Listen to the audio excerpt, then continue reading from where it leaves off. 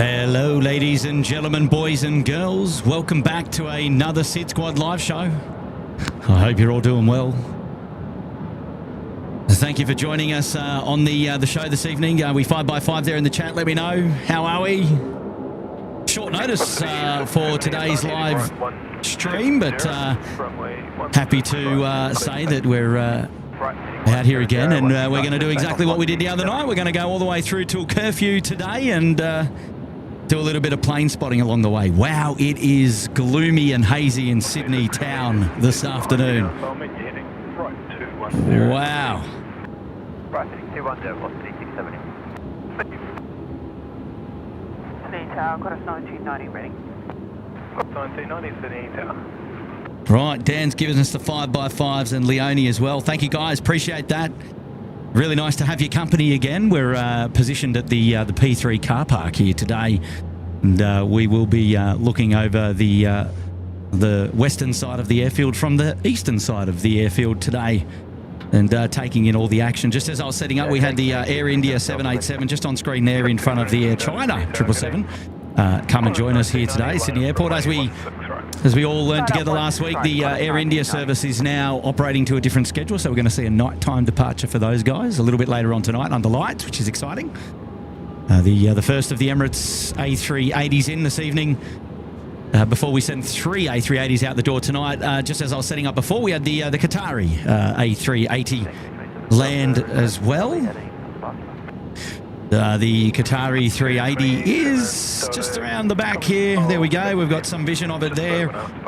It's parked up at Bay 10 this evening. Steve Tomasi's there. Hello, mate. Mandy Bell, good evening. Tracy B, hello there to you as well. We've got Tim representing SydSquad there in the chat.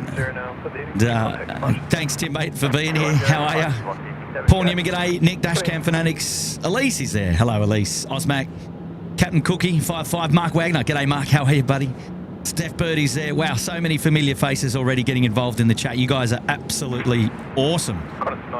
And, yeah, she is very, very hazy here today. A little bit of cloud. We're expecting to stay on this runway configuration for the entire evening today. So looking at arrivals coming in from the right of screen, that is from the north at runway 16 right.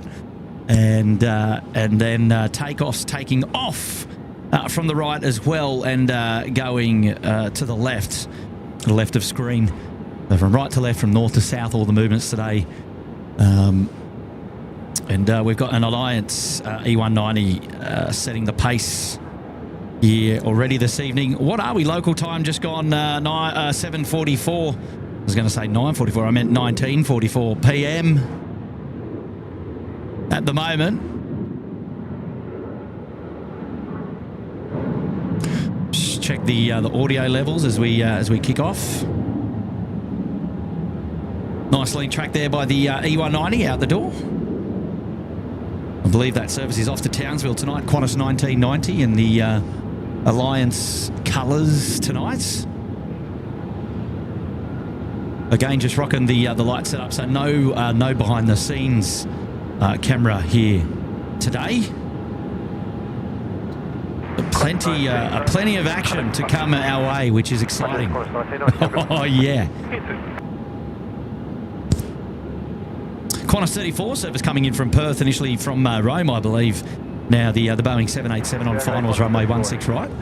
I see the first arrival coming our way, which is fantastic. And while we're there, we can dedicate this to Chris A to put himself up there in the Uluru Lodge. Good on you, Chris. We're going to dedicate the inbound 787 just to you.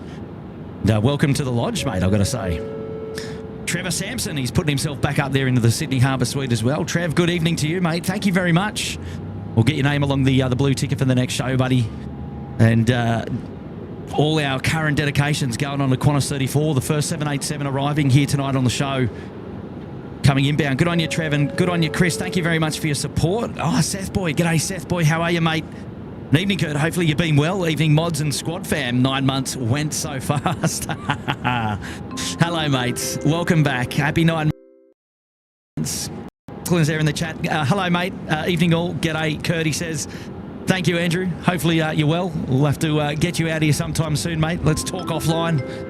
Sooner than later, I reckon. And, Dashcam Fanatics is here as well. G'day, Nick. Kurt and Will are absolute legends when it comes to planes. Their knowledge is unmatched. They can talk about aircraft, aviation history, and flight mechanics with incredible detail. They know it all. I reckon, Tim. What do you reckon? We get Nick to create our YouTube descriptions from here on in. I reckon he's just put his hand up. Good on you, Nick. How are you, mate? Thank you for that wonderful message already this evening. Will be here. Will be here just a little bit later on, and I'll let him introduce himself to the show. But he's not here yet, but he's on his way. So I just thought I'd let you know.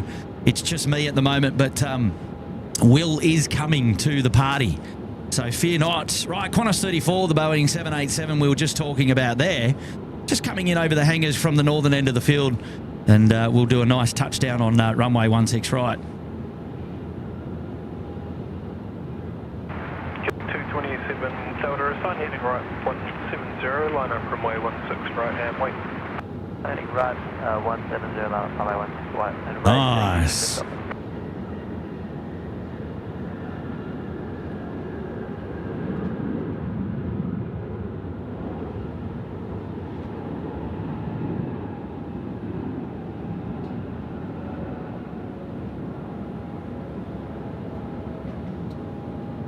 The Qantas 34 service just making its way in from Perth tonight.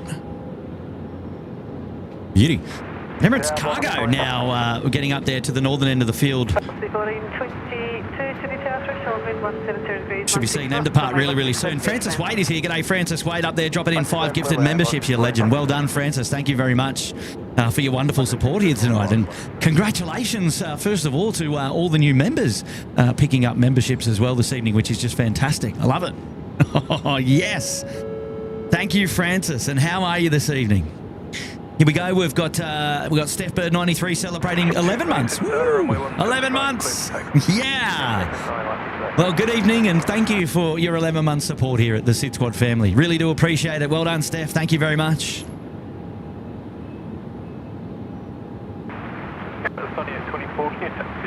Right, I've got to move something. One sec.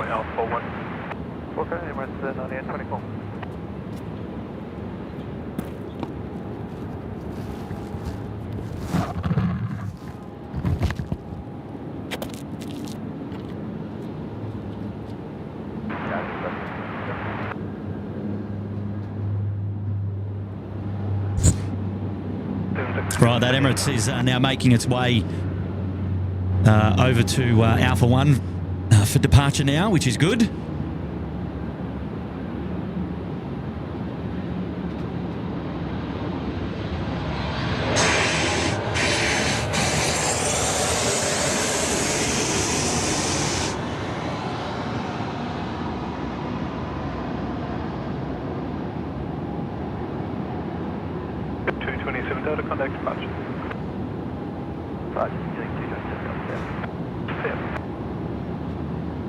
So from this vantage, the Emirates will go behind the rotunda there, and we'll pop back out in a moment's time, of course.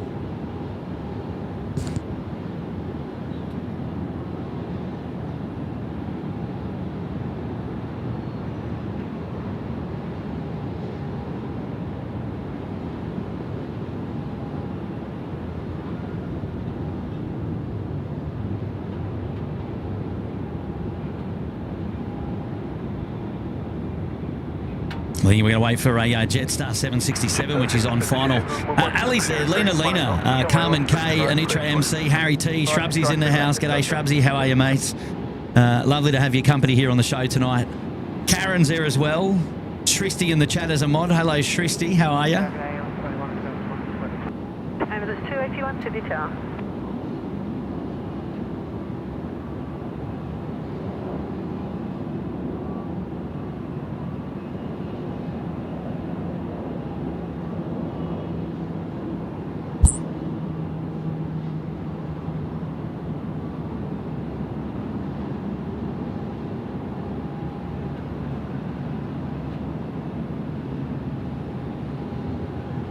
Singapore 242s and An A350. A350 there.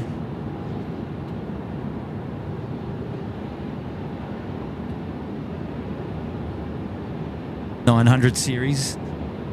Custard duck. Sydney Town. 281 threshold wind, 17 knots, runway 16 left bend. Hey, Dave Townsend celebrating 12 months, mate. Happy 1 year. Dave, how are you, mate? Hopefully you're doing well. Appreciate your company on the live show here tonight at SydSquad. Great to see you, mates. Carmen K is celebrating 3 months. Good on you, Carmen K. And we've also got Mitchell's mum. They're 6 months as well. Good on you, Mitch's mum. See if I can bring Alison's message over there. It's not updating, but hopefully it updates in a second.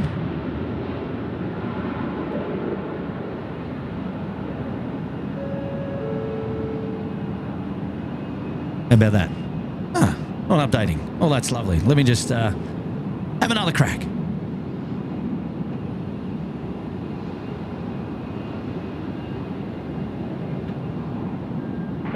Sunny 24, runway 16 right, clear for takeoff. 16 right, clear for takeoff, and rest Sunny 24.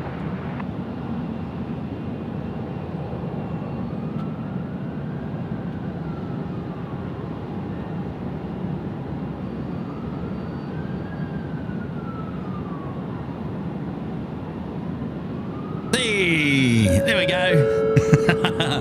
I needed to get her on screen, of course. Hey, good on you, Ali. Nice to have your company on the SydSquad show this evening. Thanks very much for joining us. Appreciate your support. Righty, here we go. It is Sky Cargo time now. I will be interested to see how early they rotate. Let's check it out.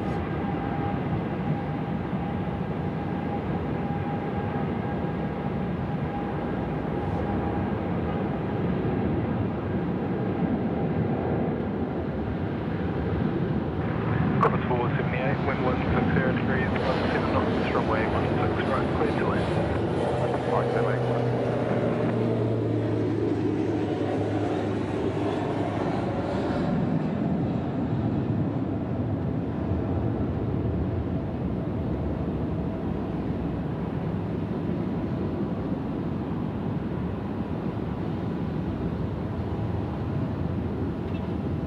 Sunny 24, contact departure. Woo! Not bad from the Emirates. Now where are we got going on here? Service to Seoul, the 748 now. UPS.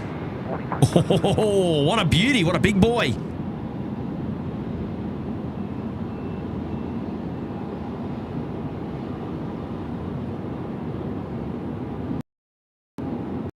The other 747 to the disconnect point there, where they will disconnect the tug. 4167 Sydney Tower, good day. Make way for the UPS 748 to travel the short distance to Alpha 1 for full-length departure here this evening. Hello there, Harry T. Welcome to the... Well, he's up there in the Bondi Beach Cabana for 9 months. Happy anniversary to you, Harry. Lovely to have your company. Now we've got Ali's here as well. Good evening, Ali. Saying you, 28 months. Wow, the pointy end. Oh, goodness me. I think that's fantastic. Wonderful support, Ali. Good to see you here today. John Sinclair now getting involved in the action. Hello there, John Sinclair. Remember there for 36 months in the cabana. Oh, wow, Johnny. Hopefully you're doing well, mates. Good to see you here today. Now we got F22 Raptor here as well. Up there in the lodge. Yo, yo, yo. Hello, mates. How are you? Welcome back to the show. Good to have your company here today. Wow, fantastic. Lovely support already, ladies and gentlemen. Good to see you all doing well tonight. We've also got the Custard Duck just making their way down taxiway Alpha as well. They turned left on it from Gulf. A bit of a slow taxi for them, just as we suspect that they'll go out as number 2 behind the UPS. We've also got an Emirates 416 A380 now on finals, runway 16 right. We'll spin the camera around up to the northern end of the field and get a load. Get a look in.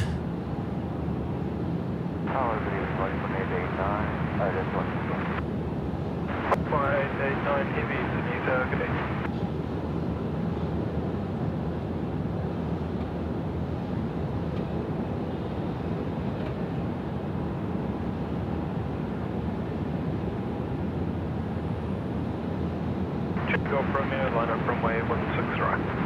Line up 16 right, should we go over?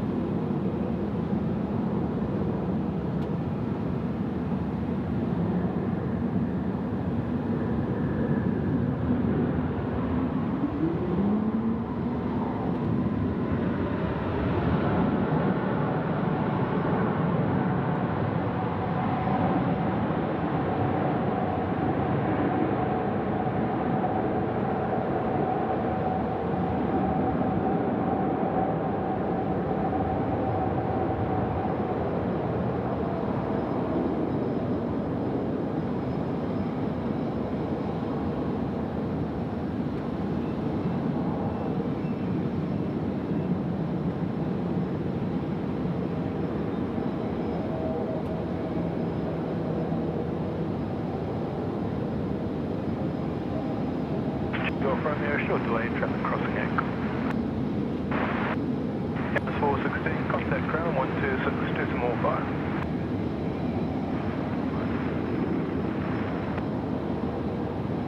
G'day, Not Swiss 02. How are you, mate? G'day, Nav. Good evening. Maximus Aviation is there as well. Hello there, Maximus Aviation. Good to see you there tonight. Thanks for joining us. Caveman, hello there. Ex-aviator. Good evening, guys. Maria's in the house. Hello there, Maria. How you doing tonight?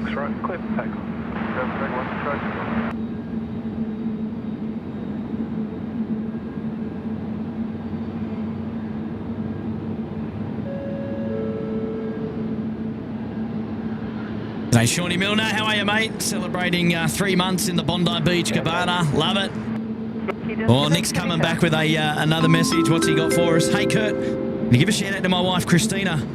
She used to work for Menzies in operations. Oh, sorry, Damien Markovsky. My eyes, apologies. They look like dashcam fanatics, just quickly. Sorry, Damo Markovsky. How are you, mate? And I met up with Damo at... oh, look at this. Why have I missed this? What a beauty. Because I wouldn't have thought in a million years this was going out so quickly, because it literally taxied to the apron about 20 minutes ago.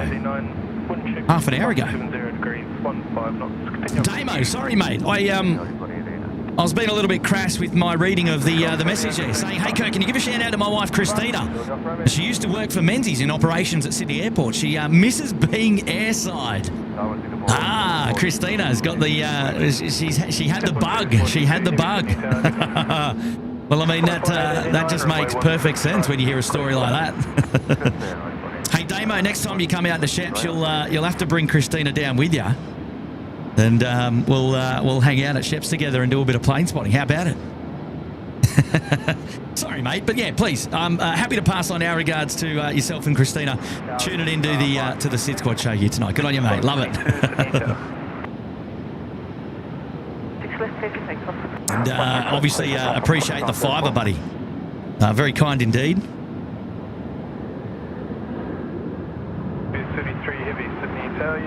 We're going to have a conglomerate of aircraft here with All Nippon Airways just going across the scene. They've just dropped in.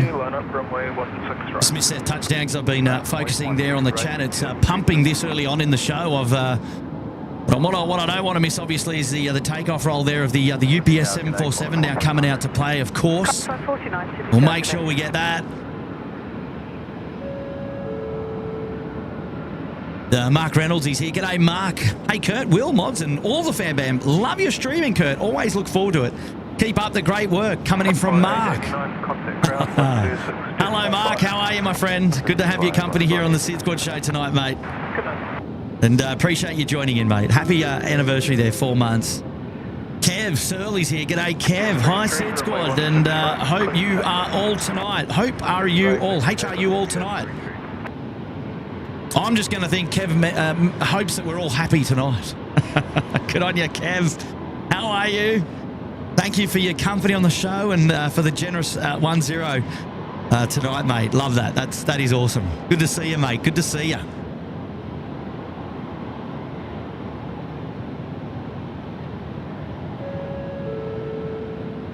We've also got Robin Giles in there celebrating 27 months in the cabana. Good on you, Robin. Welcome back. Hopefully you're doing well, mate. 1013. Qantas 904, come for departures, good night. Qantas 904, so yeah, thanks for that.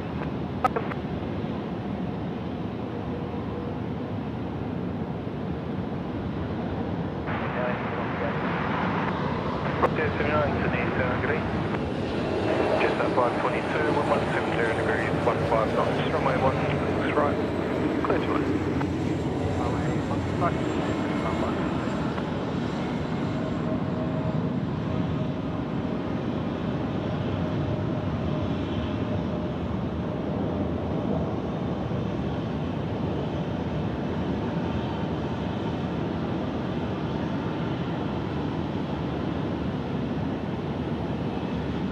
Oh, wow. What a shot. Oh, nice. Little pause there to get perhaps a thumbnail shot there. We'll see.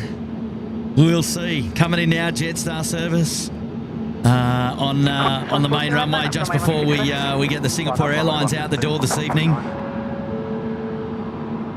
James Erlenwine is there. G'day, James. Member there for 14 months in the cabana. Happy anniversary to you, mate.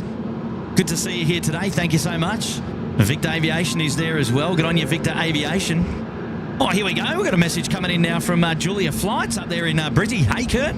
Now, thanks for the great stream tonight. I had a great day on the A380. Now, I did see, or rather, I did hear that you might be up there with Dino doing a cheeky route proving service, acting like a passenger. So what did they get you to do? Did you have to bring an empty bag and exit out of the emergency slides or anything fancy like that, or was it just purely route proving, city to city and no extracurricular activities? Either way, I think that's awesome, by the way.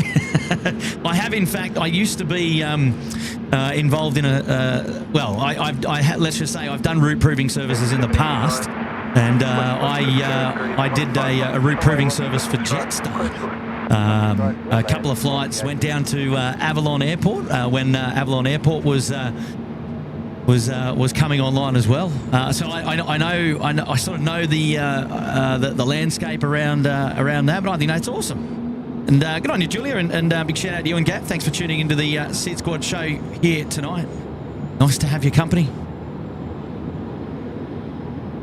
And here's the All Nippon Airways, which we saw roll through rather than touchdown. I had my head there in the chat, so hopefully we've appeased those that were looking for the ANA now. They've got him on screen. I can't believe how hazy it is today. It's very, very dark. It should be okay with the lights. Once things start to get a little bit darker here, it will things should clear up a little bit, as in we'll be pushing through just a little bit of haze. I tell you what you're going to see tonight is the big lights, the tents under the light. You can actually already see them on these poles here. The big haze and the humidity lights, the tents that you see under the lights. There'll be lots of that tonight, so it's going to look very hazy. So All Nippon in, waiting for Singapore up there at... well, they're just rolling out now at Alpha 1 for departure here today. Service going to Singapore, of course.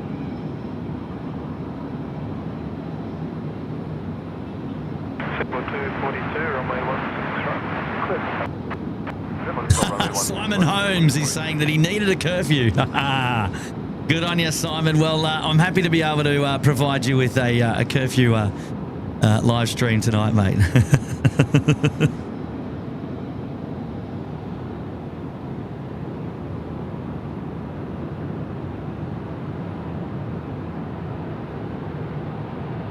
All right, Singapore Airlines is just behind the rotunda there. We saw it roll out. Okay, here we go now. Here we go now. And just overhead, we've got a Velocity aircraft you can hear in the background. All right, here we go. The A350 900 now, rolling runway 16 right. Service going home to Singapore.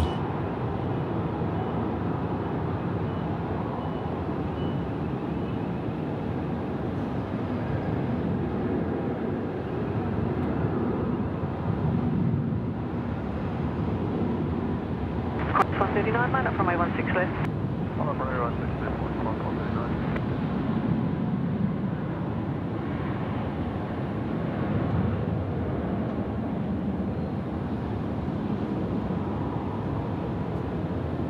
Oh, a little bit of a wing rock there, just as they got airborne.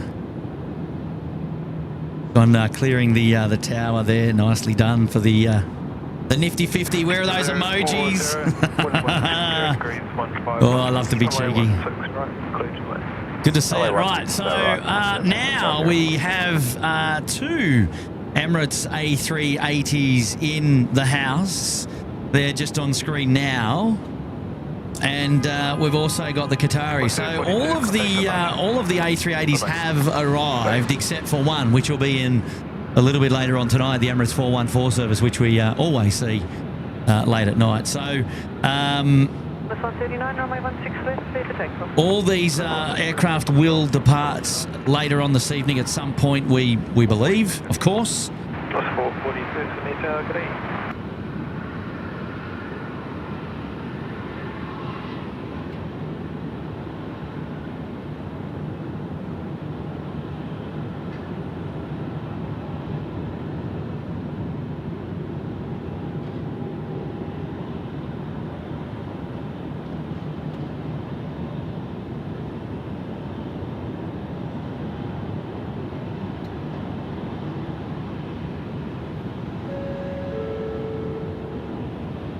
Got a message now coming in from Marty K up there in the Bondi Beach Cabana. 13 months. Good on you, Marty K. Thank you, mate, for your support tonight. Appreciate that. And good to see you here, man.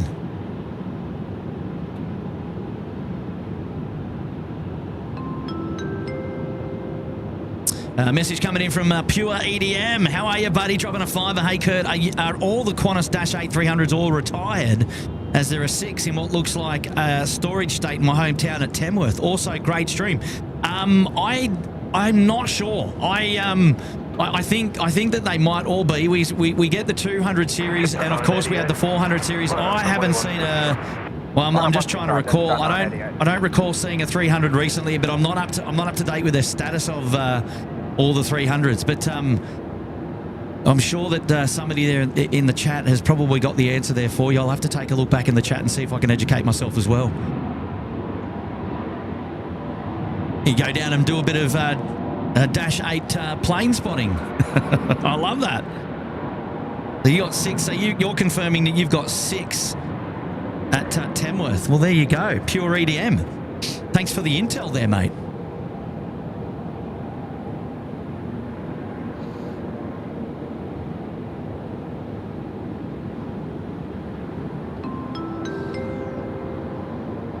Super chat now coming in from Carmen K, putting in the super sticker there. Hello, Carmen. Lovely to have your company on the SydSquad show this evening. And just have a look down to the south here, ladies and gentlemen, boys and girls. Look how hazy it is down there. You see those? You see the lights that are lighting up the kilo aprons. They've got. You can already see the humidity coming out underneath those lights there. There's going to be nice big white tents there a little bit later on to show you how it's quite humid, but it's also very hazy. It was quite a warm day here at Sydney Airport today as well. And, perhaps some of that heat is just burning off now as we speak as well.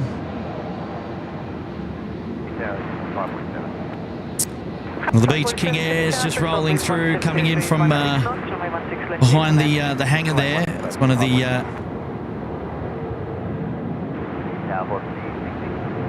think it's a medical. 669, Sydney, Tower, agree.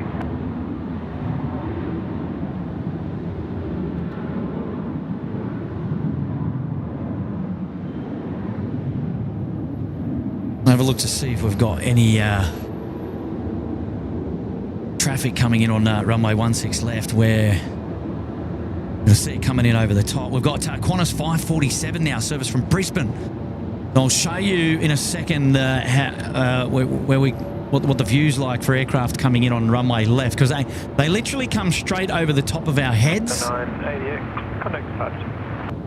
Jetstar 988, stay up.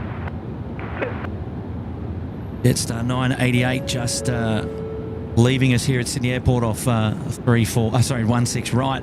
Way, Andrea Trapper's dropping in 5 gifted memberships now here on the show. Hello there, Andrea. How are you? Right, so this goes basically straight over the top.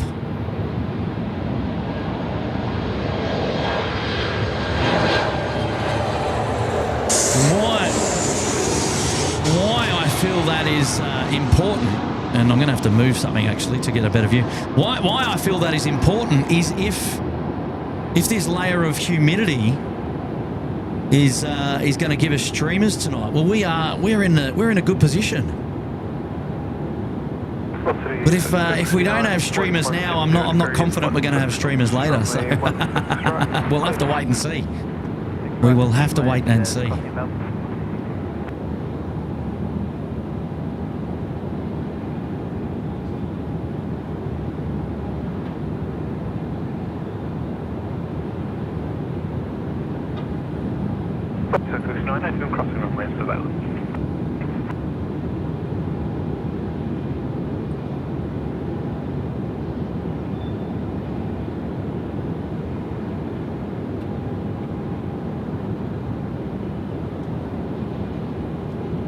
What a beautiful sight that is down there at runway 16 left. How good is it?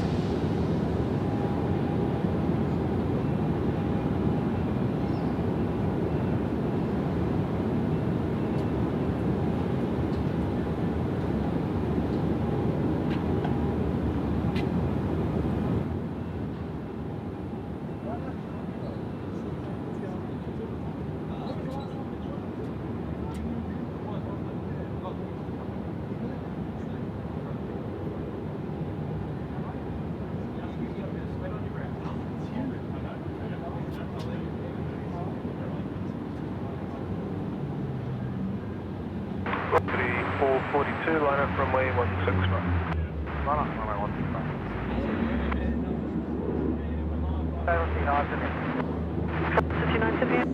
Threshold wind 1 knots, runway 16 left, clear to land. Runway 16 left, then land, lost contact.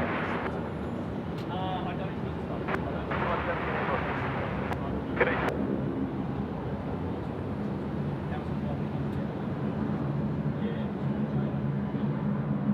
Traffic view will be airborne 2 or rather 3 miles to the east. Copy 9.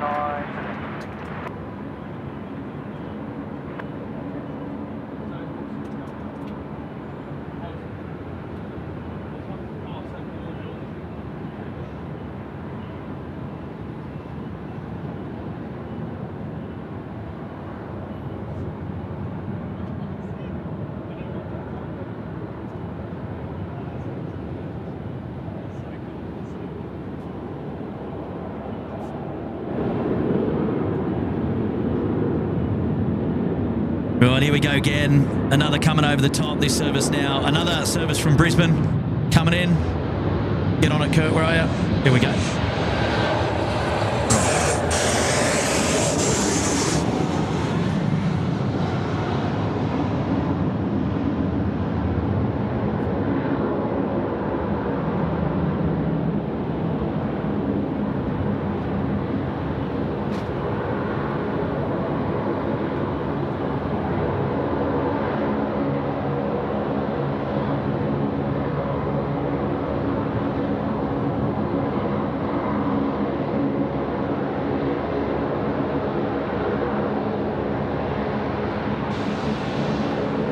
Beautiful.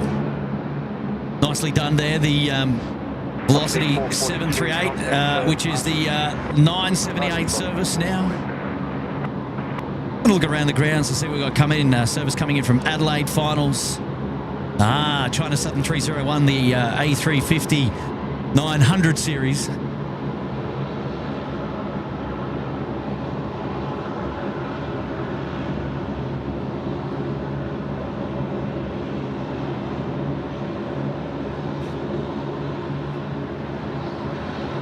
Like we've got all this noise coming in here now. Is a Lynx up 340 just popping its way. Oh, yeah, and paddle pop man down there is going to sort us out with bringing them onto the apron. Also got a Virgin coming into the apron as well. Well, this is exciting. Let's see how we go here.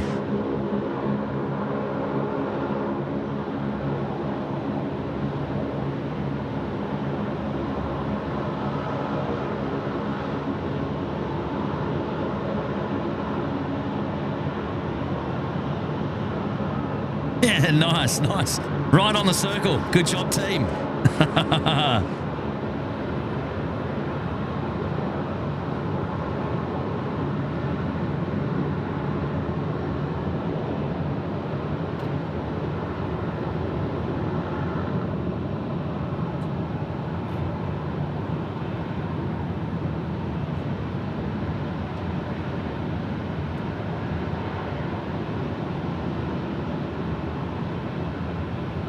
All right.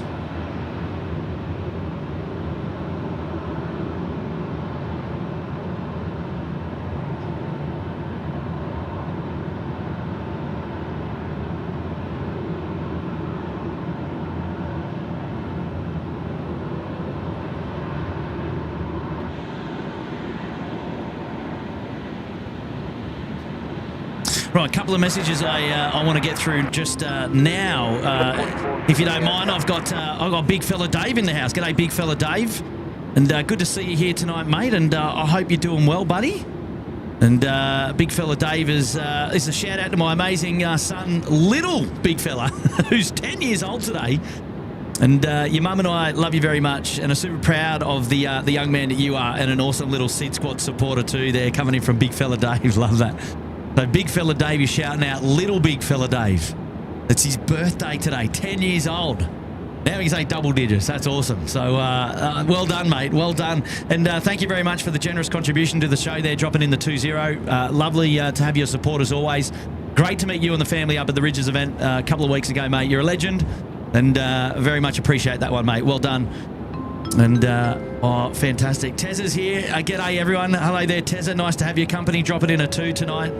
Hopefully you're doing well, buddy. And, Andrea Trapper, she's back now celebrating 9 months. And it seems like yesterday. Thanks, Kurt, as always, for the show.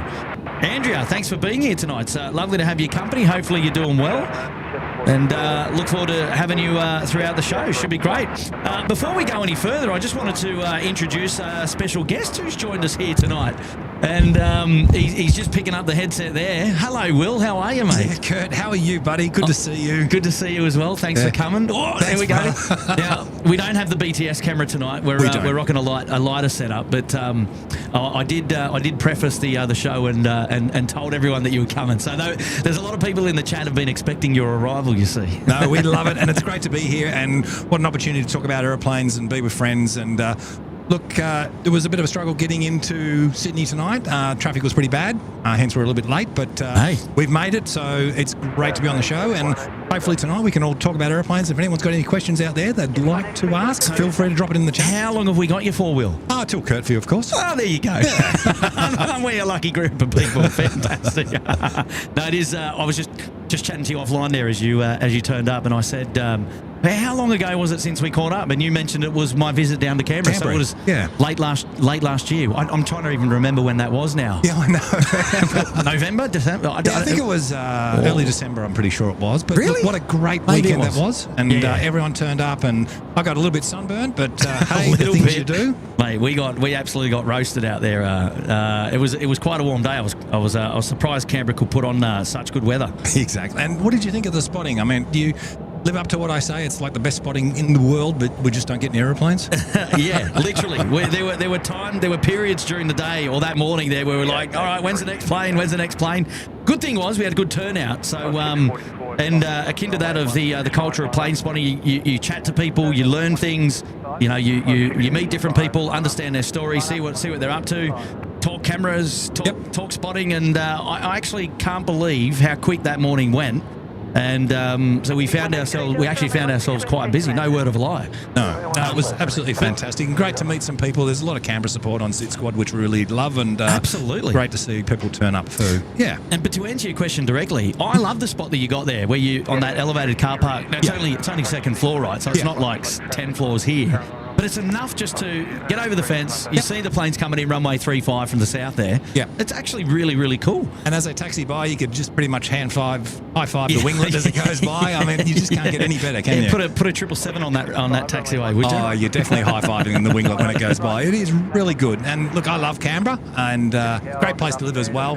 And but yeah, look, we get some interesting stuff coming. I mean, we're the capital of Australia, so we're going to get people from around the world come in, all sorts of aircraft. You know, we get German 350s and Brunei 748s and Air China 748s. But we just need more planes. Yeah, that's it. Just more planes. Well, something that you can lobby for, perhaps. Will. No, we're trying. Right. And a big shout out to all the family in Canberra. It's glad to be up here and spotting with Kurt tonight. Can't get any better. I'll tell you what I've just spotted, Will, and I know you may or may not see it at the moment. Out there on the main runway is a Boeing 787-900 Dreamliner. Wow, Kurt, you break my heart, mate. I thought I taught you well. Is it a Dash 9? It's a Dash 9. So, guess where this is going? It's going to Perth. It's going to Perth as Qantas 655. Oh, that's unusual. I thought that would have been like a LA or a Vancouver run. So but normally operated by the A3 or a 73 or an A330 service. Yeah. So the Boeing 787-9 airborne there off runway 16 right. And got a lovely Q400 coming in there on nice little prop glow there. So So how are you going to have to do this tonight? You're going to probably have to lean over my shoulder to get a view of the all you can see here. Yeah, got on the little camera there. Yeah, the little 3-inch screen.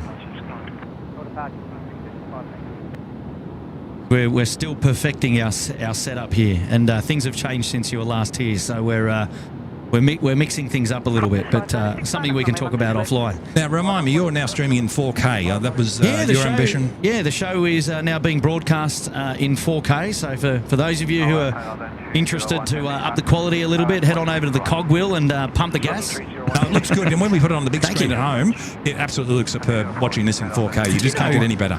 Having said that, though, I've watched back the shows in 1080, and even the 1080 shows look really, really clear and good. So I think it's just more of an enhancement to the show, another step in the right direction. Always wanting to improve the quality of the show, I guess. So here we are. And it has absolutely been fantastic. And yeah, look, I try not to miss a show. I think I watch probably about 8 out of every 10 on average. Because life gets in the way sometimes. I'm going to keep stats on that, mate. But no, look, it's good fun, and look, Curfew shows are absolutely fantastic. Mate. And we've had this discussion before. I enjoy Curfew shows because the last hour, the hour of power. Yeah, we know as professionals we know what goes on, the pressures behind the scenes, and there's things that we see. It just makes it a real. It's better than any grand final, 1 goal down last quarter. For us, exactly right. Has that same sort of excitement. So. And I'm really hoping that tonight just brings some of those little interesting, some of those goods. Yeah. Now, also something to keep in mind that tonight is it's a Wednesday. What are we? The 5th of February already. Already. Yeah. We did a night show very similar to this 2 nights ago. You might remember. You were on it. You're in the chat. It was Monday night.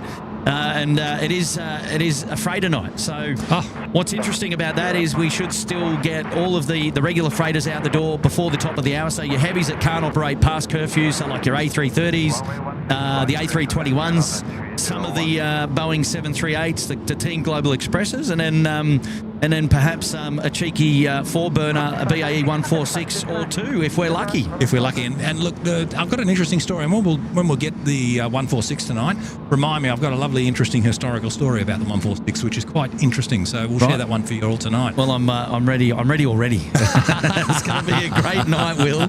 Mate, thanks for being here tonight as well. I know you've been itching and chomping at the bit to get up here again and to catch up. And I'm glad that we're hanging out again. And I reckon that it's only 8:30. The next couple of hours are going to be a lot of fun. The big question is, do we have the nifty 50 grand coming in tonight?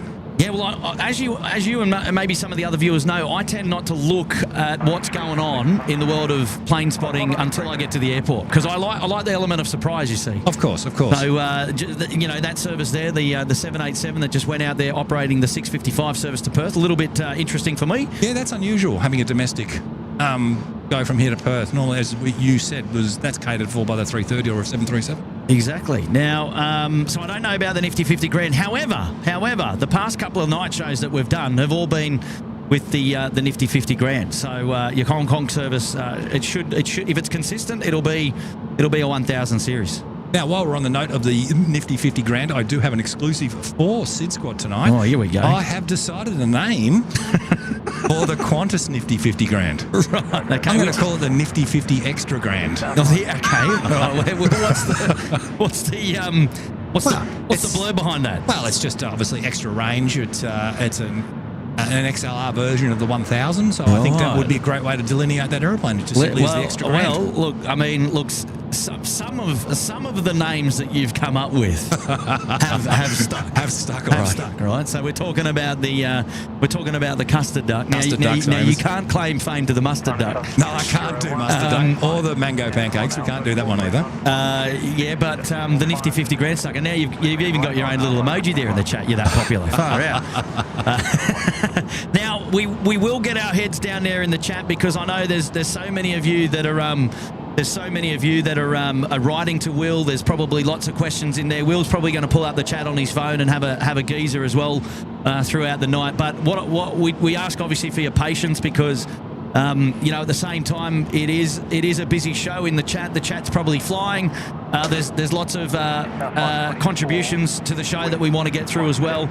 But throughout the evening, we'll do our best to answer questions as they pop up, and also go through all of your wonderful membership anniversaries and super chats and things that you love to paint our show with, all that beautiful colour. And I did get through them all on Monday as well. It was probably about 11:30 by the time we finished. But as we always say here, it's an aviation show first. It's about the planes first, and we want to be moving the camera as much as we possibly can to give you all the action. And then secondary to that, we'll be able to answer all your questions. But I'll take this moment to thank our beautiful moderators who are there tonight, doing a wonderful, wonderful job. And they obviously help the show flow, and obviously answer a lot of questions as well on my behalf, which is fantastic. So I appreciate obviously all your understanding here tonight as well, which is fantastic. And you can't forget the moderators. They do an absolutely sensational job, and they're there for the duration. So, yeah, big shout out to you all. And I've just pulled up the chat, so finally reading it now. So, feel free to say good day, or if you've got a question, we will attempt to get to it. Yeah, I don't know how far you can scroll up, but there would have been a lot of pink hands there in the chat, giving you a big wave when you popped in on the comms, you see. Yeah, I can see a couple of pink hands there coming up. Right, let's have a look. I'm not sure if I did Andrea Trapper's message. She's been there a couple of times. 9 months support there in the suite, and thanks as always, Kurt, for the show. And obviously, really do appreciate that. And here we go. Mark Reynolds now popping in to say g'day and dropping a tenner. Hi, Kurt. I got a nice cup of coffee and the Tim Tams. Yummy. Yeah, right to go. way to go. Make us feel jealous up here. Good on you. Some of the most famous snacks here at the SydSquad Fan Bam. Yeah, good stuff, Mark. How are you, buddy? Johnny Vogel pumping up the memberships there, dropping in one gifted. Well done, Johnny, down there in Victoria. Lovely to have your company here on the show tonight, mate. And obviously appreciate your support as always. Really struggling to get a focus that far down there with the Air China. There's so much haze in the air tonight. It's very, very dusty. Very humid and very hazy here tonight. I was going to ask, did you notice any of that coming in, or were you looking out the windows, not really? Yeah, a couple of aircraft coming in. When I was driving around, I saw a lot of ribbons coming off the flaps. And I was kind of hoping we might see some tonight, but because we're in a perfect position, they come straight in over the top for 1-6 left. But yeah, no, we should get a fair few good ribbons tonight. And fingers crossed, we'll play that game a little bit later. A little bit of lift haze off the wing as they go off. I reckon we'll probably get that on the 380 more than the else. I hope so, mate. I hope you're right. Which is really good to watch when you get that fog coming off the top of the wing, because it kind of represents lift. That's lift at work, and that's how an aeroplane flies. So it's a great way to visualise. Good to see the forces working when you can normally not see them. Yeah. A Jetstar just getting away there. 672 service going to Darwin, the top end tonight. And there you go. You can see just there on the screen wheel, if you take a peek around, you can have a look at the tents already forming beneath the LED lights there on the kilo aprons. There in the southeast sector. But I mean, that is a clear visualisation about how hazy and humid it is out here at the moment. No, it is very hazy, and the air has that real sticky feel to it. But it's not too bad. It's actually quite pleasant staying out here. I don't know how you do it in shorts and t-shirt, but call me Stocko. Oh dear. Oh, that's hilarious. Adam Matt, hello there. Just booked our flights to Sydney for the 26th of June. Is that right, Adam? Well, look, when you get into town, let us know. We'd absolutely love to catch up with you, mate. Adam Matt's booking flights to come say hello to SydSquad. How about it? Love it. Right, now we do have a 787 just popping up there on Bay 8103 service going to Honolulu tonight. Hasn't pushed back yet. Aero Bridge still connected, but it has the data tag has appeared. That gives you a great perspective of our hotel partner friends there, the Ridges Hotel, and the views that you could expect from a beautiful room. Speaking of the Ridges, you want to grab a room night there on SydSquad. The corporate code is SydSquad in capitals. Pick yourself up a 10% discount staying at the Ridges Hotel. And tell them I sent you.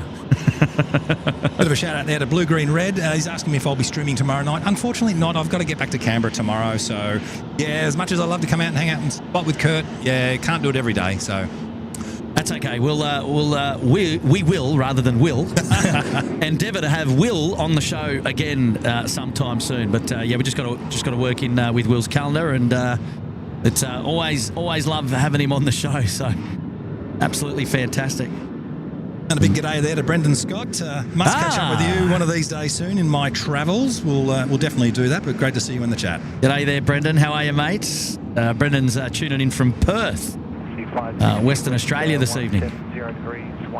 Good to have your company here as we're just watching Velocity 888, the milk run service to Melbourne. Now, we're talking about freighters. Will, we've just got our first freighter coming in over our heads here, the Team Global Express 738, about to drop it in on runway 16 left. And it happens so fast. Airlines change, come and go. I mean, I only found out about Team Global Express on your last show.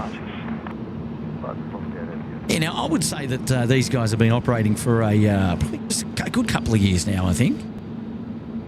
City 545 line up from A16 left. As we used to, we'll have the Toll Express. Yes, but we don't have the Toll Express anymore. Big thanks there to Mark Reynolds. Yeah, no, it's great to be back, and glad to be back on the show having a chat about aeroplane.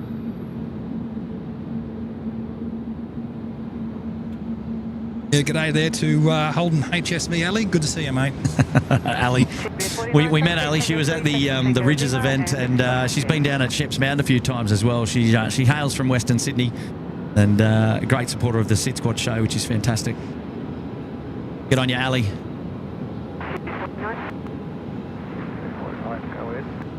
49, taxi Tango and Lima. When you turn on to Lima, contact ground 121. Right.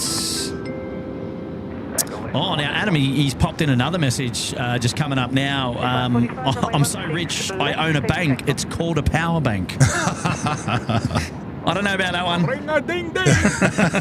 You get the ring-a-ding-ding for that. Hey, good to see you, Adam. And I want the first thing. I want the first thing for you when we meet, the first thing for you to say is a dad joke. It's got to be the first thing that you say when we meet up, when you come up in June.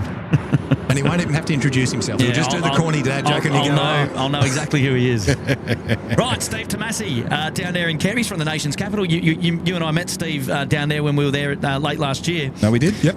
Been spoilt for another great stream. Thanks, Kurt, Mods, and SydSquad Fambam. I'm tuning in while having a tender barbecue pork loin and salad. Yum. It actually reminds me of the meal that we had when we met up, when we went down there. Now you can plug your pub. Oh, the Kingston Hotel. The Kingston Hotel, because Steve probably knows it. The Kingo, that is the It's called legend. so slang, Kingo for slang, right? Yeah, everything in Canberra has a slang, as you could well imagine, but that's typical Australia for you. But, fantastic. The Kingo's a great pub, and as you experienced, I don't live too far away from the Kingo, Mate, so it's it is brilliant. wonderful. Good to know. And we have the Russian embassy across the road. And that's right as well. Well, Steve, thank you, mate, for being here. Great to have your company, and enjoy your steak and salad, you cheeky devil.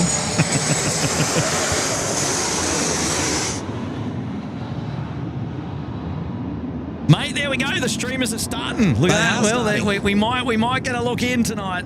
We're going to get a great night when it comes to that humid effects. So try and keep your eye on the camera there, because they're only small ones, but it's the first I've seen tonight. So hopefully they build up a little bit. And so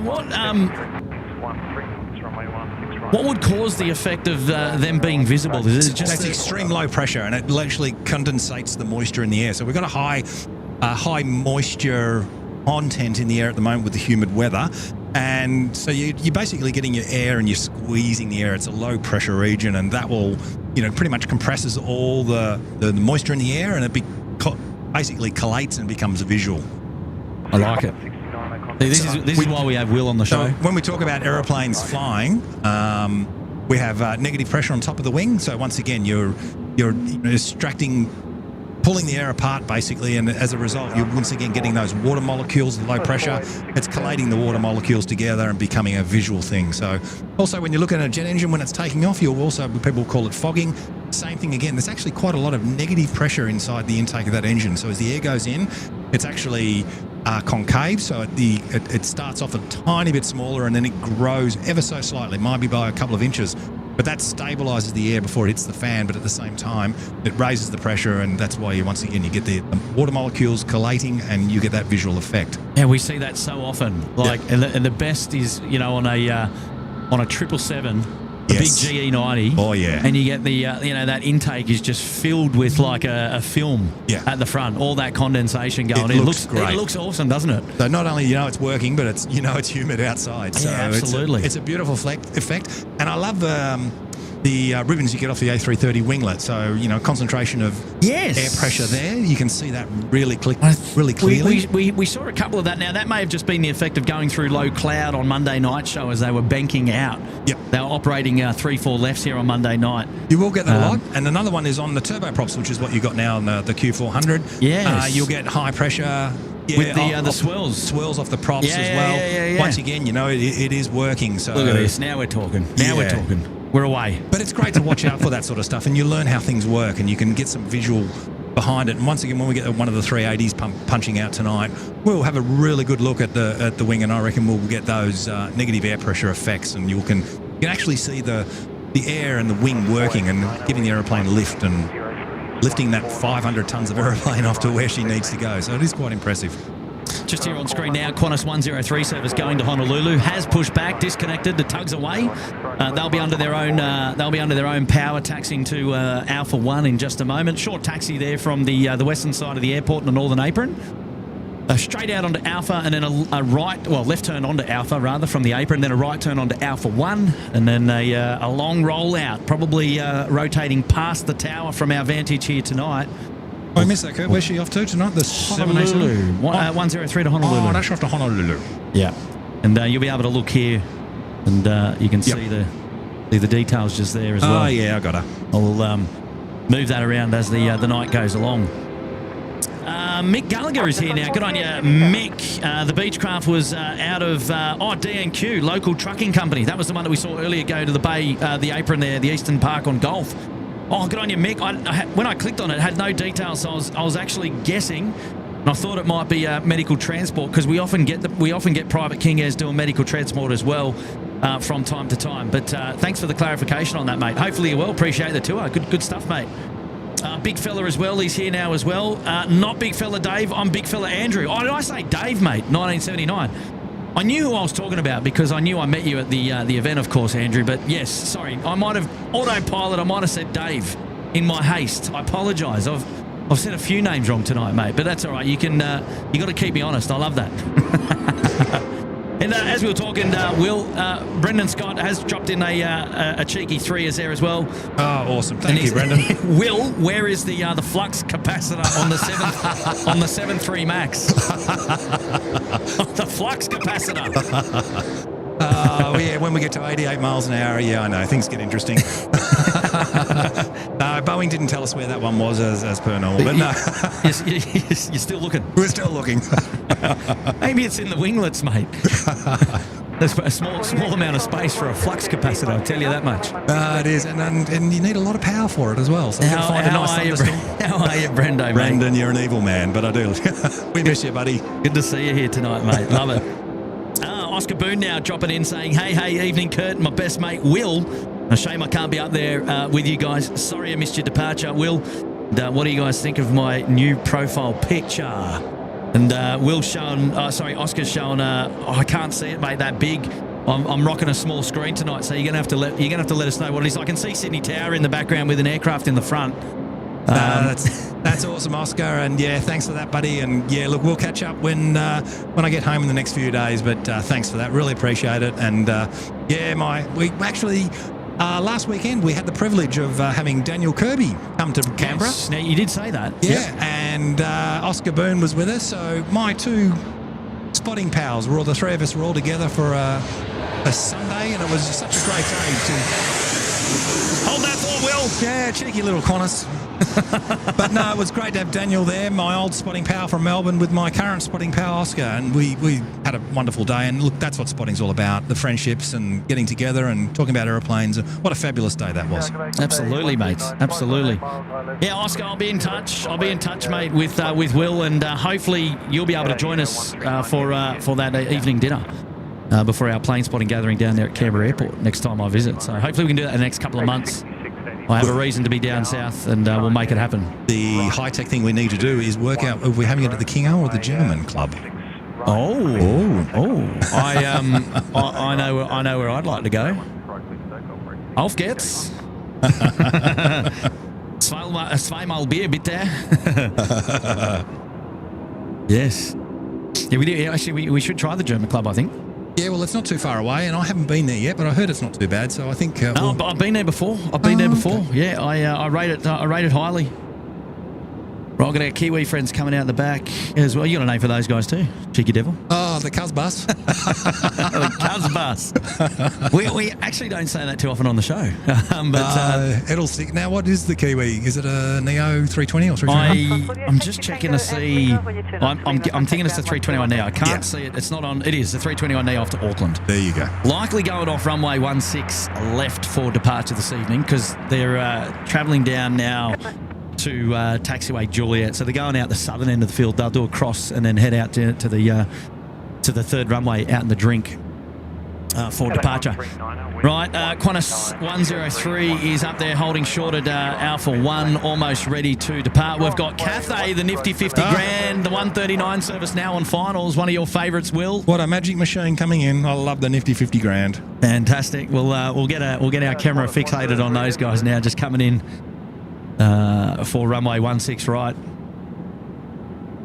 What is it that you like about the nifty 50 grand, mate? Look, Airbus have just got it right, and it's a testament to the Airbus story, as what I see. As we all know, Airbus basically came out 1969, 1970 with the A300, and look, it was a big call making an airliner, getting countries together, just first off, and look, then the A300, look, it had its shortcomings, but it was a really superb aeroplane. And as the decades went on and they stepped up in technology with the A320, they just made some big jumps, and I think in the day, 1988, the 320 was a bit of a jump. But just as the decades have gone by, Airbus has really learned, really gotten together and just made probably one of the most fantastic fantastic, technologically advanced aircraft, and the reliability is just through the roof. And that nifty 50 grand is the real pinnacle of the technology and all the sort of 50 years of work that Airbus has done. And I think that's probably what appeals to me about that aeroplane the most. I'll tell you what, high praise for well, not only Airbus there, but the A350 1000 as well. Well, nice one, Will. Nice summary there. She's a nice machine, and look, I mean, the A350 900 is identical, obviously apart from length, but technology-wise, it is exactly the same aeroplane. Well, I would just have to agree with everything that you said there. However, for me personally, I just think aesthetically the 900 series is more pleasing to my eye, perhaps. And I might have a little bit of a bias towards it as well, because I have had the pleasure of flying in the front end. Yep. On a 900. And as long as you go through the generations, you say to me, well, what's your favourite 747? I just go the 200. The classic. And a Rolls-Royce powered one. Yeah, I mean, man, the silver bullets, that's man. It. You How good are they? No, you just can't get it wrong with that aeroplane. Do I smell Craig Murray in the house? And a big shout out to Craig Murray too. Oh, that's hilarious. Yeah, got to catch up with him soon. But look, mate, the chromes, man. How good were they? You could go and do your hair in them. That's right. You stand there, and stand on the apron and do your hair in them. Ah, the good old days, man. Actually, I was in Longreach a couple of months ago, and I had the privilege of looking over the 747-200 they've got at Longreach in the museum. And it was named the City of Bunbury, that aircraft. And I've actually got a beautiful story about that aircraft. When they actually got that aeroplane that was named the City of Bunbury, it was with the old silver Qantas colours. And the word City of Bunbury was on the silver. And the cheeky engineers in Qantas in Melbourne got some high-speed silver tape. And most of the engineers at Qantas lived in a suburb called Sunbury. And they modified the B to an S and turned it into the City of Sunbury. Well, anyway, apparently it flew around for about a week, and it ended up going to Perth, and the mayor and other dignitaries from Bunbury were rocking up to acknowledge and christen the aircraft and accepted the naming on their behalf. And as they rocked off the airplane, it didn't say Bunbury, it's Sunbury. And all hell broke loose, as you could well imagine. But it's quite a legendary story, because the high-speed tape stuck and stayed there for over a week. It was brilliant. That's hilarious. Who took the rap for that one? That's brilliant. Well, there goes the 103 service off to Honolulu. It's a long trudge now, 10.5 hours coming up for them. I was trying to see if we've got a little bit of engine glow there on our A321. We do. Hard to see. It is there, though. Have a look right now. It's on screen. Bit of engine glow there for the 321. These guys never disappoint. We notice them particularly more so when we're at Sheps Mound, when we have the A321 inbound service. Normally good to give a great show there as it turns left onto Taxiway Golf. And you know what's going to be interesting is when they get the extension of Taxiway Juliet, which is what they're working on in the foreground here, where it goes from the eastern side of the airport to the western side of the airport. I'm going to be really interested to see how air traffic control utilises that additional taxiway, which is south of 0725 crossing. It's going to be parallel to 0725, because they'll then be able to improve their flow of traffic. And if we're standing at Sheps Mound and we have traffic going home on Bravo, then turning left on Juliet to go across the main north-south runway from the east to the western side, what you're going to see visually is that that turn will take place very close to Sheps Mound, and that's great for the cameras, because it'll be a lot closer to us, and we'll get some nice close-up turns there, which I'm really looking forward to seeing what they get up to with the use of that new taxiway going across when they finally get onto it. And so we will have to take it all in when they open. But it's early 25. They're not far away. See where those stop bars lights are? Those red stop bar lights. That is the new taxiway that goes across the runway. And so we'll be paying attention to when that becomes operational here at Sydney Airport. The intel that we have is early 2025. So I'm really going to be interested to see how we utilise that taxiway here at the airport for additional traffic movements, which would be pretty exciting. Good evening, New Zealand 112 will be ready on New Zealand 112, ground scored, North Tower, good evening, runway 16 left, clear for takeoff. Takeoff runway 16 left, New Zealand 112.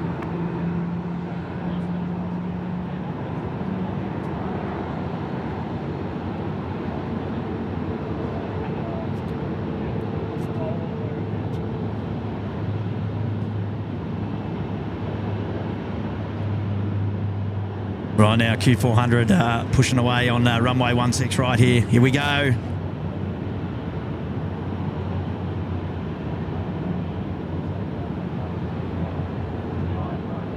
There we go. We're starting to see some of those condensation views.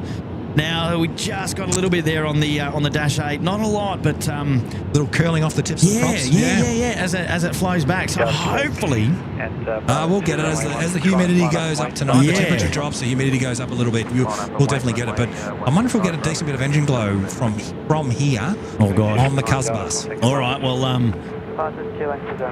not asking much, Will, but we'll try and zoom in a little bit. What a great view that is down good is 16 left. It's really good.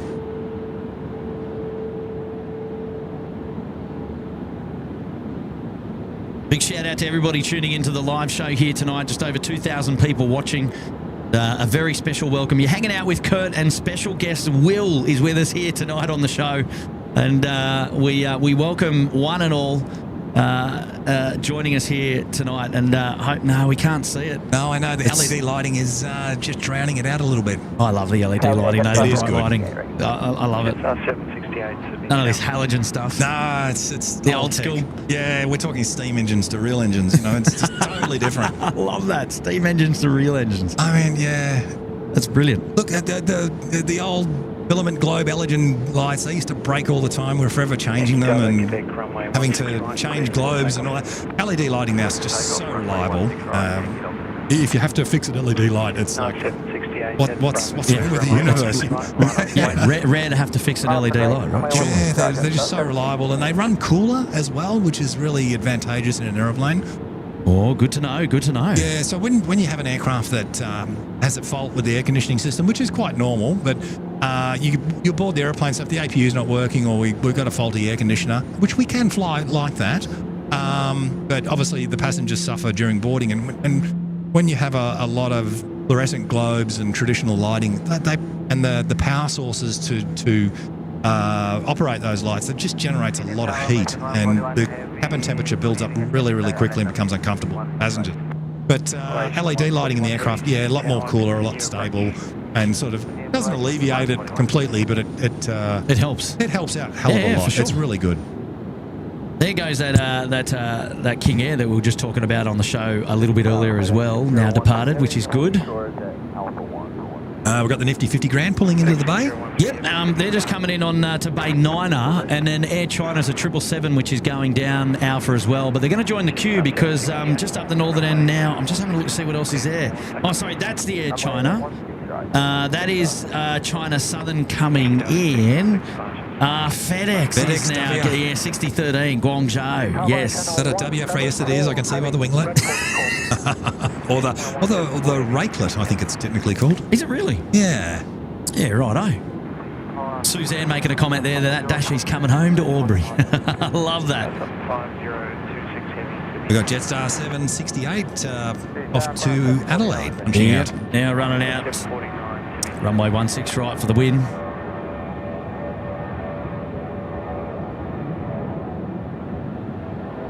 Yeah, it's a very hazy here today. Oh, Malaysia 141 coming in.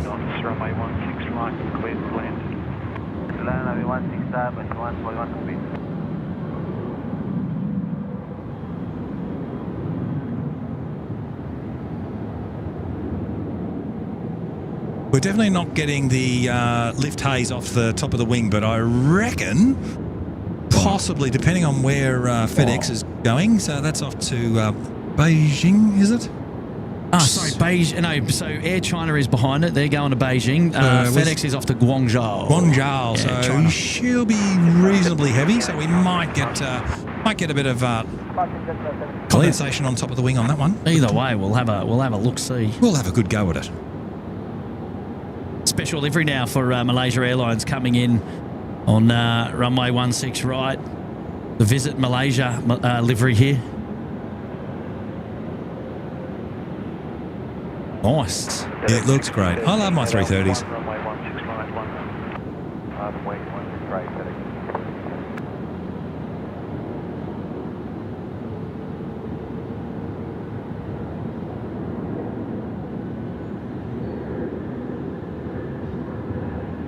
Notice no reverser on the number one engine. No, nothing. Just All brakes.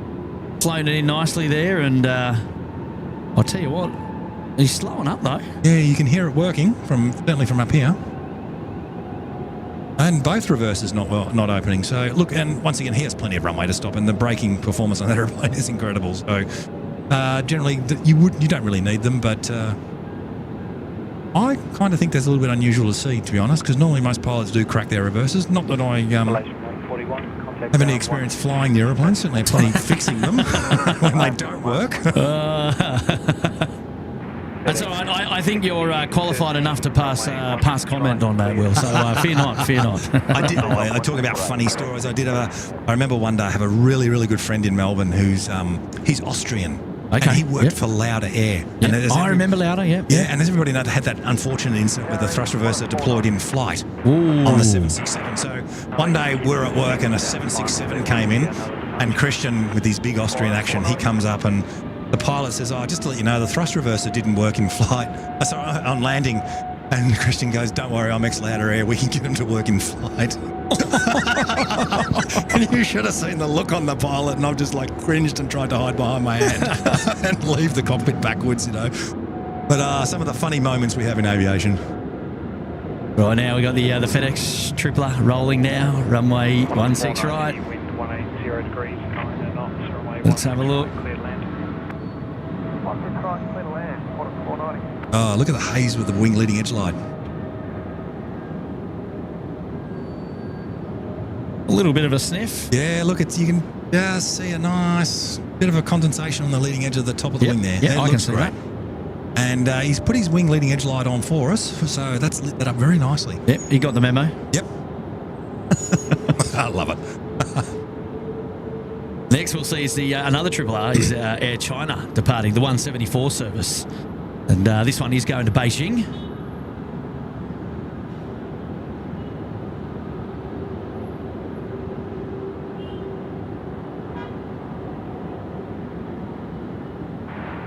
X6013.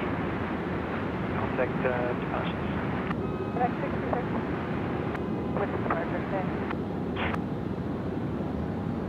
Hold wind 180 degrees, 10 knots, runway 16 left, clear to land.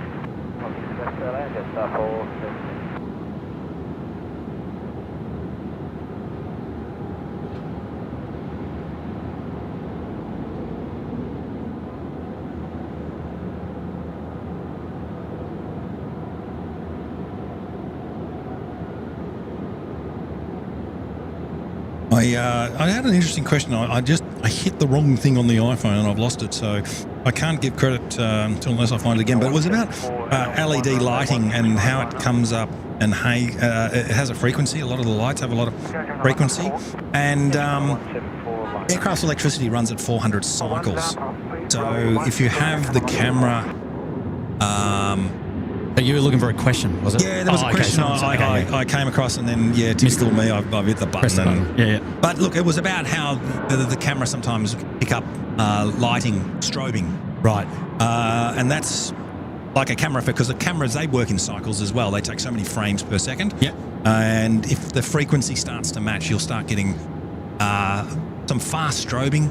And you can also see that on the propellers on the Q400 or any of the turboprop aircraft, where you sometimes see the propellers running, but they look like they're stationary, and that's the effect of the camera frame rate and frequency. So if we increase our frame rate here, Yep.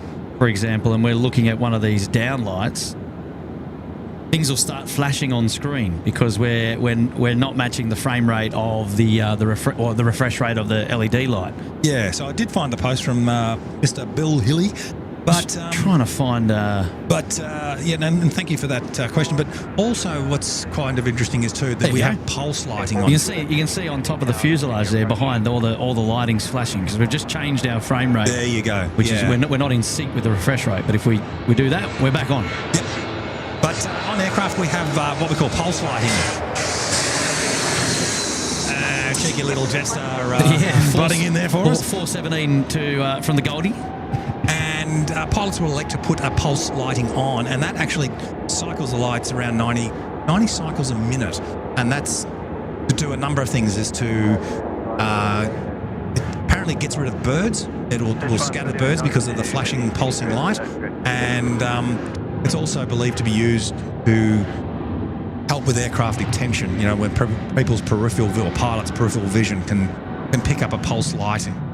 Now, Far better. Are you talking about on their landing lights? Yes. Yeah, Right, gotcha. pulse lighting. Because not all pulse. Pulse lighting. Not all of them are fitted with a pulse lighting system, but it's very real. It's about 90 cycles of light a minute. Unfortunately, we've got no lift haze on that one.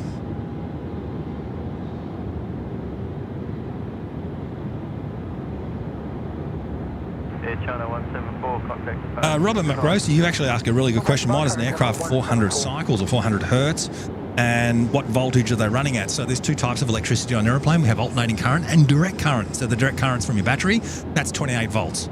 The aircraft's alternating current is 115 volts at 400 cycles. And people go, why don't you make it 240 volt 50 cycles, which is what houses and general commercial power is in housing. And the reason we do that is that it's been determined that you can run electricity efficiently at 115 volts, 400 cycles with the smallest wire. And everything on aircraft is all about weight.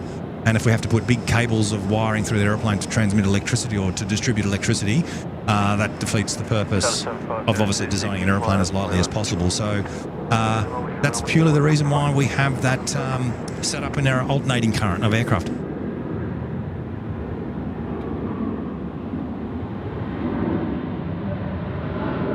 The custard duck there throwing a little bit of reverse for us, which is good to see. Yeah. The W. The W class. You got to love it, don't you? I do love the W. The workhorse of the industry, the tripler. Oh, she's one good aeroplane, that one, I tell you. The wide body.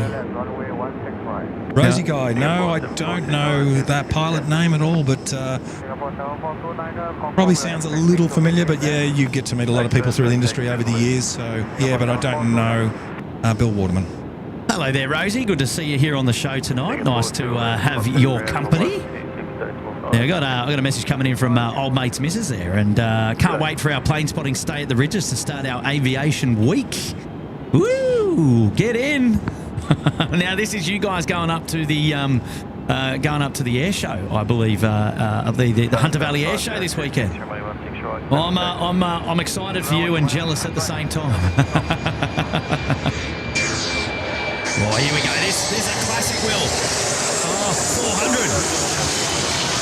400 series, Will. What a nice machine. My first license, the 73 Classic. Look at that. What a bird. And we got streamers. They're getting better. They're getting better. That's awesome. And I've also got China Southern now ripping it out. Runway 16 right. We might get the touchdown here in transition. Oh, it's a nifty 50 though. What am I doing? No, it's not. It's a 330. Sorry. No, what am I looking at? Yeah, 330, 300. Oh, look, there we go. Airwork in. Oh, yeah, the big bird, the China Southern 330, 300 service now departing. These guys are off to Beijing tonight as well. The alternate airport there in Beijing, the second airport. Steffbird 93, you ask about the double flashing on the Airbuses. So as we all know, Airbuses have two flashes on their strobe lights. Yeah, on their wings and their... Yep. And the Boeing, as we all know, has one flash, but no, it is... some Airbuses actually have two lenses or two globes, but no, it's always operated out of one. If you see an Airbus with two globes, that's for redundancy, so it'll be an A system or a B system.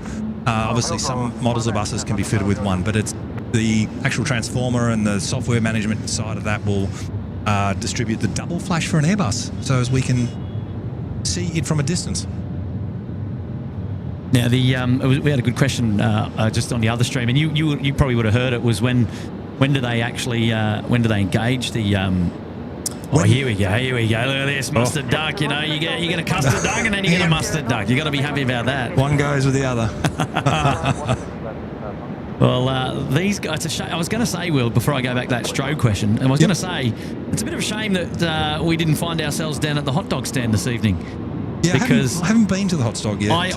there we go. There's the double Singapore as they crossed each other. I was almost going to force you to come down to the hot dog stand because I thought, well, it's a weeknight. We might be lucky and get a 777 in town, and then we'll get the GE90 spool up down there. Oh yeah, isn't that magic? So, and that's turn up the telly when you do that. It's brilliant. You're going to have to wait for another day. We'll have to do that another day. Got to hold your jaw shut, hold your fillings in when they start those things up. I'll tell you what, you know, you don't need to put makeup on. You come away caked on with enough Jet A1 when you stand out there at the hot dog stand. It's amazing. It can be cold out there, and next minute you're nice and warm. Take the jumpers off. And a W starts up and it solves that problem for you. I tell you what, it's a lot of fun. It is. It's magic. So you've only had that experience via the television, you see. And what a magic experience that is. We put on the big screen and turn up the volume and upset the neighbours. It's fantastic. Reverberating walls. They go, what's going on down there? there? What I was going to say was, here we go. We've got something coming over top. Tasman, the 767. Jeez. Wow. How are your ears, Will? They're fantastic. After that, my goodness. I've been working on aeroplanes for 30 plus years. My hearing's gone, so. How about that? The custard there coming in as well. Oh, sorry, the mustard rather. But this is another aircraft that's going to go down the hot dog. Should we just pick the camera up and run over to the hot dog stand? And it is tempting, isn't it? Oh gosh, we're gonna have some great spool ups down there later. We might just see them, but we won't hear them from this vantage, unfortunately. Depending on if that wind stays, because it's going to be blowing it away from us. But how good was that? 767 straight over the top. It's just screaming at us. I was just going to say, if you stick back to that 767, I can answer that question for you about the strobe lights. Well, yeah, so you might have picked this up on the show the other night. It was when do those strobe lights become active? And we talked about them that they turn them on when they're entering an active runway. Correct. Or they're crossing an active runway. Yep, and they'll remain on throughout the duration of the flight. That's correct. And whereas a beacon is depart the gate. The moment they come back onto a gate at their destination, before they push back, that beacon, as in the red beacon, is on. So if they're about to start the engines, that's the first thing they'll put on is that red beacon. Or if they're about to move the aeroplane, so once again that's red. To tow it, yeah. So if you watch, we'll probably have to zoom in a little bit, but if we watch that 767, he's got his strobes on. Still on at the moment, you can see them flashing, yep. So, and now you can't because he's just turned, hang on, he hasn't turned them off yet. Or is that something out on the beach? Yeah, no, it has. That's a bit weird. There's something flashing out there, but I think it's out in the ocean. But yeah, if you look at that 76 now, he's off the runway, so his strobe lights are off. And if we happen to catch him a little later as he's crossing, yeah, okay, I see what you're getting. I see what you're getting at there. We should see him turn them on. Turn them on briefly. Short well, period. Actually, we've got an aircraft crossing the runway now, so stand by. So once again, he's got the strobe lights on, and if we follow the mustard duck W-class 777 freighter, as he goes off the runway, those flashing strobes will be extinguished. Now we've also got the Szechuan now departing. Let's grab a bit of a view on those guys as they rotate.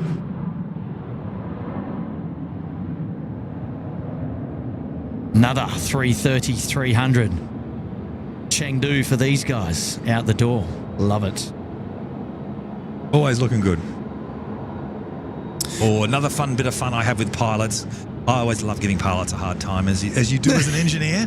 But pilots will occasionally leave the strobe lights on by accident. You know, look, and they've got a tough job. It's an easy mistake to miss. But so sometimes when we get the aeroplane roll up to the bay and the strobe lights are still on, I quietly get on the headset and go, ground to cockpit, just want to ask something. And they go, yeah, go ahead. And I say, is it tradition that if you leave the strobe lights on, you've got to give the engineers a slab of beer? And wow. Okay, we don't know where you hear that from. You know? I like it. Making up the rules as you go. Love it. Look at this. We've got the double Singapore in the shot in the one frame there. Wow, look at that. Look at that.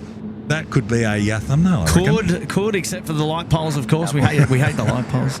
Air India over there now, pushback as well, coming out to play, as we mentioned on the show the other night, of change into a new time slot, and we're excited to see them departing under lights, which is fantastic. And we're going to about to have another noisy Jetstar come over our heads. It's an A320 service coming in from Maroochydore. Yeah. Yeah, I've got a lot of messages that I need to catch up on, so I'm going to get started there. Katana Combat there, member there for 21 months in the Sydney Harbour Suite. The Curfew stream ? All together now. Hey, yeah. Yeah, love that, Katana. Good to see you here on the SydSquad show tonight. Lovely to have your company again. Thank you so much, Katana. Appreciate that. Oh, Miles Harrison is here. Evening, Kurt and Will, and I hope those storms stay away. Think they will loop around you. Yes. We need to keep an eye on that. Right now we're okay, but they could be coming our way. The perils of spotting. Well, yeah, and we are quite unprotected here, so we'll have to just take it as it comes. But hey, thank you, Miles, for your support. 37 months with SydSquad in the Sydney Harbour Suite at the pointy end, and very, very kind of you to be back here again tonight, mate. Thank you very much. Abby Marie is here. Hello there, Abby. Hubby and I just stumbled across your stream and I'm loving it. Yeah. Well, fantastic, Abby. Appreciate your support. And hopefully you're enjoying the show tonight. We obviously we often come out here and do a bit of plane spotting and talk a little bit of gibberish, and we seem to get by a little bit, Will. We do. We manage. We do manage. Yeah. And tonight, years and years of practice of talking gibberish. Exactly right. Where do we learn that? Oh, wow, Jesus. What a show. Dash 8 now going out on runway 16 right. Let's see if we've got any of... But we've got a bit of prop wash happening, I can see. Wow, okay, let's... Yeah, you can just see the prop.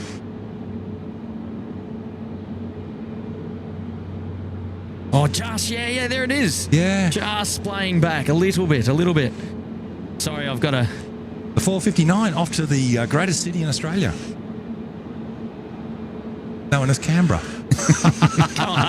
Going home to the nation's capital, mate. That is a great place to live, I tell you. Don't tell anybody. Please don't tell anybody. It's such a great place to live. Well, you keep raving about it, mate.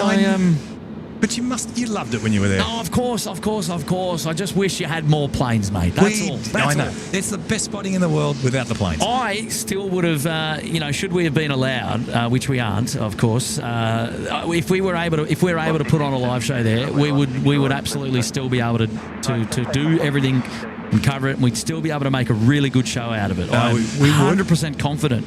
We just have an hour of no power. That would probably be about the only thing. But an hour of definitely no heavy metal, no power. But no, look, there's certain times of the week. Oh, we can hear a W starting up, can I? Or is that a Max? Or it's probably something close here on the apron with our Virgin friends. It'll be a Max if that's the case. Hear that start drone.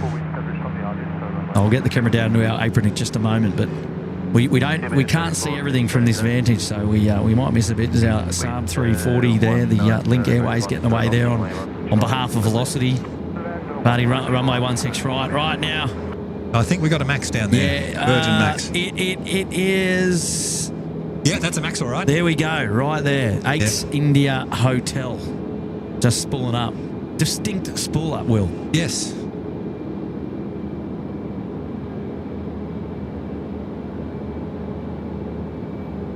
See the winglets playing off there on the right-hand side. Yeah, they look good. And actually, on the lower winglet, I don't think you can see just see here. Yeah, there's a little light, and it looks quite interesting. You just get a little light spot on the ground, but I think that have. I can see a light spot here. Yeah, that's would that be it? Yeah. So if we just go in, you can see a little bit of a light spot center screen right there. Yeah, it's technically to bring your attention that there's a winglet hanging down as not just sitting up on the traditional 7.3s, or unlike the split skimmies. There you go. Many people ask me, why do the 737 Maxes take such a long time to start? And the LEAP engine on that aircraft is so technologically advanced, and there's so much pressure in the design to make it fuel efficient. And the engine's actually stretched compared to the CFM 56-7 on the traditional 7.3s. And when they are hot and they sit around for a little while, the actual inner part of the engine bows. because heat rises. Yeah, okay, for And sure. Concorde used to do that as well because that was a big long engine, and they used to have what on Concorde of all things they called it a de-Boeing cycle.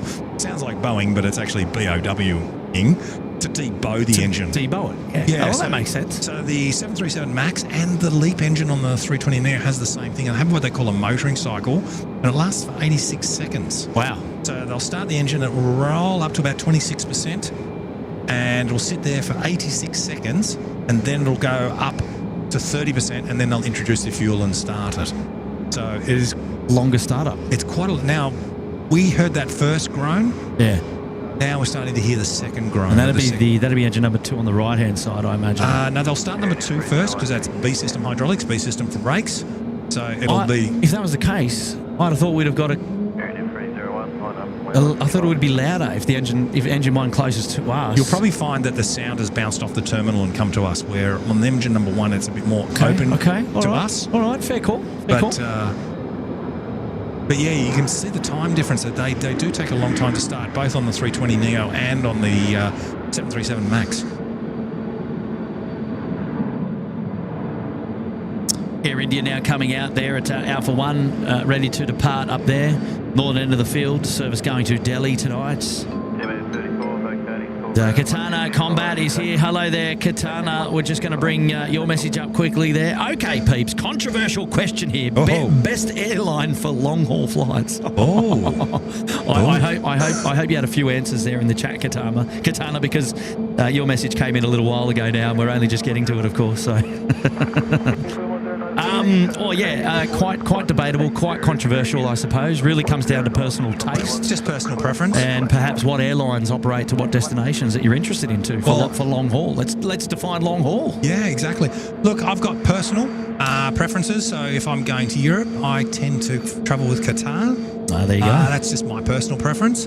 I've had some good experiences with them, and they've looked after me very well every time I've gone to Europe.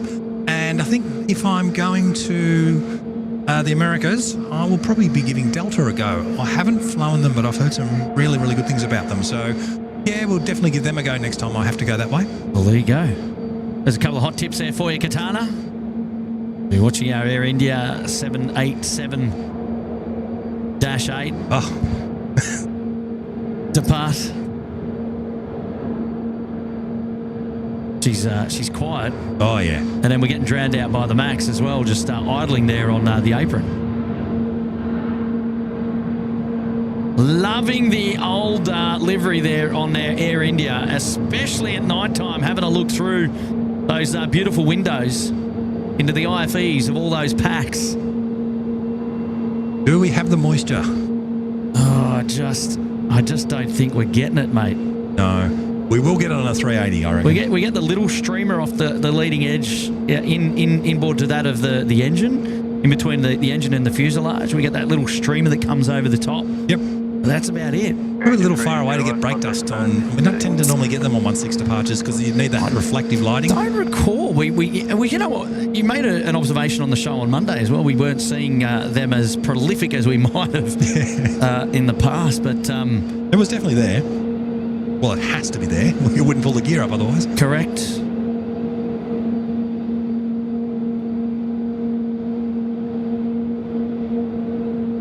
Beautiful sight. Now, one of the things I wanted to talk about on the show tonight, and I get this question a lot from a lot of people. Oh, we got a Cuzbus 321 coming in.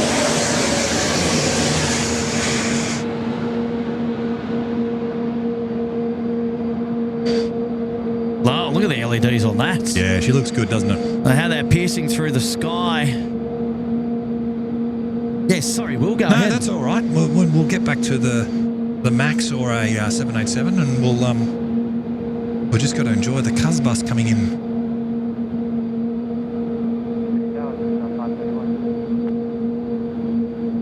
Just 531 Sydney Tower, g'day, runway 16 right, clear for takeoff. Nice. Beautiful.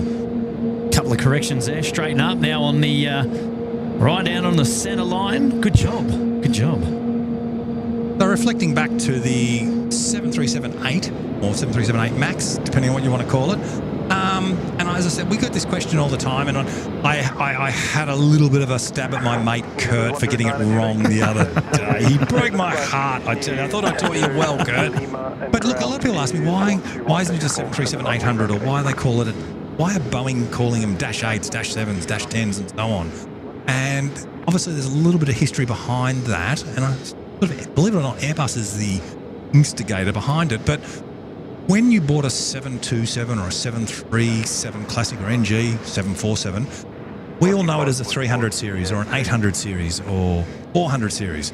And what that meant was, as a customer, when they purchased the aircraft, they got allocated a customer number. So, for example, Qantas is 38. And if I was to go up to an old 747-200 and look at the data plate and it said a 747-238, I know that aeroplane has been built for Qantas. And every airline, if you can go to Wikipedia, actually has a customer code, and Wikipedia actually has a big list of the codes. Once again, Virgin, anything that was built was built for Virgin. When they were exercising the series, that was an 8FE, for example, and their 700 is a 7FE. And you can, if they were to sell them secondhand, they carry that designation throughout history. Well, Airbus turned around and said, look, we're not going to have those differences. We're going to make it a bit more subtle. So we have an A330-200 and an A330-300, but they only have a few numbers. They have 44 or 43, and that simply means that it's a Rolls-Royce powered A330. And if they have a 02 or a 03, that's a General Electric. And I think Pratt & Whitney 330s, for example, are 12. So we'll have an A330-312. That's a Pratt & Whitney powered A330. So you could go to Cathay Pacific, for example, and buy one of their A330-344s, and you can buy one off Fiji Airways. That's a 344 as well. They're both absolutely identical aeroplanes, and they're both built exactly the same spec. So as you operate those planes, you don't need the different manuals. You actually have the same plane. So when Boeing was modernising, they said, yeah, we've had enough of this series business. We're just going to build Dash 8s, Dash 9s, and they're exactly the same aeroplane. And all that's different is the paint on the outside, maybe some navigation boxes. You can either get Honeywell or Collins, and the interior inside. There is some minor adjustments to the interior inside. So you can buy a 737-8 MAX from Virgin, you can buy a 737-8 MAX from Ryanair, and they're exactly the same aeroplane, and the specs are exactly the same. Only some minor differences which you can, as a customer, you can change back. So you don't have to have the different manuals or the different performance figures, for example. So it's the way they streamline it. So there's no 800 series anymore. There's no 900 series anymore. They're just Dash 8s and Dash 9s. There you go. Yeah. So for all new aircraft, No, all new Boeing aircraft. Boeing aircraft. That's how they're playing the game. Now, someone will say, look, and obviously it's not a perfect world. There is, due to some pressures from some companies, we do get some minor changes. Now with the 737, there is a MAX called the 8200, and basically that's a Dash 8, but it has an actual additional door because Ryanair wanted to fit up to 200 people into the Dash 8. But their authorities, of course they did, but the authorities said you don't have enough emergency exits. So they went to Boeing and said, look, we're going to buy 300 of these things. Can you make us a special Dash 8 variant? And they made the 8200. And that's about the only difference in the MAX series. I actually didn't know that. Yeah, that you have. They've thrown an extra door on there to suffice their emergency requirements. Correct. So the 737 and MAX, it's the same fuselage. correct. Same. That's the same length, the same spec as a Dash 8. Just to chuck more people on board. That's right. And you're Ryanair. And you're Ryanair, and when you have that sort of buying power, you can demand those Not things from Boeing Boeing. power, buying power. Buying power from the Boeing. But so 737 MAX 9, for example, has that additional door, and we saw a famous incident about a year ago. Our time flies. That door, you can either activate that door or deactivate that door, and it takes about, I think 6 or 12 hours. So you can buy a Dash 9, and if your regulatory requirements require you to have an additional exit via the way you're configuring it, you can just overnight activate that door, change the interior lining, and obviously adjust the seats as required and have that additional emergency exit. And then you can sell that -9 to another company, they may not require it. So then they will just bolt that door shut, take away the handle, put up a wall lining, and then put seats back in the way. and put seats back in the way. But that's the flexibility of the airplane. But it's still a -9. It's still absolutely identical. Yeah, right. I get it. So yeah, so just to make things more efficient. I'm still going to say it wrong on the show. I know, and look, a lot of people do, and I don't. I had to give you a bit of a ribbon, but but look, you know, I mean, it's you know, I mean, at the end of the day, no one really minds you calling it a 900 or an 800, but. You know, just to look like you know something and to be professional. You know, we always strive for a little bit of excellence, and 787-8. Well, that's why you're here. 787-8 and -9. A350, 900 and 1000. Yeah. There you go. If you go to the Airbus side of things, there's actually an excellent video on YouTube about the naming of the A320neo. There's, look, I can't quote it off the top of my head, but there's the different types of door configurations on 320s, and there's obviously the LR and the XLR, and they actually have fixed codes, and whether it's a Pratt & Whitney powered or Elite powered A320neo, or 21neo. So if you look up on YouTube all that, you can see a really good video that explains the way through it. But an A350-900, if you look deeply in it, there will be a 2-letter code in that 900 series, and that will, you know, either denote a performance or, you know, obviously the 350 has one type of engine, but if one was to come out with another type, it would get its own customer code. Correct. It's not a customer code anymore. Gotcha. So, and yeah, I encourage you all to go out there and look on Wikipedia, Boeing airline customer codes, and then when you look on Flight Radar and you dig into, say, a 737-800, and you see it's an 8FE, you know that's built for Virgin. And there's a few kicking around. I think there's 8WLs or something like that. So you can once again go through and see who that was originally built for. But you can see that Virgin have purchased that second hand. But unfortunately, we won't be able to see that anymore as aeroplanes change over and, you know, the -8, -9, -7s become more prominent in the industry. Yeah, and as aircraft get sold between airlines as well, they disappear and you lose that trail. That's it. With Anaroo, and I think that is a classic. Has just passed over. Yeah, 737-300. Oh, the old 300. Yeah, they were in on Monday and joined us as they rolled past the trees there on taxiway Alpha, or vacated off the main runway to Alpha. And then they got towed over to the Kilo aprons later in the evening.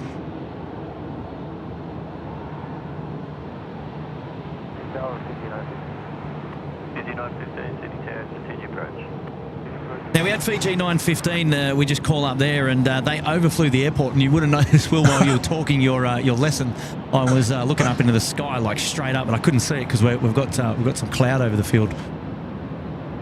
But they're now on final for runway 16 right. I do enjoy the show when you're past curfew and the the nifty 50 Qatar passes overhead on its way to Auckland. It's always a special treat. That often, but yeah, if we get aircraft that pass overhead, and I'm able to fixate on them, and then I'll do that.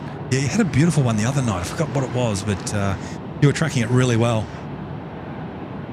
Now, I think that was a Qatar 350 as well. Here is where we might get some engine glow from our Kiwi 321. There it is. There is a little bit there. You can just see it. Yeah, a little bit of a glow there. Might just go in and have a quick cheeky look.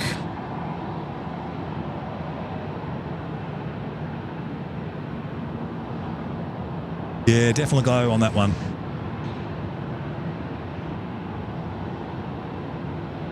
I mean, it's the Craig Murray grain train here, but we're trying to represent engine glow here. There you go.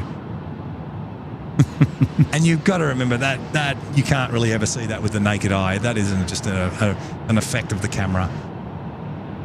Beautiful.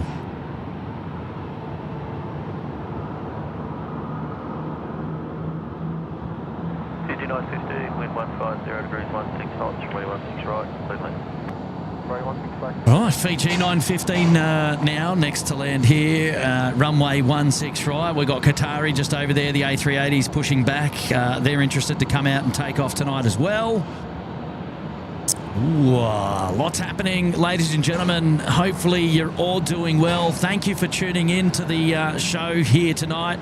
You're hanging out with Kurt and Will. And we've had a lot of people dropping in chats. I'm trying to get through them now. And a message coming in there from Grant Master Doug Miller. Hey, Will and Kurt, what options do crew have when an engine fails to start? Dry crank and others. Yeah, so if you have an ignition failure, on most jet engines you have 2 igniters, and they're just simply used to start the engine. Once the engines are running, they basically diesel. They'll you don't need the ignition system to continue to operate.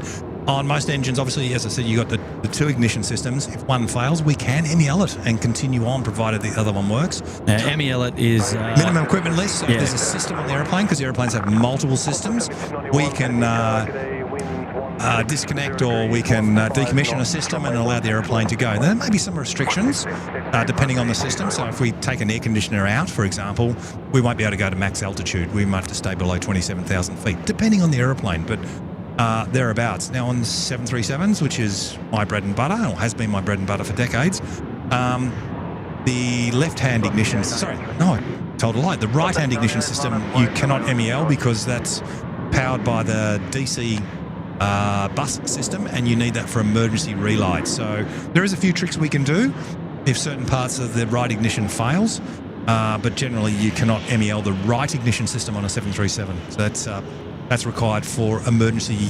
scenarios. Well, second night in a row, they've probably MEL'd the logo light on that Max, because we haven't seen the logo light on yet. I don't know if you noticed on Monday night, no logo light tonight again. No logo light again. Somebody MEL'd it. Yeah, that's probably on an MEL. And look, once again, not unusual. And a logo light's not going to stop the airplane from physically flying, so that's why we have them. You know, I'm stirring the pot. The pot pilots probably just haven't turned it on, of course. But that's another thing. They simply may not have turned it on, so you'll never know unless you go to the logbook and ask. And but also, when a jet engine starts and the ignition doesn't light off the engine, we usually have to perform a dry motor to dry it out to prevent a fire happening. Yes, you can get a pooling of fuel in the bottom of the turbine casing, and you'll get a spectacular fire show if you don't blow that out, which was one of my old tricks in my naughty days when I was a young scallywag fellow doing it on the 737. Actually, I can bring up that photo for you, Kurt. Well, while we're waiting for Will to do that, I got Rosie Guy here, dropping in a $5. Good on you, Rosie. Evening, Kurt and Will and mods and all, and thank you for tonight. And welcome to Will. Have a great one, guys. And love your crazy friend Rosie. Oh, good on you, Rosie. Oh, yeah, that good fire starter. Yeah.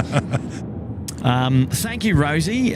Very kind of you to drop in on the show tonight and say g'day. Good to have you back. And hopefully you're doing well tonight.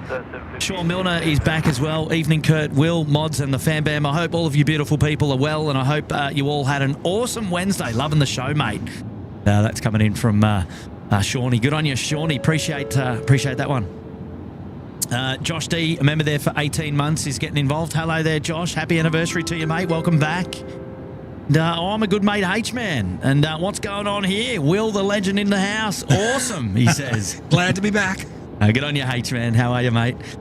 Did you meet H-Man down at the beach that time? I'm just trying to remember. Was that the day that H-Man, when we all met down at the beach, was Will there that day? I don't think I was. We did spend a day down there once, and Doug was there, I think, as well. I'm just trying to remember if that was the day that you met. We'll have to come back to that. Mr. Macca is up there for 19. No, sorry. What do I want to say? 5 months in the lodge. Mr. Macca 19, rather. And flew Canberra to Sydney today through those storms on a Link Saab. Turbulence 1, underwear 0. It is that time of the year, unfortunately. But hey, we've got a 4-burner. We've got a 4-burner coming in overhead. We're going to try and get the 4-burner on the camera. Hang on 1 sec. Oh, it's already gone. I always say to people, enjoy these aeroplanes because while we have them, they will go soon.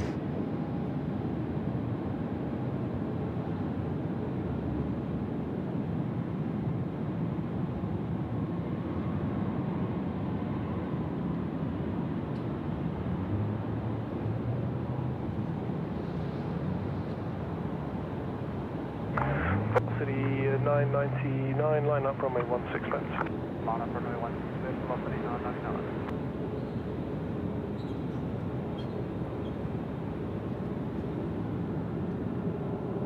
Mr. Macca's, so he's here in Sydney after flying in on that Saab. Imagine flying. On the turbulence. Oh, dear. Have you flown on a Q400 yet?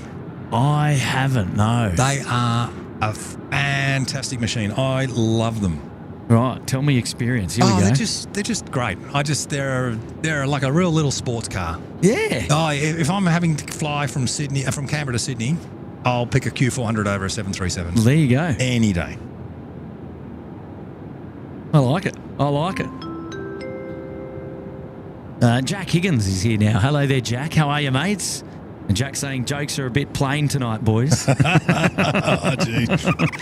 I'll pay that. I like that. Oh, I like that one. Good on you, Jack. That's clever. Oh, they're thick and fast tonight. That's good. Oh, Alex Taveri's back again, dropping in one gifted membership. Thank you, Alex Taveri. How are you tonight? Appreciate your support. And now we got Ron here as well. G'day, Ron. Ron 380, welcome to the Bondi Beach Cabana. Thank you so much, Ron, for your support tonight as well. And F22 Raptor dropping in a 1. Good on you, F22 Raptor. Thank you very much, mates. Grant W, one of our moderators, is in the house as well. 29 months in the Sydney Harbour Suite. The A350 1000 rocks, best aircraft flying at the moment, he says. Good man. Oh, well, you get along with Grant, I'd say. Good on you, Grant. Happy anniversary to you, mate, and thank you for modding and thank you for being here tonight, you ledge. Jet is in the house. Message now from Jet saying he's maybe there for 1 month at the pointy end. Hello. Currently trying to get Flight Sim 24 up and running so I can simulate travel while I'm stuck here for work. I got no tips for you, mate. I haven't upgraded myself to the 24 platform. I'm still rocking 2020. So when you work it out, let us all know, I'd say. 1 month up there in the Sydney Harbour Suite. Well done. And, there we go. Message coming in from Steph Bird. And fun fact, you can get 15 people inside the flight deck of a nifty 50 grand. It'd be a pretty tight 15. How do you work that out, Steph? Like, what have you guys? Are you guys entering the Guinness Book of Records to try and how do you get that intel? I can see something starting with airlines around the world. 15 people on the flight deck of a nifty 50 grand. Yeah, have you got some insider knowledge there, Steph? You have to have. I think that's hilarious. I do have a quick question. I'd love to see a photo, though. Like a GoPro image that shows a wide angle of 15 people in the flight deck. Imagine all the faces up against the window. Oh, dear. I have just a quick question from Andrew McLaughlin. Andrew. I don't know Lockie Barr, I'm sorry. And in the chat, we have the legend Raymond Rowe. How are you going, Ray? I have not seen you for decades. I hope you're well, buddy, and I'd love to catch up with you one of these days again soon. Do you know Andrew McLaughlin? The name? Oh, name rings a little bell, little ding-ling-ling, but yeah. So used to be part owner of Australian Aviation. Oh, okay. That's probably where I've heard it. Yeah. I just wondered. I wondered whether Andrew, you might know Will as well. I haven't connected the dots there, but could just be a different line of connection. But yes, you do know Ray. I do know Raymond Rowe. Yeah, I've known Raymond Rowe for 30 years or so, but I haven't seen you for a good couple of decades, and I hope you're well, buddy. And I would love to catch up with you again soon one of these days. It'll be a real delight to close the gap on a few decades, and I hope you're doing well, buddy. And I remember the Ansett days. We worked together there, and yeah, I think lots to reminisce about. Lots to reminisce about. Which is also I did catch up with Ray just a couple of weeks ago. He was up here for our Plane Spotters event up at the Ridges, and I tell you what, I don't think I've seen Ray for what would have been almost 20 years, probably 15 to 20 years, I reckon, and he hasn't changed. He hasn't changed one bit. He hasn't even aged. Can you believe? That's really good to hear. And look, good on you, Ray. I hope you're doing well, mate. And look, when you were in Canberra last time, I was going through with you. We were going through some of the old SydSquad shows that you had on over the years, and you brought up a lovely picture of one of the spotting weekends, and seeing all the people in that photo brought back some memories. And there's been some great spotters around. Well, see, Andrew used to come out. So sometimes he wasn't out there when he was representing AA at the time. Actually, he used to have the magazines out the back of his boot. The old Australian Aviation magazine. I've still got a few of the Australian Aviation magazines in my collection. Millions of them. Yeah, there you go. People it's like the Encyclopedia Britannica, right? You've just got them stacked up.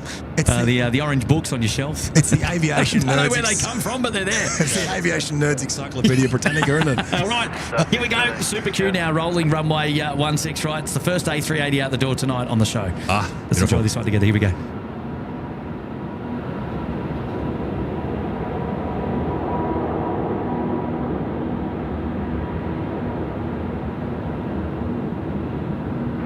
Watch 895, wind 120 degrees at 11 knots, runway 16 right, turn left.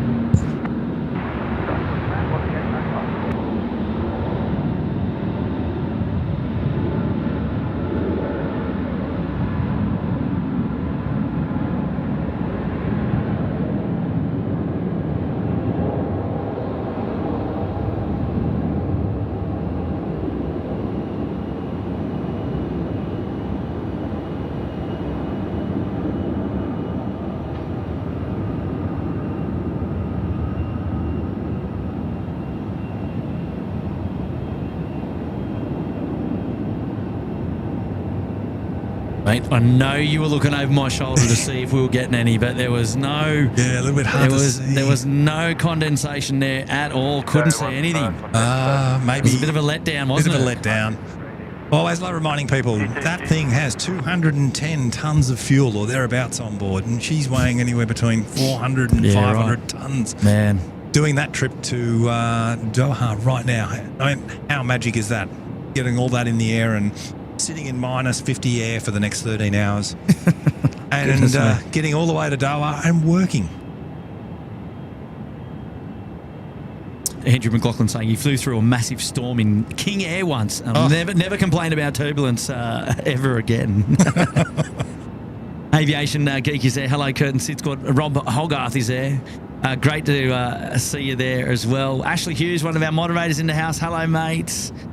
And Barbara Sterling's there as well. Good evening to you. Oscar Boone, he's back. Hello, Oscar. Hey, Oscar. Robert Shestanovich, good evening. Robin Giles, hello. And Scott Mouse is there. Quad Rippler, good evening to you as well. Lovely to have all of your company here tonight. And Andrew McLaughlin saying he does know Will, just can't remember where. So there you go. All right, well, I'll let you two work it out. Jacqueline Garrett, Ali... Dylan Strachan's there as well. Goat Mum, Ms. Mia, Tracy B.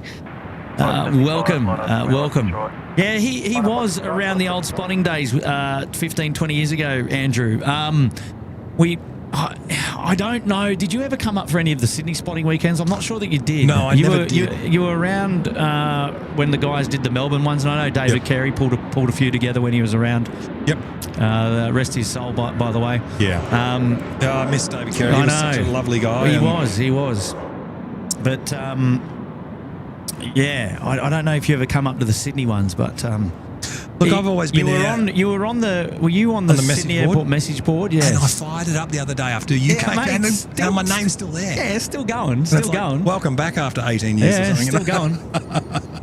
But, look, I was in and out of Sydney a lot and always drop into Shep's Mound before it was Shep's Mound with the actual legendary Shepherd, Bruce Shepherd himself. Yeah. He's now honoured on his own plaque, on his own mound. Which is such a beautiful thing to see. You know, I think it's really good that an airport does that. I'm pretty chuffed, actually. He's one of my really good mates. Right, now just lined up there is the Qantas 75 Service Vancouver for the win. Rolling out now, runway 16 right. Here we go. Hello there, Miss Mia. Good to have you here tonight. Hopefully you're well. Oh, here we go. Big fella Davey's in the house now. That's why I got confused, Andrew, because big fella 1979 and then big fella Dave. But I haven't met big fella Dave. I've only met big fella 1979. What's the big fella's about? It's 5:30. Wind is 110 degrees. I mean, you can still see the humidity and the haze in the air, though, from the wing lights. They're certainly... That wing leading edge light is really throwing it out across bright, isn't it? Yeah. That's why I love being down at Sheps. When they take off, because you get a different angle. You're much closer to the runway, and that that oblique angle is tightened, Yeah. and the lights are so bright. Now that 146, I believe, was Sierra Alpha Juliet. Let me just have a look. It is. Where is it? It's floating down here to the freight apron. I've got it now. I've got him visual. Normally the first one in that service in from Cairns there, the 4-burner making its way onto the Qantas freight apron. A plethora of information coming out on tonight's live show. Get your thinking caps on, ladies and gentlemen, and your brains ticking, because Will's gonna make your brain hurt tonight. I tell you that much. I do a bad enough job of myself, I tell you. Yeah, So about the 146, and now we've got that one taxiing in. Yes. Did you know, and that's actually quite an old project, it is an old aeroplane now, 1988, I think, or 86 they first came out with Ansett. Thereabouts. I think it was 86 they came out. I could be wrong. But the original project name for that aircraft was done by Vickers, and it was called the Viscount 2000. So do you remember the Vickers Viscount? I vaguely. Well, you wouldn't, because they're all gone before we were born. No. But the Vickers Viscount, yes, the 4-engine. The history of. Yeah, so Vickers actually had the original project for the 146 to replace that aeroplane. So, yeah, that was the original name for it. Viscount 2000. We had them operating as Qantas Link back in the day. Yep. And now under the they're now doing our freighter runs here in Australia. Yeah, I don't think we have any passenger ones anymore. No. I think they're long gone. Ansett had a whole heap of them. East West Airlines. Do you remember East West? I do. Yeah. They were the first ones to bring the 300s out here. Ansett had the 200 series. 613, runway 16 right, clear to takeoff. 16 right, that's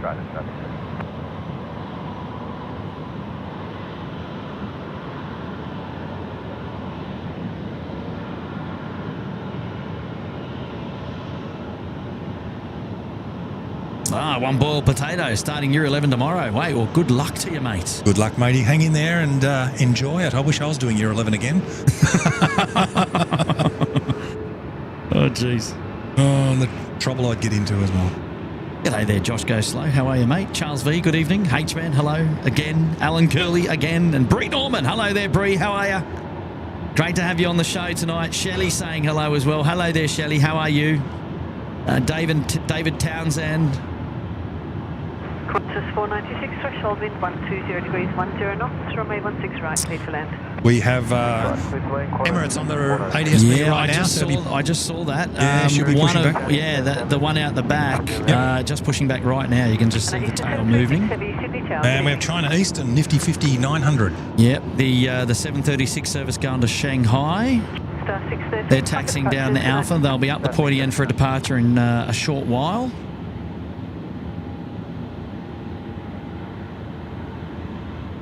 NIB there, Francis there, and my Masada as well. Good evening to you all. Lovely to have all of your company on the SydSquad show here tonight.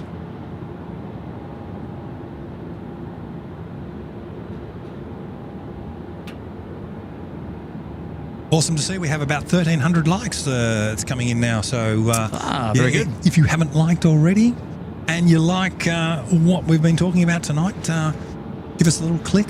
Show us your approval. The freest way to support the SydSquad family there. Smash the like button. Let's see if we can crack 2,000 before the show's out the door. Got a message now coming in from Cascade. And when are you both on your next Airbus or Boeing?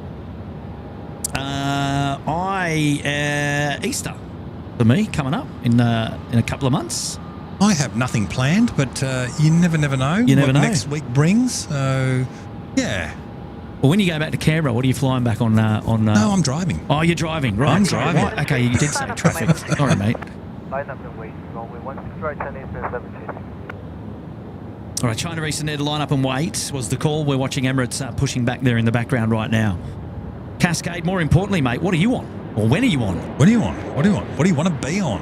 Actually, that's a question. What aircraft do you want to be on? Would you like to be on next, Kurt? I mean, I'm talking about available, not because I would say Concorde. I mean, that's an easy. No.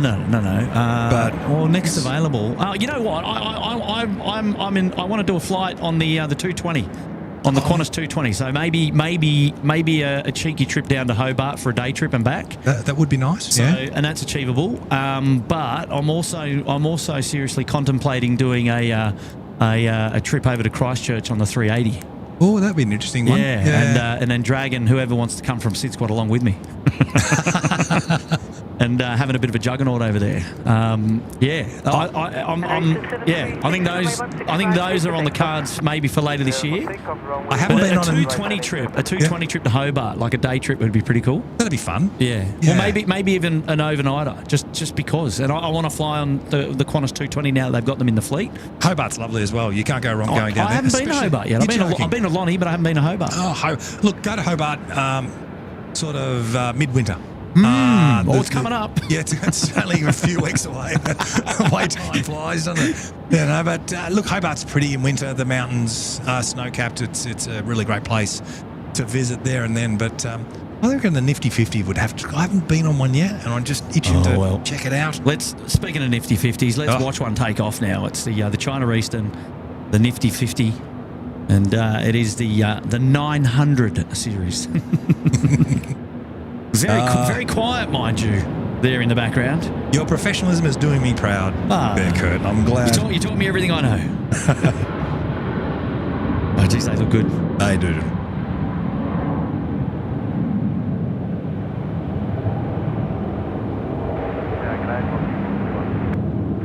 City 441, Sydney targeting.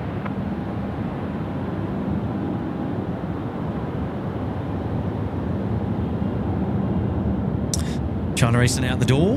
And we have Emirates EK413 has pushed back, starting up the 4 motors and getting all the systems online. Yeah, the four propellers. The 4 big, very expensive propellers. Oh, super chat now coming in from Casey Burke. I've learned so much tonight. Thanks, Will. By the way, remember how loud the 727s were? I miss my 727s.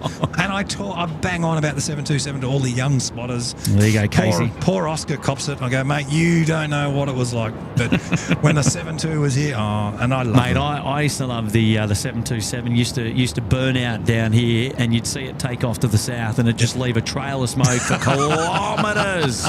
And you'd know where it was 20 minutes after it took off. Yes. It just would leave a dust mark in the sky, and God, it was brilliant. And travelling on them was superb, especially out front. Never got to travel on the 27, but yeah, I feel sorry for you. Thank you, mate. They were just so unique to travel, so quiet. But you know what? You've got kids growing up now that are interested in aviation, that are fans of the shows or many shows around the world. They would never have ever flown on a 747.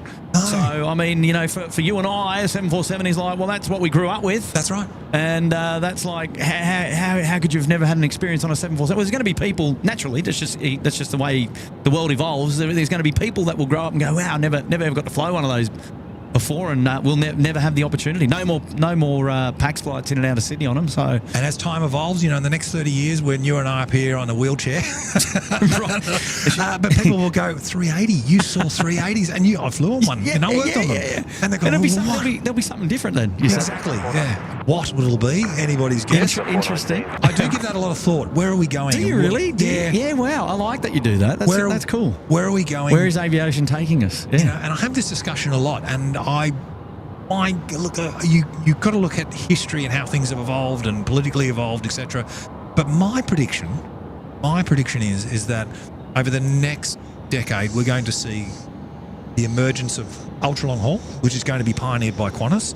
I really take my hat off to Qantas for that. As an Australian, I'm really, really proud that they're going to be the leaders in ultra long haul travel. Other airlines will follow. So we will get our KLMs, we will get our Lufthansas back here in Sydney. That is my prediction. Wow. It is going to be hard to do these ultra long hauls, but as time goes on, it is going to be easier because the planes are going to be more efficient and they're going to have better lifting power and capacity. It'll be able to do these runs effectively. What leaves us after we conquer the ultra long haul? Speed. And that's going to be the next frontier. The only thing that's left, and hopefully technology will allow us, because it's materials of the aeroplanes that really hold us back when we go, especially above Mach 1. And we were talking about this once before, Will, about Yeah. like engines and say aircraft engines being powered by batteries and things like that in the future, and how viable that would be. I don't think it'll be very viable at all unless some miraculous technology comes out. I wouldn't be putting any money on that sort of stuff. And a lot of people ask about hydrogen. Yeah, it's just straight away, forget that. That won't be happening. I don't want to bore you and make your ears bleed. Why? But just take my word on it. That will not be happening. But look, efficiency is always going to be the number one thing. That's what drives airfares. That's what drives competition. But once the ultra long haul is conquered and done with ease, speed is going to be the next thing that's going to change. There's a couple of messages here. Turner Pilly saying boarding the rear stairs of the 727 was fun. There you go. And did you ever hear about the Cooper lock on the 727-100 series? I didn't.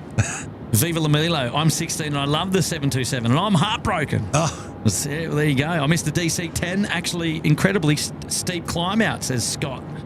yeah, the DC-10, they were a dime a dozen here. They're like the A330.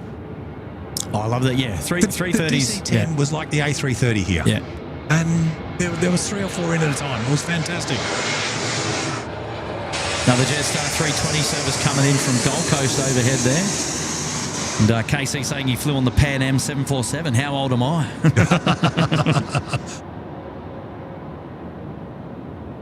I flew on, and I think it was a 74100 with KLM in 1977. Back to Melbourne. Me. Yeah, well. But I could be wrong because I wasn't rego savvy back then. But yeah, I kind of wish I did. And I do recall going to Europe to visit the family back in the Netherlands we went on a Garuda DC-8 to Denpasar, 7 years old, and then we caught a KLM DC-10 from, not Denpasar, tell a lie, Jakarta. Yeah, Jakarta to Amsterdam, stopping all stations. I was happy to fly on a United Airlines 747 Classic 400 when they operated out of Sydney and they flew down to Melbourne. Hang on, Classic 400 or Classic, sorry? No, sorry, not Classic 200. The 400. 400, just, yep. Yeah, just throwing that word classic around like it's Car 499 City Tower, good evening. you and Craig and your classics. But yeah, such a beautiful aircraft. Runway 16 right, clear to land. Oh, here we go. Oh, Grant W saying he can't wait to do JFK to London non-stop on the 350 1000. I don't know if I could do it in economy. Whoa, it's a long flight, eh? It is. It's just... See, this is the thing. There's one thing that you said about it earlier. It's going to be driven by economic, but also comfort, right? I'm not sure about these long haul flights, man. We talk about long range and that they're going to pioneer it, sure. Yeah. But I mean, and people will inevitably fly it. Yes. No issue. Grant, perfect example there. He's going to do it. But I just don't know how the public are going to wear it. Oh, yeah. It's a long way to go to Europe from here non-stop. Yeah, Michael Jackson, when I say ultra long haul, I'm talking about the point to point anywhere on the planet. So your Sydney, London, your Sydney, New York. That's about as far as we'll ever need to go. And look, when we see Qantas start these services, which is next year, I believe, there has been a lot of technical effort put in to being able to do it. Everything is running to the limit, but it's a start, and I really tip my hat to Qantas for doing that. Unfortunately, what we're going to see when we get some challenges in the world and some conflicts maybe in certain areas or some political issues, Qantas will be probably forced sometimes to not offer the direct service. So you read Michael Jackson's chat there? You Yeah. You picked it up? Yeah, cool, good. And that's going to be the challenge for ultra long haul initially, but we will overcome that. Better planes will get developed. Those issues will become redundant in time, and I wholeheartedly believe the next big thing for commercial aviation will be speed, and I'd like to see speed come back. Because I was quite broken-hearted when Concorde was decommissioned, and I think everyone. I think you and Charlie both. Yeah. Here we go. Thai Airways now the 350 900 series, dropping it in runway 16 right. Hello there, Premium Aviation. Good evening, mate. 16 right and wait. Line up and wait, 16 right.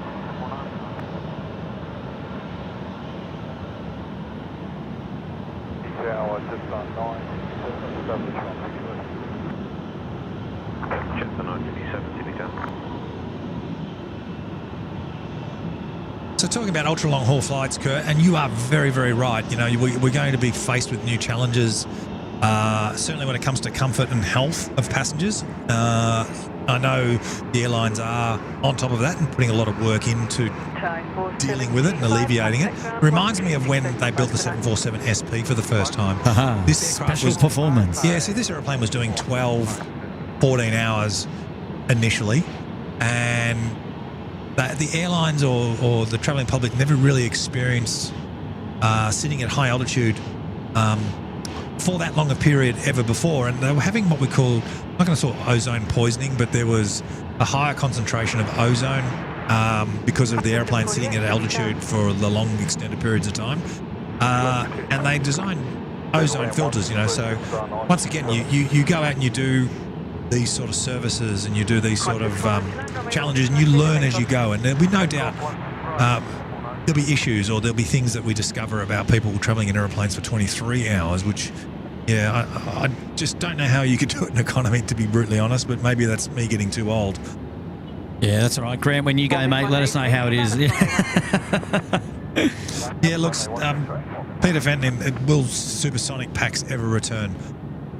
Look, there is sorry, I thought there was a shooting star, but it was a seagull doing a dive. Oh my goodness! Wow, you almost. I know. Will supersonic travel ever return? Look, my hand on my heart, I believe it will. To what capacity, I don't know. We certainly won't be going Mach 2 anytime too quickly, and we have Zoom in America, or that I have been watching very closely. They want to go to 1.7, and I think that is very, very achievable. To be able to do that and do it efficiently. As you go faster, the technical challenges become exponential. But yeah, look, I firmly believe it will come back, but it won't be Mach 2, certainly for a long time anyway.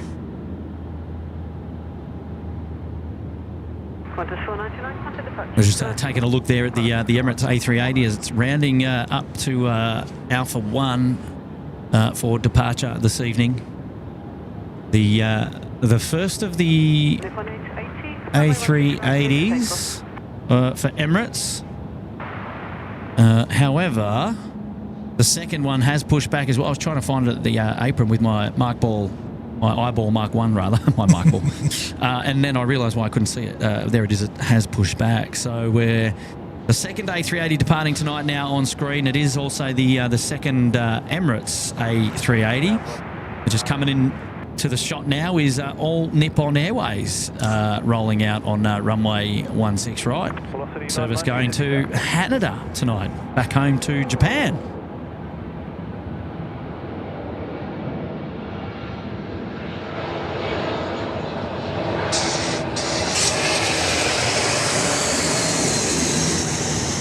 Overhead there, another Jetstar service coming in from Cairns. Cairns, 321. Yeah.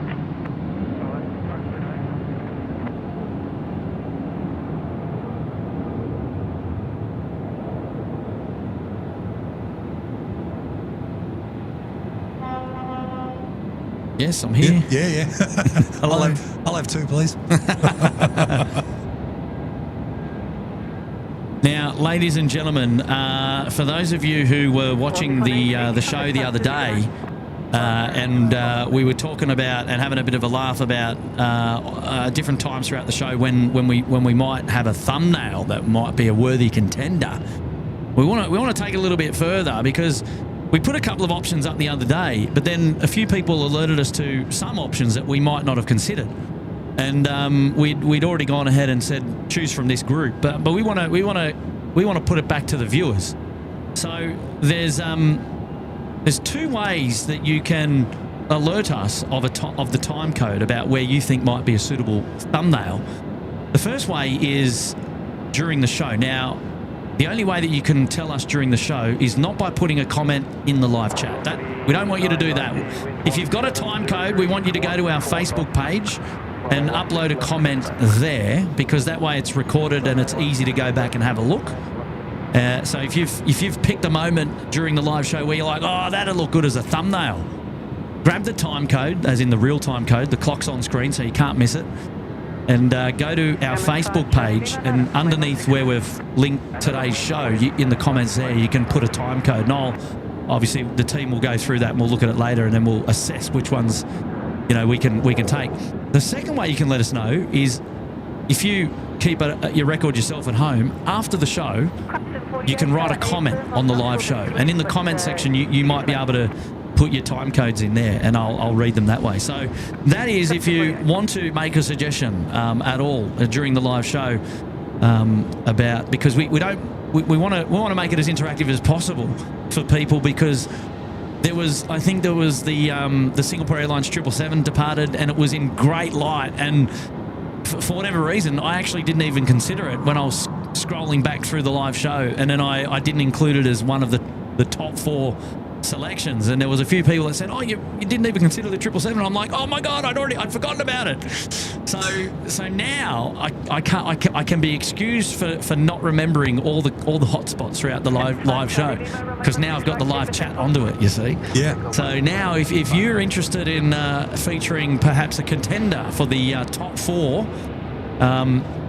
Voting for our thumbnail for the live show, well, now you've got the opportunity to and I guess a good thing to do, well, we've got a cheeky little Virgin 800 passing overhead. But yeah, look, I have noticed a couple of them at times, and me being old-fashioned, I'll get a pen and paper.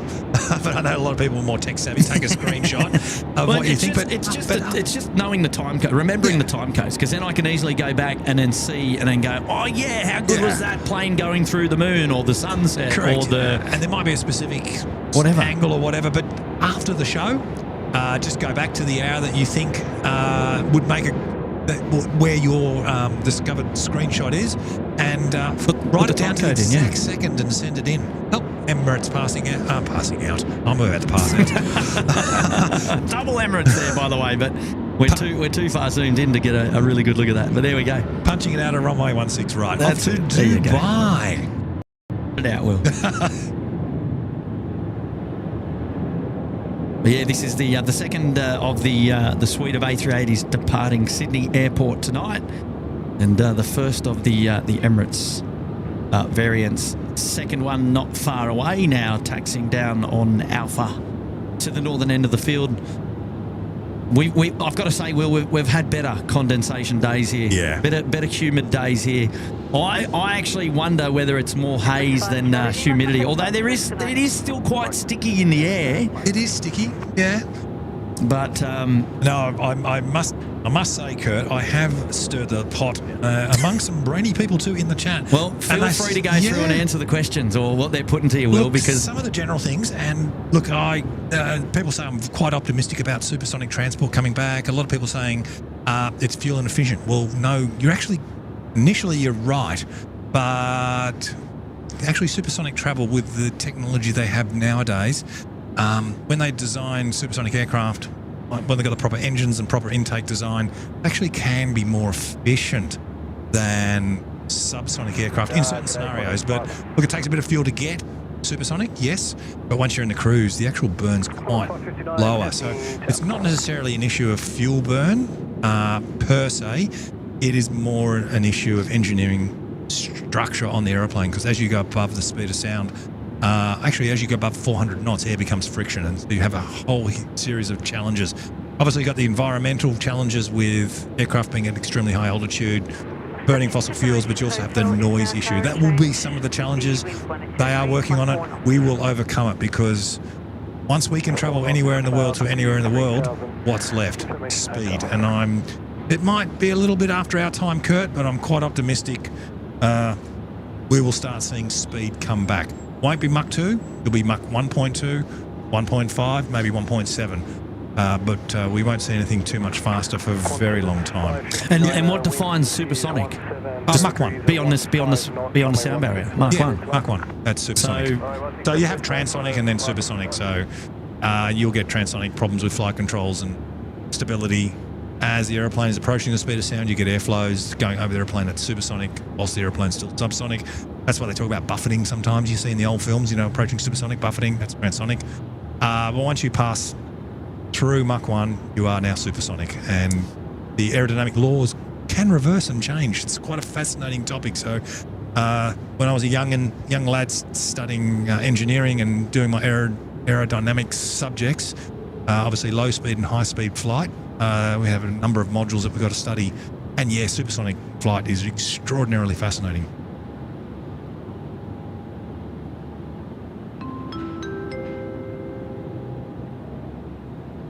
Mark Bingers is there in the chat. Kurt, welcome back, Will. Or hi, Kurt, and welcome back to Will from Mark Bingers. Good on you, Mark. Thank you, Mark. Good to see you here tonight, mates. And Taffy the Greyhound is joining us as well. I'm loving these engineering and servicing facts. I'm learning lots. Love from Canberra. Oh. And you'll have to come out to the airport and find us. I'm always there with Oscar, quite often sitting in a deck chair there, having a great time. Well, I'll tell you what, that's taking spotting to a new level. I've got to get myself a deck chair. I'm behind the times. I've been doing it for 50 years. I'm a professional. I know how to spot. Plus, I'm getting old, so I can't stand all day. Slip, slop, slap, and grab a deck chair. Right, You've got to grab a deck. Always got to have a deck chair in the car for when you're spotting. You can give me a thumbs up on that one, Oscar. I taught you well. You got a deck chair in the car too. Well, Taffy the Greyhound in Canberra. We'd love to see you out there one day. Good stuff. Great message. Thank you, Taffy.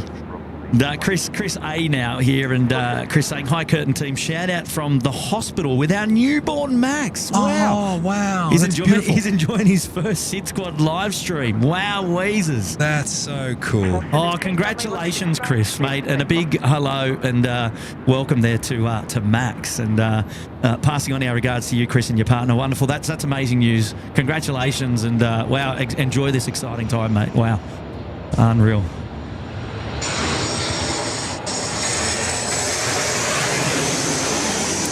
The Qantas service coming in there from Brisbane, the Boeing 737-800. Thank you.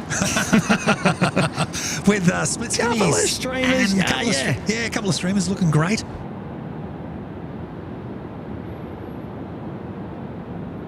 Oh, this bat just going through the a lot closer to us than that aircraft, by the way. Kurt, you know, spotting with mates on a night like tonight, and if we look in the southwest there, mate, we've got some beautiful lightning on the horizon. Oh, really? Yeah, it just doesn't get any better. So whereabouts are you talking? Just out here. southeast, down. Southeast. Okay, sorry. Yeah, right.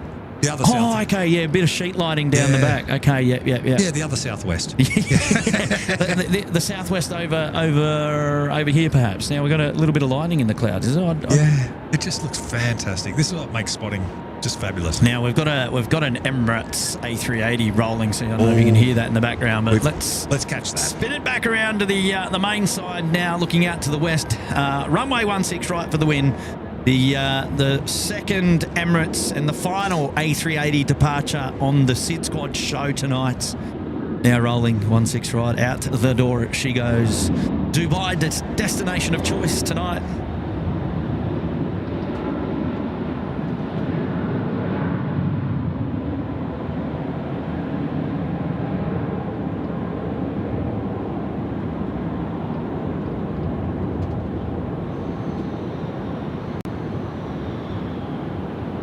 Southerly hasn't let off all evening. It's nice. It's a humid, but it's a fresh southerly. It's not too cold. It's really delightful. There's a good word. Delightful. It's so delightful. It is so delightful. Yeah. Listen, Tango Tilly has just said, asked me a question in the chat, which I think is brilliant. I get this all the time. Do you ever see the 747 or the Queen of the Skies coming back? No. We will see new large aircraft, but you will never see a 747 getting made again. And the reason for that is that when you build an airliner like that, the manufacturing jigs that are produced to make the various structure of the aeroplane, when operators finish a production, they more often than not destroy those jigs. So they have to be all rebuilt again. And if you're going to rebuild jigs, you might as well rebuild a whole brand new aeroplane, because that's effectively what you're doing. So unfortunately, we will not see like a re-engined NG of a 757 or a 747 ever come out, but we will see new large aircraft. Yes, in time it will happen. It's just got to wait for the market to give the pressure. Yeah, I've always wondered what the next big aircraft will be. And that's just going from the 74 to the A380 natural progression, and then so Emirates A380s are getting old. They need to be replaced. What do you replace it with? Yeah, but since then we've gone backwards in a way, to the 350s. So Yeah, I just wonder whether we're going, whether the market demands the big planes. I don't know. Well, no, it's going to have to, and you have an airports background. You know that we have slots. So for Emirates to replace that flight that has just departed, they've got to basically have one Two and a half. aircraft for one. Yeah, one and a half. Right, for one slot. So what do we have? 2 A380s go out tonight. We're going to have Three. Yeah. Sorry, 3. Well, we're going to have 1, 2, 3, 5 to 6. 5 to 6 350s. Now that's going to put pressure on slots because everybody's got to start doing that. And we've also got growth. So now it's definitely going to be 6, if not 7, to replace these services we're seeing tonight. So pressure for a new large aircraft is going to be very real, and it's going to be around the corner. Maybe in the next 5 to 10 years, we may be out here having a SydSquad special watching the new super large aircraft of whomever manufactures it. I think that's guaranteed. And then we can reflect on the day that our SKA arrived for the first time. That was a big one. I do remember. We can reflect on the day that you remember the day that Will said. Well, we can play the replay, can't we? Exactly right. How inspirational! It was delightful. It was delightful. Oh dear. Oh jeez. We've got Dynasty now, another A350 900 up there, ready to go. He's at Alpha 1. It's the Dynasty 52 service going to Taipei, a regular on the night show here at SydSquad. And looking forward to seeing them depart just in a moment's time. And also another Nifty 50 China Southern pushback as well. Service going to Guangzhou, China Southern 302 has come out to play. Not far off, coming out of the apron, turning left and making its way up here to depart from Alpha 1, the intersection. Dynasty got its marching orders now. Onto the runway it goes, and the next one to take off and fly away. And fly away to? Taipei, yes. And Gareth Rue dropping in a 1. Good on you, Gareth Rue. Lovely to have your company here on the show tonight, mate. Hopefully doing well up there in Queensland town. Right, here we go. Nifty 50, 900.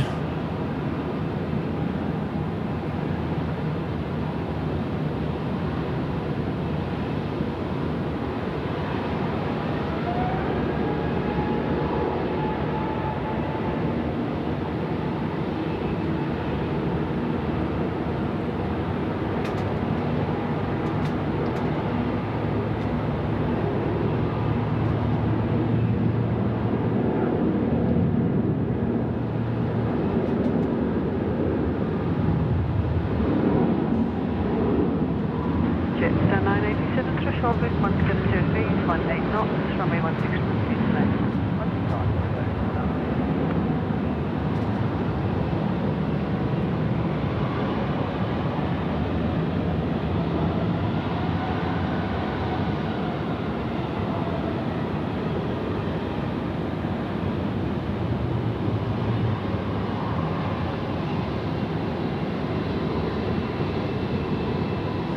Oh, nicely done. Looking good. I was going through the chat, so I didn't get the chance. But do we get any condensation on top of that wind? I think it's just a myth tonight. We just need that bit more humidity. A little bit more. The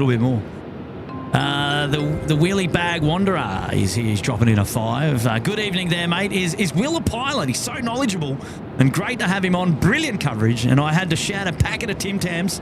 Not from the duty free, of course. There you go. No, I'm not a pilot. Believe it or not. No, I'm an engineer, and my technical, how would I say it? I'm a lamey, but that stands for licensed aircraft maintenance engineer. And I have ratings on Airbus and Boeing aircraft, effectively. But see, the difference here with you, Will, is that you actually have, there are people that go and do their jobs to go and do their jobs, right? And they might do their jobs very well, but you have a real genuine passion and interest in what you do. So you then excel in your field because you like to learn more about what it is above and beyond that you know.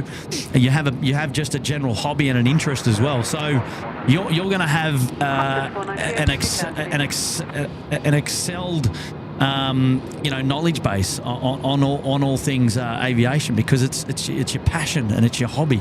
You're not turning up to be a lame and then going home at the end of the day and hanging up the lame cat. The lame cat. Yeah, look, it's fun. You live and breathe it, mate. And look, I come out, I'll be a part of this show to encourage young people. And one of the first things I say to any young person who loves aviation, I always say to them, did you know I've never had a job in my life?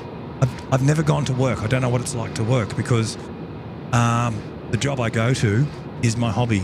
I love it. I just don't know any different, and I've never had a job. Yeah. How good is that?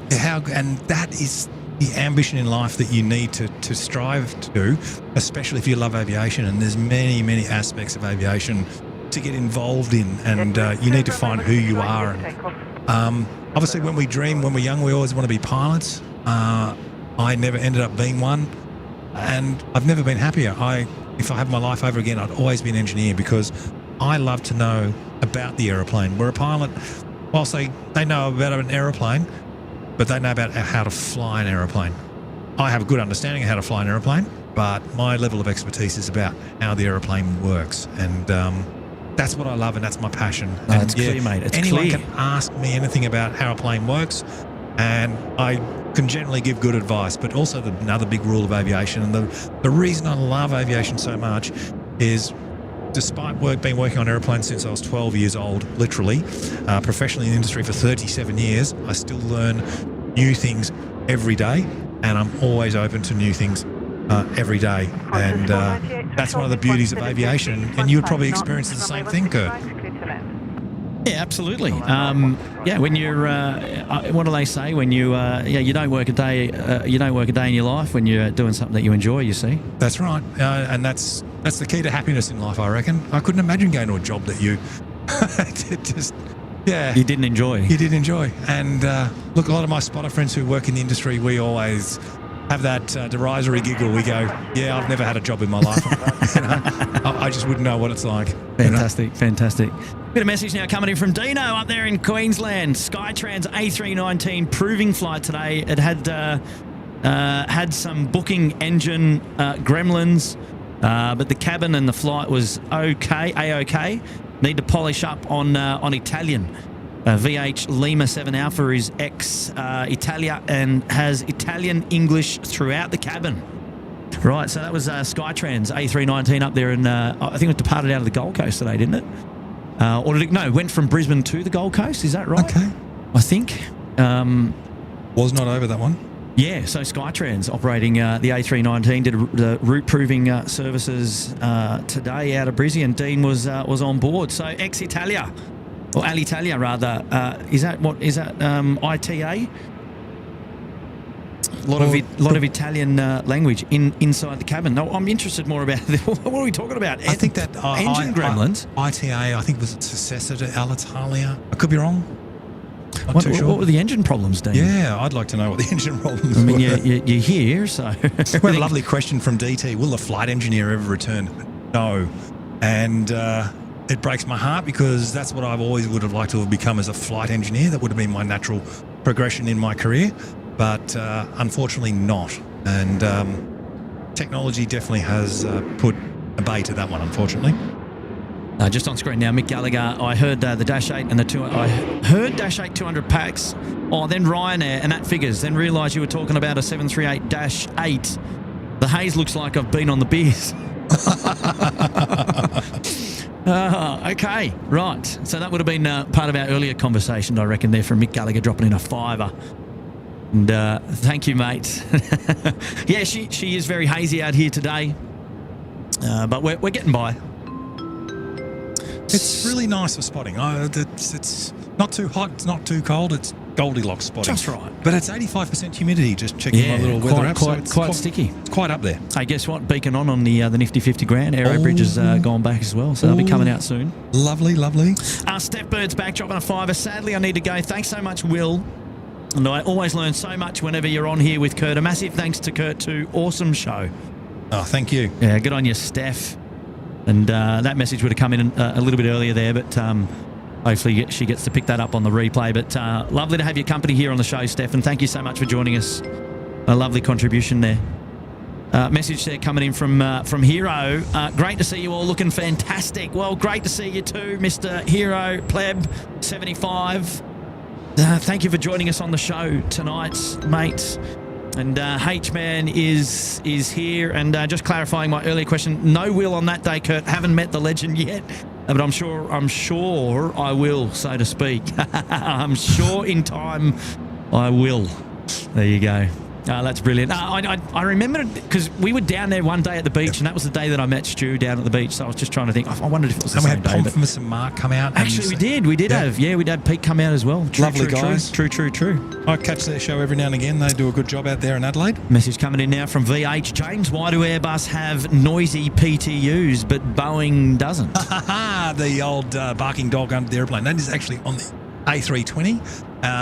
It's just the architecture of the hydraulic system on that aeroplane. So it's one side of the hydraulics is powering the other side of the hydraulics when it is under demand. So yeah, just a quirky design of the 320 series and nothing else. But so just a different design to that of how Boeing do it. Yeah, and so the noise is still made, but it's made elsewhere, or it's not. It's just not a. It's actually a big pump. It's a power transfer unit, so it's using the pressure of. The hydraulic pressure on the left side is powered electrically at that point in time. The right's not have any power at all. And so when they close a cargo door or something like that and that hydraulic the pressure is required, it is powered by the pressure of left. That's to probably put it as simply as I can. So it's called a demand pump. It actually just keeps one side, using the pressure of one side to keep the other side up. Yeah, I just call it the barking dog, mate. But yeah, everyone just knows the it's airport, a barking dog. The Airbus barking dog effect, you see. And yeah, only on A320s you'll come across Love that. But hydraulic architectures varies from aircraft to aircraft type to aircraft type, and yeah, we can have good question, James. Huge conversations about that. But Love that. Once again, we'll put everybody to sleep. Kevin Searle is here celebrating 12 months in this week. Good on you, Kev. Welcome back to the show. Happy 1 year, mates. And Kevin, a wonderful supporter of the show. He feels like he's part of the furniture. You see his name all the time. Brendan Scott's back with a little bit of love. Will, I missed your reply before. Where is the flux capacitor on the 737 MAX? I know you are full bottle on them now.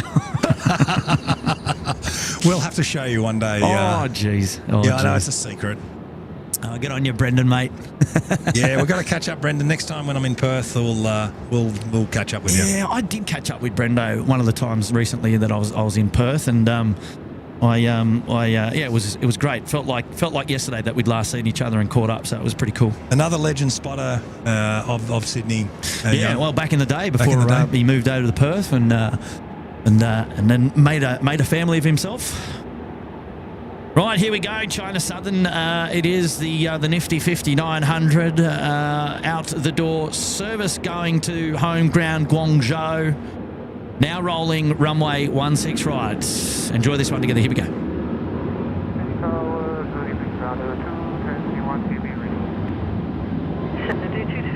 Heavy Sydney Town board, evening, line up runway 16 right and wait, short delay, lined up to space. Line up 16 right and wait, That wind has picked up a little bit, Will. Yeah, ever so slightly. We've just got that lightning in the southeast. It just looks spectacular. But the clouds are gone. We're starting to see stars now, so probably lose a little bit of humidity. I can't really see any fur coming off the wings of... Okay. I think I know where you're looking roughly. It just looks great. Oh, there we go. Okay, Yeah. I just featured a little bit there. Okay, so it's... Yeah, it just doesn't get any better. All we need is a couple of quiet drinks. We've got a 4-burner coming in. A couple of quiet drinks. Wow. What'd you say, Will? Yeah, no. You want a couple of quiet what? Quiet ones. That'd be just nice right about now. Oh, goodness me, the 4-burner. That was outstanding. That was delightful, Will. That was delightful. You're starting to rub off on you a bit, aren't I?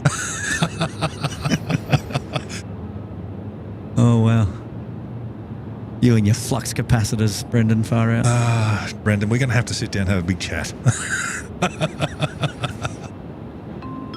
Right, we've got TJ Vanis just coming in there.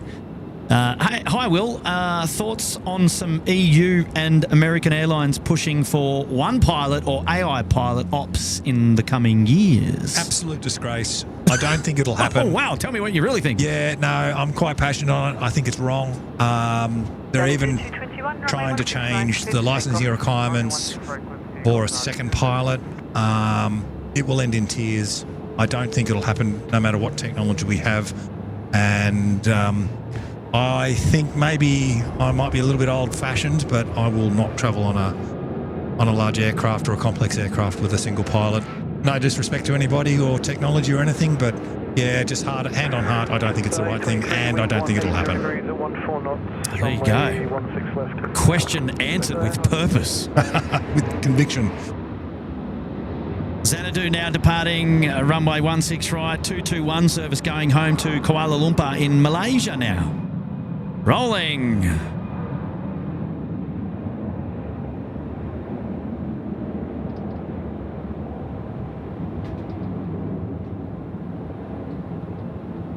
Yeah, I don't know.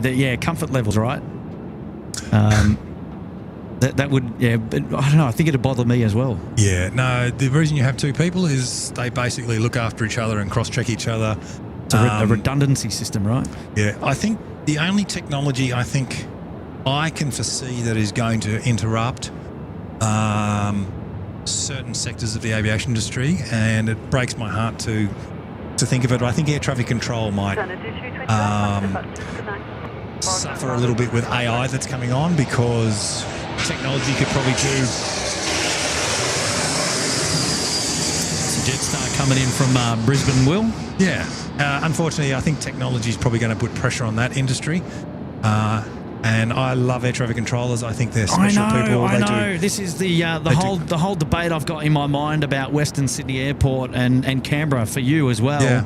Going to towerless airports rather. I just don't. I don't know. It's just taken away the romance of air traffic control. Will. No, it does. I agree with you. I've actually had a look, and look, it's not my field, air traffic control. I know it's aviation, but at the end of the day, it's not my field. There's a lot more to it that I can't see or don't know about. But from what I have seen and what I can see, the remote air traffic control towers are actually not too bad. Now, for example, I look out across the field with this camera. I look out across the field with my eyes, and I really can't see, but I look down on the camera and I can see the nifty 50 grand perfectly. And that's some of the advantages that you have with, I think, with the remote towers. They can tag the aircraft, they can do all sorts of things. I think it'll be good. Look, I welcome an air traffic controller. Come and correct me and enlighten me in areas that it's not good. But air traffic management being done by AI, look, it breaks my heart. I think it may come. Please, I'd like to be wrong. You know, air traffic controllers are just sensational, wonderful, dedicated people. And, you know, I always wanted to be a flight engineer. Technology killed that dream for me. Look, it's a fact of life. And yeah, it was a question asked before about it that will never come back. I actually had a good time. I was at Longreach, and I had a couple of young pilots, some young guys in their 20s, actually a young guy and a young girl, and I took them on board the 747-200, and they'd never seen a flight engineers panel, and they're very well trained and skilled pilots, these two individuals, but yeah, they're in their mid-20s, and I walked them through a takeoff and what the flight engineer does, and they just couldn't. They were just amazed, you know, and how the industry has evolved and how aircraft have evolved. And I was talking about their aircraft, how the computer looks after them and does all these things for them, where on old aircraft you didn't have that technology, so it was a human interaction. And yeah, a lot of senior pilots, they would look at people like myself, and I actually sat my flight engineers exams. I got the credits for them. I could actually take on the role now, but obviously there is no work. I tried, it doesn't exist, but. Yeah, it's you speak to some old timers and they go, "Oh, the one thing we'd love back on a big aircraft is the flight engineer." But unfortunately, computers do it quicker, better, and more efficient. No, that's just going to be the nature of the beast, really, as we evolve. And we obviously we're talking about that today with different aircraft types and sizes and but there's still so many questions to be answered about those types of things. And we don't have the answers. We can't tell the future, and I suppose that's the beauty, really. The only way we can tell the future, Kurt, is we look back on the past, how things have changed, and that can give us a guide of where we may go. Very cool. But, obviously complexities and surprises are out there. Single pilots? No, I don't think so. As I said, I think the only industry that will be pressured, I think, is air traffic control in the future. I hope I'm wrong. Engineering, definitely not. You'll have AI and computer assistance. In fact, I'm seeing that nowadays a lot more, where we would traditionally troubleshoot an aircraft, and now it's done by the computer on the aeroplane. So there's a lot of newer generation engineers coming through that are losing some of those skills to be able to troubleshoot aircraft, because they're just so reliant on the computer telling them what's wrong with the aeroplane. So, yeah, once again, things evolve and changes do happen. But, let's see what the next 30 years brings us, Kurt, and we'll have a talk about it on the show. Hopefully we're still here, mate, in our deck chairs. It'll be more like a wheelchair, but we'll be here. JRR Carries is here, and love your show, guys. I'm going to do my QF status run soon. Can't wait to try the 220 and the Q400. Ooh, there you go. Yeah, Q400's nice. Hey, we got an A380 on final. How gorgeous. Yeah, absolutely. Last one of the night. Last one of the night. JRA, thank you, mates. Enjoy your status run, of course. Way to make us jealous. I've got to try and get on the 220 myself, actually. Down to Hobart, I think, for the win will be what I'll be aiming for myself, just personally. I had a run on the 220 recently. Oh, you've done it already, have you? I have done it. Did a Melbourne-Canberra. And good stuff. Yeah. Maybe I'm too old-fashioned, but I miss my 727. Yeah. All the 76s. Yeah, the 76 is good. Well, there we go. Emirates 414 service. It's already 10:36 p.m. I can't believe the time already on the show has just flown. Well, I think, Will, you need to join us for like a half-day show, because time just flies. It does. We're only just getting into it, and I mean, we've done this a few times now, Kurt. That's true. And I always say, you get to the end of it, I said, I could go for another 4 hours. It's just good fun. But It is good fun. We mate. did do a 6-hour show that Saturday morning, and we will definitely do one of those again. They're good fun. We've got our nifty 50 grand rounding it up at the pointy end there as well. All right, some more messages to get through. Dylan is here. Hello there, Dylan. I was on the Q400 a few days ago to Albury to Sydney. It was quite a neat aircraft. It is a neat aeroplane. And you just had that comment earlier there before as well. Gets up and boogies. They're a great aeroplane. I like that. Ooh, gets up and boogies. Oh, she does. Hey, Dylan, thanks for the $5, mate. I appreciate that. And I'm glad you had a good experience on the Q400 as well, out of Albury. You've got to get yourself a run on the Q4. Come to Canberra on the Q4. Yeah, maybe I'll do that.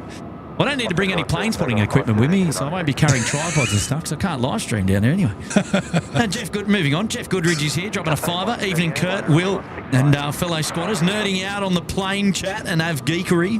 I like that word. On steroids, I tell you. And thanks, and keep it up, gents. Thank you. Absolute pleasure, mate. Jeff Goodridge, and I'm glad you're enjoying the show tonight. Well, here we go. We got our first departure, the Sierra Alpha Juliet, the 4-burner, which was the first one in tonight. Now departing down to Melbourne. Qantas 7293 service. I think took off at the intersection. I think it might have been Foxtrot there. Or even Golf. I have to go back and check that. Oh, Qantas Freight making its way down to 321 Freighter. Looks like it's going down there for 116 left for departure. Just come back here. I just saw... Yeah, there we go. Just saw them there. And they're going on taxiway Charlie, be passing Ships Mound very, very soon. The Emirates A380 in the background, likely coming in onto Bay 57 here. Malaysia pushback is starting to taxi now on taxiway Golf. They'll turn left onto Alpha, make their way down to the northern end of the field. Assuming they don't, or they actually might cross. Let's have a look, because you got Qantas 7345, which is an A330-200 here at Bay 1. Up the northern end, the Australia Roast is beacon on. They might be looking to push back very soon. Right now, though, it's the nifty 50 grand. We do have a couple of fire trucks out on the runway. Are you sure they're fire trucks? Well, I could be wrong, but... I think they are catering trucks going across. On the runway, we're looking for blue and reds. No. No, they're orange. The ones you're talking about? Yeah, the two of them there. Orange caterers. There you go. And no, yeah, look for the blue and reds. You'd be able to clearly see fireys, but no fireys. False alarm. Thank goodness. Do the fireys in Canberra, are they orange lights? Are they, Will? I'm colourblind, so. Oh, there you go. Well, fair enough. Hey, we've still got the 777 over there at the 80s base and the hot dog as well. So there you go. The mustard duck has just started up over there, or is going to start up. You can just see a vague. We've got too much fencing in the way from our perspective up here, but sorry, we'll go. Yeah, no, next time we do a show, Kurt, we have to do it at the hot dog stand. Yeah, I've got to for experience that one. Yeah. I think that's about the only spot left I haven't been to. Yeah, I'm down. I'm down for that. Well, there goes Visit Malaysia livery there. The A330 taxiing down Alpha. Cathay Pacific, the nifty 50 grand has just been cleared for takeoff, I believe. We believe? Yep, starting to roll right now. Stabilised. Flex thrust.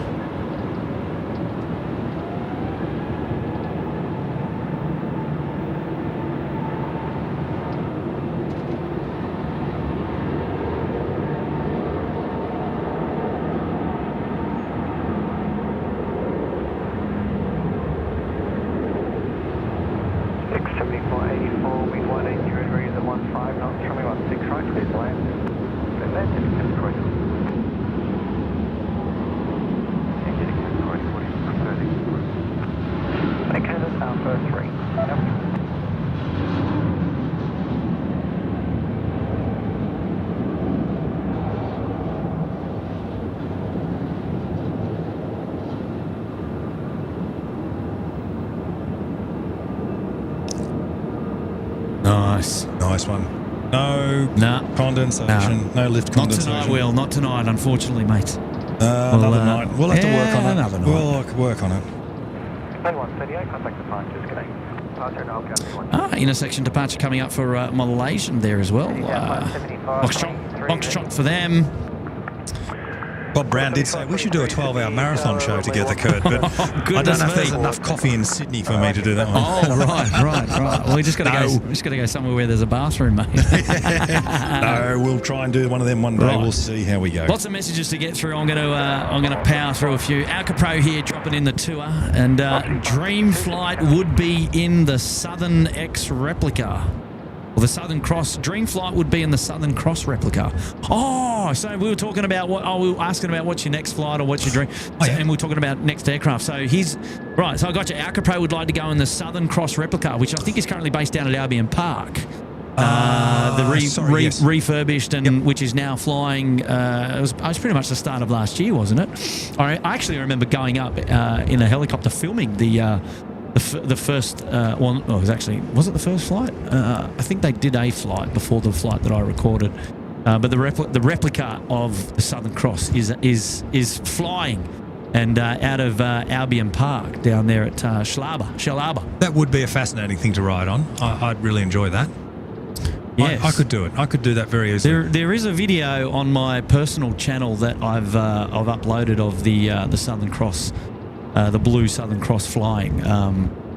It's the same as the Astro channel that I haven't yet done any Astro shows on yet, in case you're wondering. I've got to get around to that. Look, speaking of aircraft that I'd like to fly on... Good on you, Alka Pro. Thank you, mate. Not necessarily available commercial aircraft, but I'd love to go on a DC-6 or a DC-7. I think that would be something I'd love to do. Okay. That would be a good one. Right, another message now coming in from Scotty Miller. Kia ora. Come over to Christchurch, Kurt, and we will happily host you. Good man. Righto. Are you? I forget where you actually are, though, Scotty. You're not in Christchurch, though. Is that right? You're out of. I forget. I'm not going to even guess. You're going to have to come and tell me, mate. You're going to have to tell me. But you're coming to Sydney soon as well, I believe, and you're going to let me know a lot closer on when you're in town so we can catch up. You will have to do that, of course. Don't forget. Mark Bingers is back in town I'm just going to bring Mark's message up here. Won't be a second. There we go. And when more A220 300s coming? I don't know. I generally don't know. I'm not over the Qantas schedule or the production line schedule, but I believe I actually turned to my Canberra brothers. They've got all that down pat. I think there's probably another half dozen coming this year sometime. But yeah, I'm not sure. I'm not sure, to be honest. I apologise for that. Here I was thinking Malaysia was doing the intersection departure at Foxshot, but they're just getting the cross. And I should have known that because only moments before I said that we might have the Australia Post pushing back, or the Australia Roast, yeah. 330 pushing back. That is brilliant. The Australia Roast. I love it. Well, what do you call it? The mango pancakes, the cuzzy bus, the Australia Roast, the hot dog. I hope in-flight models do an goodness. Australia Roast A330. That would just be the best. It's not. It's only because the way that window is positioned in the P on the port side of the aircraft on the left-hand side. I mean, when you look at it far enough away, it says Australia Roast. I'm just thinking, the guys who designed that, and thinking, do you think that's a good idea? It goes back to Sunbury, mate. I tell you. Oh yeah. But yeah, it's quite hilarious. Quite hilarious. Thank you, Mark Bingers, mate, for your question. Appreciate that. It was probably answered there in the chat. We just haven't picked it up. Johnny Y, welcome to the Bondi Beach Cabana. Good on you, Johnny. Welcome to the SydSquad show tonight, mate, in the Cabana. Appreciate your support. Thanks very much. Question coming in from, Jared Quinn. Shout out to VCAT and her freshly broken hand. Oh. Okay. Well, hello there to VCAT from Jared Quinn. And you, Quinny? And, hopefully VCAT and her freshly broken hand seek the required support to for that broken hand. Yeah, oh, dear. Obviously some good rest and take care of yourself. And, yeah, you'll be $1 million. Hero's back again. How many flights a week can a pilot fly? I don't think it's up to a flights per week, but I think that they obviously have hour requirements. Once again, not a pilot, so I really can't quote. Yeah, and look, those totals would differ per airline. As well, they would differ per EBA agreements. They would differ per location, per country. Country's regulations. Yeah, and how many hours are to be flown per month or per week or per fortnight? That's a hard question to answer. I don't think you couldn't even generalise. I wouldn't say. No, you'd only just be referring to one country and maybe one airline. Be a combination of that, but. Great question to say for Darren when he's up next. Yeah, well, that's right. Hey, straight out now, we've got our 777 freighter. It is the Singapore Airlines, the Mustard Duck, rolling now, runway 16 right. The spool up just here, heard it there. Here we go.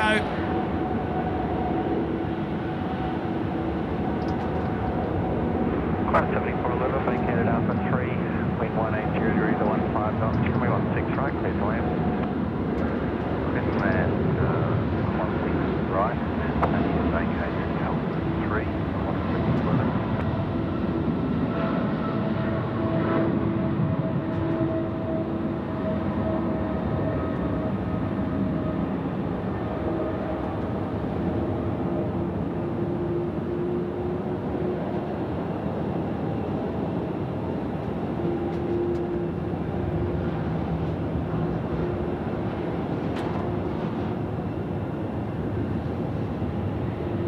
Nicely done.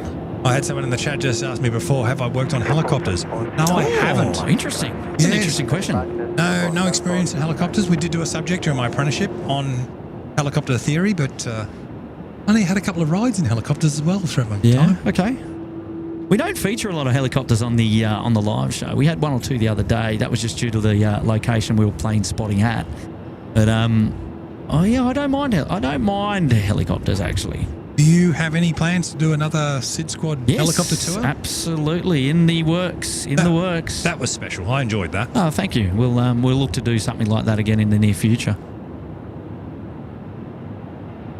So there we go, the Australia Roast, the 330 lining up. We're just waiting for a 4-burner that's just dropping it in on run 16 right. There we go. I can't exactly see what... Oh, it's a 4-burner coming in. Yep, ASL Airlines. Line up 16 right, Malaysia 140. Malaysia 140 to line up first ahead of the Australia Roast 330, and they're coming in from Bravo 2 on the eastern side. Message now coming in from David E. Hello there, David. Because of the speed of the jet stream out in the Atlantic a couple of weeks back, the British Airways Speedbird completed a flight between New York and London 2 hours faster. That's probably nearly the record. I think the British Airways 787 holds the record, but Yeah, it's not unusual when they at certain times of the year they get those jet streams and they go across very quickly. But yeah, it's a 787. Unless that has broken it, that currently holds the record. I can't quote what the time is. I think it's slightly over 3 hours. Yeah, wow. 2 hours faster though. That's a significant win. Yeah, it is a significant wind and a significant win. Yeah, and a win. Yeah. Oh yeah. So it's interesting stuff following all that, and yeah, no, very interesting. I'll get on you, David. Good intel, mate. Message from Chris Reed. Evening, Kurt. See if I can bring Chris Reed's message up there. And won't be a sec. Evening, Kurt and Will and everyone from here in Auckland. I love the facts. Awesome show as always. On ya, Chris. Thank you very much, mate, for your support on the show tonight. And obviously gives us great pleasure to be out here. Oh, the rips on a Malaysia now running out. Here we go. Listen to the sound of those Pratt & Whitneys. Oh, yeah.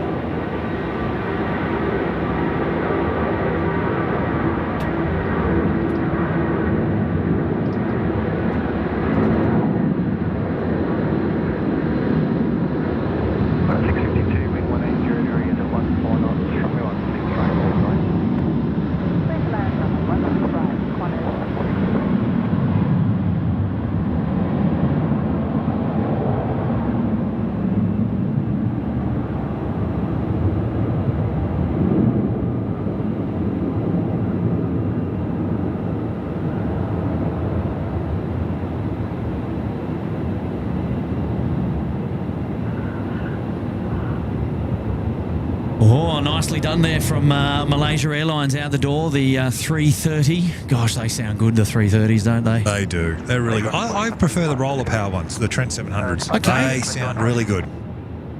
Australia Rose next to go. Also a 330 up there at Alpha 1 on the western side of the field. John Y is dropping in to say hello. Just joined SydSquad. Love your videos. Keep up the cracking work. What's your favourite 747 livery? Mine is the Air Pacific Island livery. That's a good one. I like that. That is a good one. Yeah. Yeah. Look, I like KLMs. But, yeah. Look, I like some of the British Airways ones in the past. They were really good. Yeah, they had all the different tails, that they featured all the different tails. Yeah, good shout. Geez, it gets me thinking. And look, I mean, the 70s, the Qantas ones with the Silver Belly. They were good. I like that. I'm just trying to think. You know, the gets you thinking. It has got me thinking. And what I was thinking about is unfortunately the perished Singapore Airlines, the Big Top. Yes, they were some amazing liveries. Really enjoyed those in their prime time. There was two. Yeah. Sorry, I got the regos wrong. Trying to think of I think one was SKA. No, not SKA. Sorry, it's A380. Was it SPL and SP? Oh, jeez. Yeah, now we're going back. SPN, I think, and that one had the crash, and they quickly whisked the other one off the line and changed the paint straight away. I remember when that happened. Oh, but talking about livery specifically, and some nice ones. Yeah, good shout. Like that. Yeah, it's good to reminisce on old liveries. There's just been so many of them over the decades, and on the various types. It gets to make you think a question like that.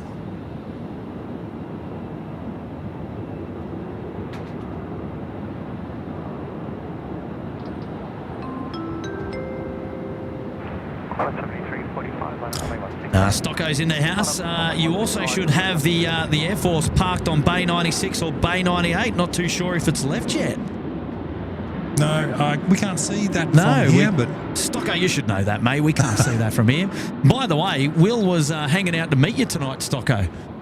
And he said, is Stocko coming? And I said, I actually don't know. I hadn't heard from him. Well, I wanted to get to meet the legendary Stocko and say good day to him, but we'll have to do it another time. He's stood me up tonight. Next time you're in town, we'll make sure that Stocko's around. But it'll be a hot dog stand day, I reckon. That'd be good. Be good to meet and chat and have a bit of a laugh. If there is a 738 Max on the bays, we can't see it from here. Probably, if it came in earlier, then it's probably still over there because it hasn't gone out tonight. So there you go. Good on you, Stocko. Kylie's here. Oh my God, love the 350s and its trendy sunglasses. I love that. Yeah, nice one, Kylie. Us too, I think. We're in the same boat.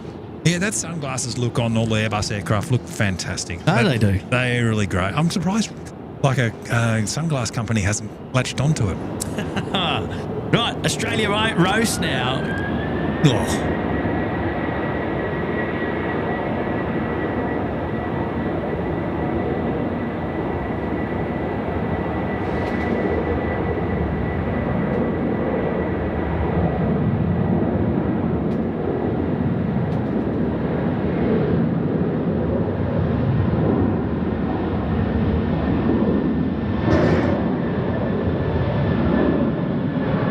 Oh, thumbnail? Oh, yeah, that could be a thumbnail.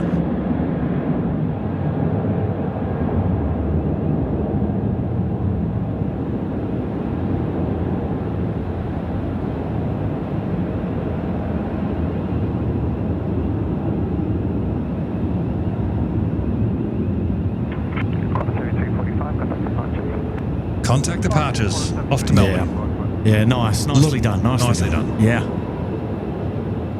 Now, I'm not too sure. Not too sure whether... I think we might have been done. I think we might be done for RPT movements. Well, local time now is 10:54 already. I mean, that is pretty much right down to the line. I can't believe how time has flown already on this show. I feel like I haven't even got started. Yeah, I was just saying, I felt like if I arrived here 30 minutes ago. I know, right? All right. Isn't that great? Message on screen for D4 Karnik is there. Is almost 1 year. Wow, time flies. I still want to know why hydrogen is a no-go for planes. Look, it's quite simple. Hydrogen is the smallest element, and to manage hydrogen is extremely difficult. And if you have any leaks, hydrogen will exploit that leak. It'll gather and become quite explosive. So the space shuttle, for example, that tank that they have on that thing, they have a lot of trouble managing the hydrogen, and that's one of the reasons why that tank is thrown away and not refurbished. So yeah, it's a awesome energy. It's extremely efficient. Unfortunately, the downside is it's extremely difficult to manage and can be extremely dangerous. So we will not see that in commercial aircraft. Yeah. Well, there you go. Well, here comes the 7.6 now. Time to go. Spool it up. Come on.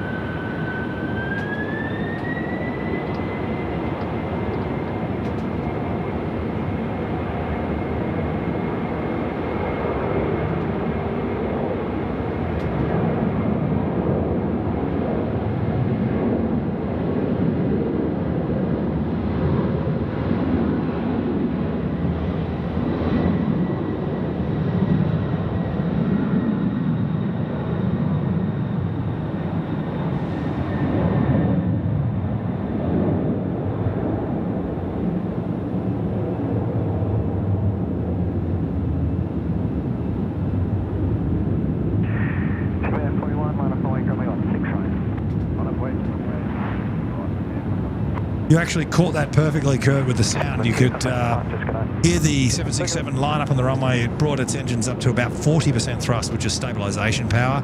That makes sure that both engines accelerate 40% and hold. Then they hit the toga buttons, and that drives it to the takeoff thrust setting after that. You could actually hear that. I don't know if you could do a replay. Full gas, mate. Full gas. Never is full gas. No. Or generally never is full gas, but it's always a derated. But yeah, you could hear that 40% stabilisation and then up to the takeoff thrust setting. That was brilliantly caught. Yeah, the lightning looks sensational. Still out the back there. We might spin that camera around very, very soon. Lovely message there from Mr. D4R Carrick. Love that. Dan's in town, and he's saying back in 2001, while getting my PPL at Canberra, I hit wake of a Qantas BAE 146 on short final to 17, 60 degrees of bank at 60 feet in a Cessna 152 BAE 1 undy 0. Oh, yeah, no, that would, be scary, but yeah, good on you. I hope you stuck with your flying. Yeah, where did you end up, Dan? Where did you end up? What's the go there? But that's usually for pilots. That's a lesson well learned. And yeah, getting smacked around in a Cessna 152 probably wouldn't take much, but a BAE 4-burner there. There'd be a little bit of turbulence, I reckon. Yeah, Nauru 73300, is that? That's correct. Beautiful.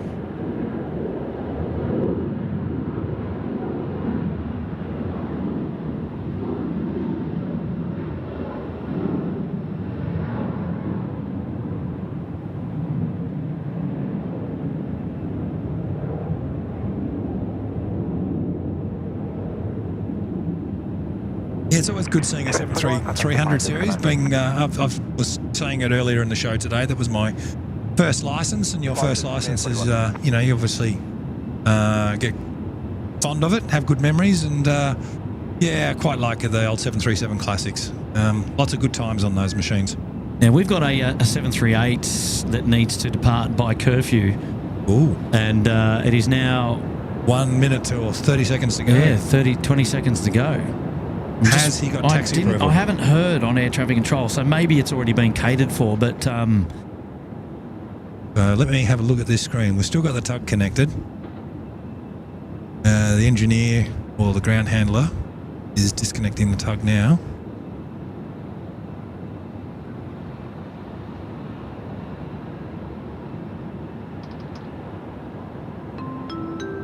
Cut 2, stand by, hold short runway 16 right.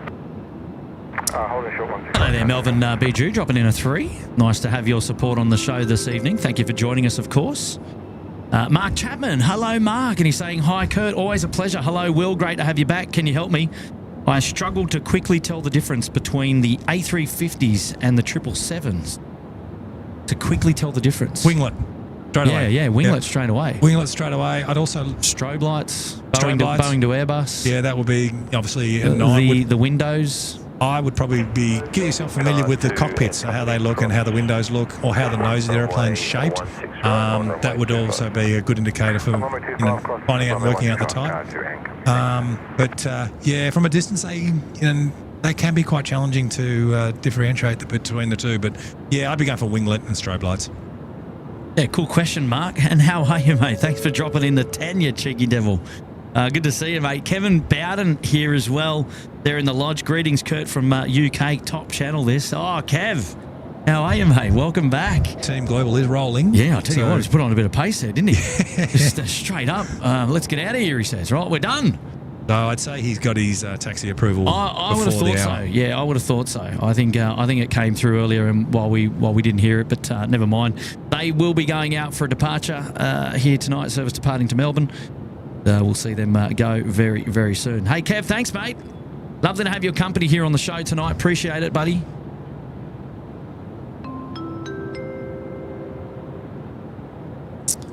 Shu joining us here. Hello, Shu. Quick heel click. Thanks for the stream. Good on you, Shu. Lovely to see you here tonight, mate. Thank you for joining us. Appreciate your support as well, as always. Lance. Dropping a message. And hey, Kurt, Will, I hope you're well, mate. Hello, Lance. Hello, Will. Thank you so much for joining us. Thanks, Lance. Yeah, no. $1 million, mate. Doing well.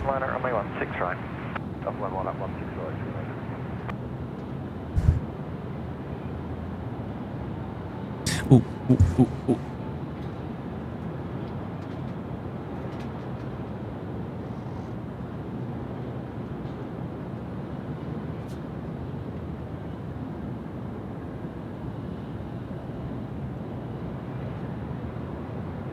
Oh, the turn and burn may be coming up. Yes, Mark was just saying. Yes, could be. See if we can turn the volume up and maybe we might catch that sound. So there we go. Dougie Whitcomb. Hello, mates. Good to see you, mate. Kia ora. Calypso Moon. Good evening. Clear for takeoff. So let's see if we can hear two different tones of the engines.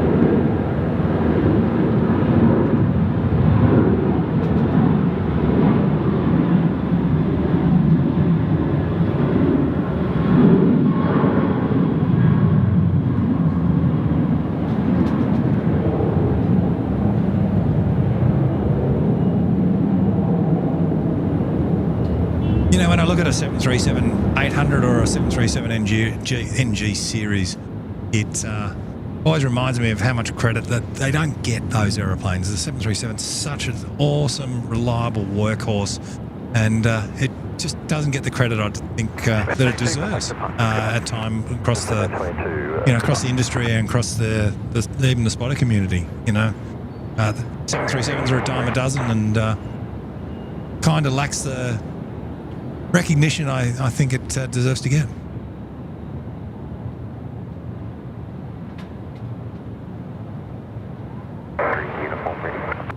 Wow, 4 minutes past now. We're in curfew territory. We've overstayed our stay. No. And do we have anything coming in? No, I don't think so. I don't think so. Melvin Beju here dropping an 8 on the topic of 380s. Do you think the 350s and the 777Xs will replace the 380s? Yeah, the 777X, so -8, -9. With the winglets. There you go, Mark. Just to confuse you, mate. With the folding winglets.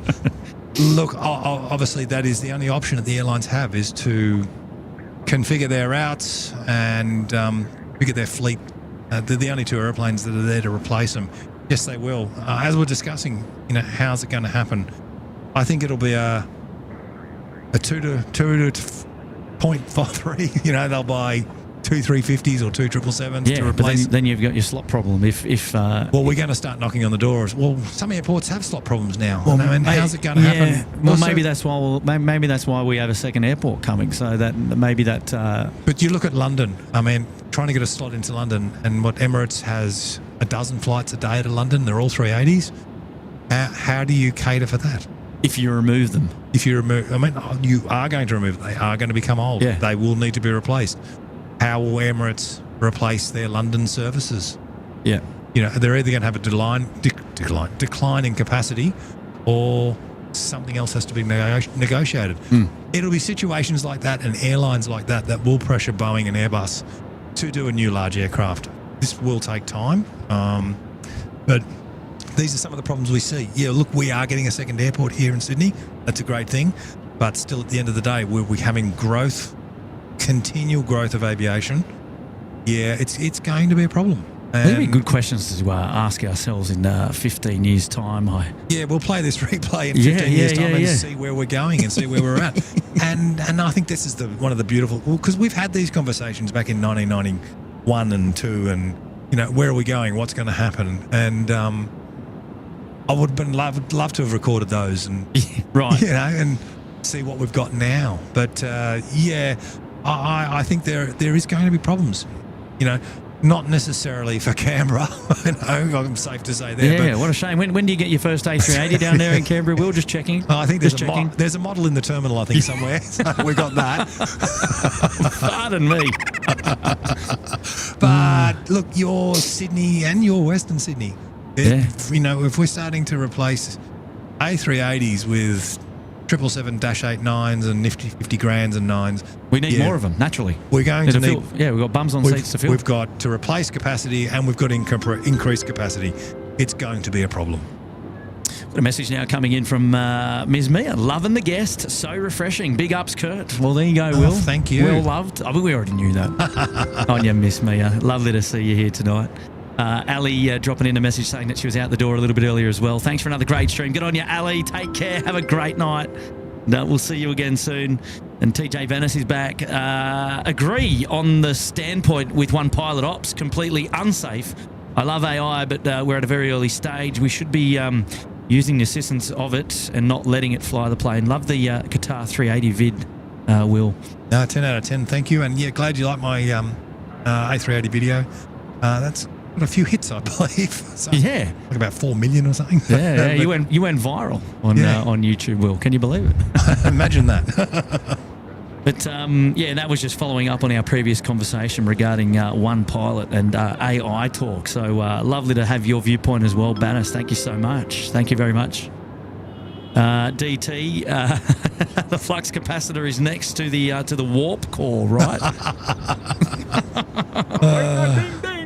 It's not going to get old, Will. No, it's not, and it still gets used with some naive crews. You will need to come up with an answer for the next live show, mate, about where the flux capacitor is. That's brilliant. Look at the boys out there, hard at work. Yeah, well, we've got a lot of works on the airfield, so these cars just getting all those works ready. Another beautiful message coming in from Robert McRosty. As an engineer, you must have a sanity check of the computer answer. As just taking everything the computer says is correct is crazy. Yeah, look, on the surface and what you're saying seems very correct, but look, the aeroplanes nowadays that they're building are all electrically controlled, so the computer interfaces and what it monitors is extremely accurate. It actually takes my breath away on some of the ultra-modern aircraft that I've been dealing with, how accurate the computer monitoring is. It really does. It is extremely reliable. It does take a lot to get used to that thought, especially coming from old school, but it is taking a lot of the skills away from some of the newer engineers that are coming through, and that's just a fear that I have personally, because at the end of the day, you're always going to have to sometimes fall back on some old values and some old skills. And you get the same conversation from pilots. You speak to a pilot and they go, you have young people now just flying glass aircraft.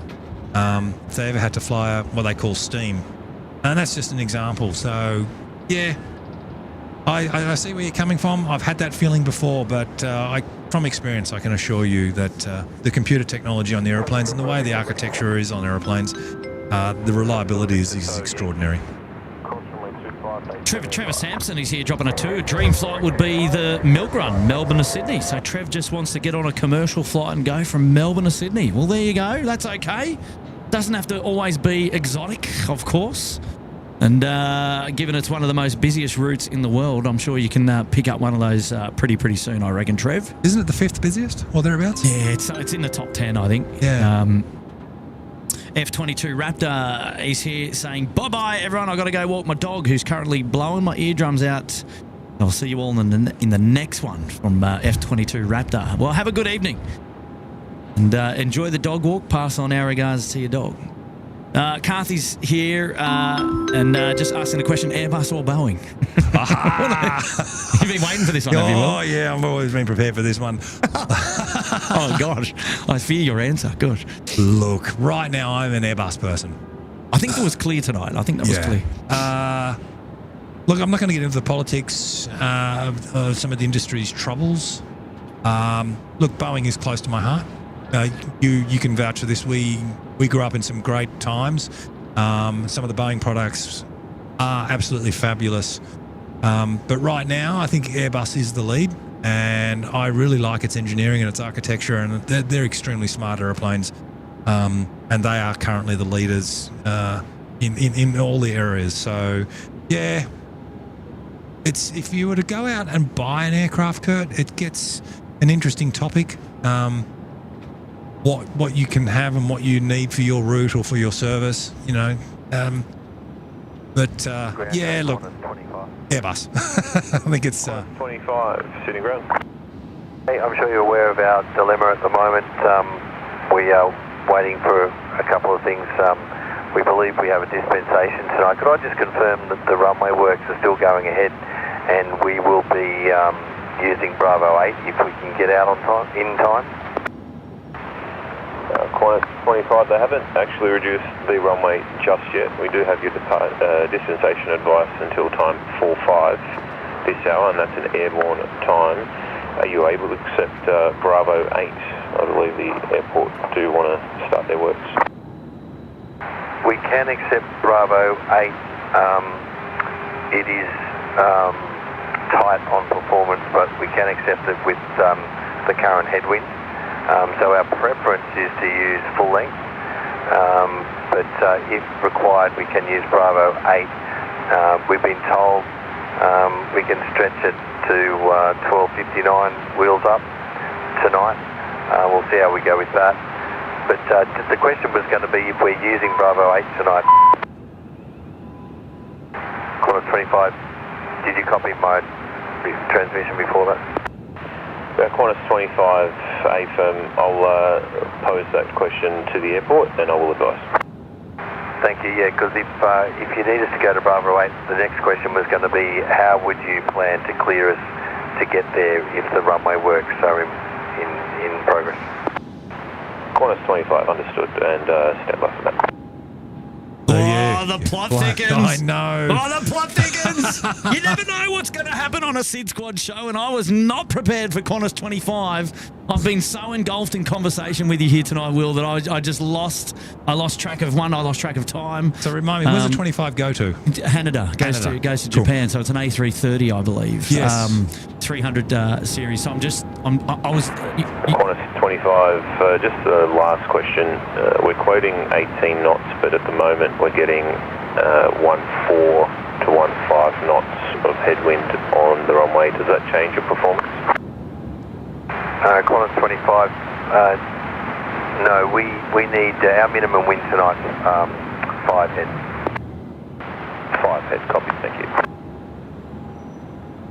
Oh, It's interesting stuff. I mean, this is what makes the show. And I know what's going on behind the scenes there. I know the pressures that the pilots are under. I know the pressures that the airport management are under to try and get this service out and to get it out safely. And, you know, sometimes I do feel a little bit uncomfortable with the situation, but, you know, we've got some really good professionals in Australia, in our industry. Good day, Qantas 7419, established on this runway 34 left. Qantas 7419. They will do it well. They will do it safely. But, there's a lot of nail-biting pressure that's going on there. With the wind, steady your approach, Qantas 7419. Yeah, but, you know, I mean, as you just heard, they've got wheels up approval till top of the hour, so time 5:09. I mean, there's obviously an issue. I don't know what the issue is. The bat phone's not awake at this hour. But now they're considering, all right, what are their factors? Now, I think, yeah, it'd be interesting what the airport says. I mean, we want the runway works to go ahead tonight. We want to break down some taxiways. We've got a lot of, then becomes a cost situation scenario here, doesn't it? They've got their pressures and their targets to meet, and it's honestly, as I said, it's the aviation equivalent to goal behind in the last minutes of the grand final, and the pressure that's on everybody, and mate, it's incredible. We've got it all for you. But capturing this on a show, really, that's a real gem, a real privilege for anyone who's remotely interested in aviation. Well, thankfully we've still got over 1,300 people still tuned into the live show. And those 1,300 will hang on to see what goes on with Qantas 25. Well, you never know. And that's what makes this show. It's this is why I sit up at 11:30 every night. You're on, watching it, and then let's just hope they get out. And I mean, the havoc that it causes for the ground staff if this aeroplane cannot go tonight is just incredible. The behind-the-scenes stuff that it's interesting. Big shout out to Tezza there, just dropping in from Brizzy from the OPN stream. Good on you, Tezza. Thanks, mate. Thanks for joining us here tonight. Appreciate your support. Now we've got a 4-burner now coming in on finals runway 34 left. Yeah, they flipped the runways now, so we run curfew operations. So all arrivals coming in from the south now on the main runway. All departures from the north will remain the same that we've seen for the entire show. But a 4-burner coming in now on 34 left. I didn't quite capture, but they were talking about the 18 knots of wind. Will the Qantas 25 have to take off on 34 left? Or they're going to give him 16 right? No. It'll be 16 right departing. Okay. From Bravo 8. So what happens is they'll shorten the runway from the northern end of the field to Bravo 8, and then the runway will be active from Bravo 8 to the south. Okay. And so he's going to roughly lose 20% of the runway. Or a bit more, actually. Bravo, it's probably about a third of the. I think it's about a third of the runway, up to a half. Yeah, of that runway, and it's an A330 300 service going to Japan. So she's going to be full wings of fuel too. So she's going to be nice and heavy, that poor thing. So yeah, that's just from what I can see, that's a nail biter. I'd have thought 18 knots would have been brilliant. Yeah, but she's got 78 tonne of fuel on board. Yeah, but it's a headwind. Yeah, I know. But you've lost a lot of that runway. Oh man, I mean, and this is just the fabulous and fascinating thing of all of this and of this industry. Somebody's in there doing the calculations right now. Yeah, so, this is interesting. It's going to play out. It's going to be really interesting to see what they say. I'm actually waiting to hear from the controller to come back to hear what the airport says first of all. Yeah. And then I reckon controller and an aircraft will be monitoring those winds. That is assuming that this aircraft can get out by time 5-9, not really knowing what the issue is, mind you, and haven't heard. Maybe it's in the chat. Maybe someone's maybe somebody on the deck a little bit closer to 25 has some intel for us. We'll just have a skim of the chat and see what we can muster. Yeah, see what we can see. It's the funny thing in this world. You probably have someone in the chat that knows somebody that's on the airplane. Well, yeah. Never know. I mean, yeah, well, that's right. That's right. We do get that from time to time, and that's okay. We'll take our source from anywhere, really. Yeah. Ashley, moderator Ash, thanks, Curtin Will. Awesome as always. I'll get on you, Ash. Thank you very much, mate. Appreciate that wonderful support. Suzanne Steenberg is here, dropping in the super sticker. I'll just bring up Suzanne's message in just a moment. 3 Bravo. No, maybe I won't. 7419, taxi 3 Bravo. 3 Bravo, Qantas 7419. I thought it was here. There we go. There. The keep it up super sticker in the house. I do have a question here from Mitch's mum, believe it or not. Oh yeah, Ali. Yeah, go for it. Yeah, like she just wants to know why there's some light smell of strong fumes in the cabin prior to takeoff. Probably need a little bit more elaboration on that. I would suspect she's referring to a 737. They can get a strong fuel smell on startup. So quite often the engines bleed air to supply air for the pressurization system, and quite often when the engines start you might have a tailwind and they'll re-ingest the engine's fumes as the engines are starting, so you can get quite a distinct smell in the engines and bleeding through into the cabin. So not uncommon for 737s, for example. There are some other types which will have a bit of fuel leakage and that settles itself into the compressor, and once again you get a little bit of fume smell on engine startup until that clears away. But that's not uncommon, but the reasons for which can vary from aeroplane to aeroplane. Yeah, good question, Ali. 25. City ground. Here we go. 25, go ahead. Qantas 25, the airport's going to leave the runway open for you, so full length will be available until time 5-9. Qantas 25, thanks very much, we appreciate that. And that takes one less thing off our mind, thank you very much. And there you go. One less thing off our mind. Right, so no runway shortening until time 5. Well, we're going to be here at least for another, well, until they depart, until at least time 5-9. What a rotten bit of luck, eh? Oh, goodness me. Runway 0725 is back with you. It's available for taxiing between taxiway Bravo and taxiway Golf 4, and request to close the remaining taxiways in item number 2. Can't copy 07. Yeah, you can do what you like on 0725 at the moment. No issues there. Right, we've got Maxine is here. Hello, Maxine. Thanks for all the great info tonight, Will. Maxine from Blue Mountains. There you go. Oh, thank you, Maxine. And lovely to have your company here tonight, Maxine. Thank you so much for joining in. And Ado is here. Remember, there for 3 months in the lodge. Pirate Raid. Oh, must have come in from OPN. Is that right? Well, thanks to the lads up there in Brizzy. And thank you very much for your company as well, supporting us for 3 months. Love that. A Rosie guy now dropping in saying, Will, been awesome having you on the show, and thanks for sharing your wealth of plane knowledge with all of us. Come back soon, says Rosie. Oh, thanks, Rosie. Yeah, we will be back. Don't know when, but yeah, we just got to get our stars to align a little bit more. We will. We will. We'll sort it out. Good on you, Rosie, and we'll obviously really appreciate your message, and good shout out there. Love that. And message now from Shrubsy. And g'day, Shrubsy. How are you, mate?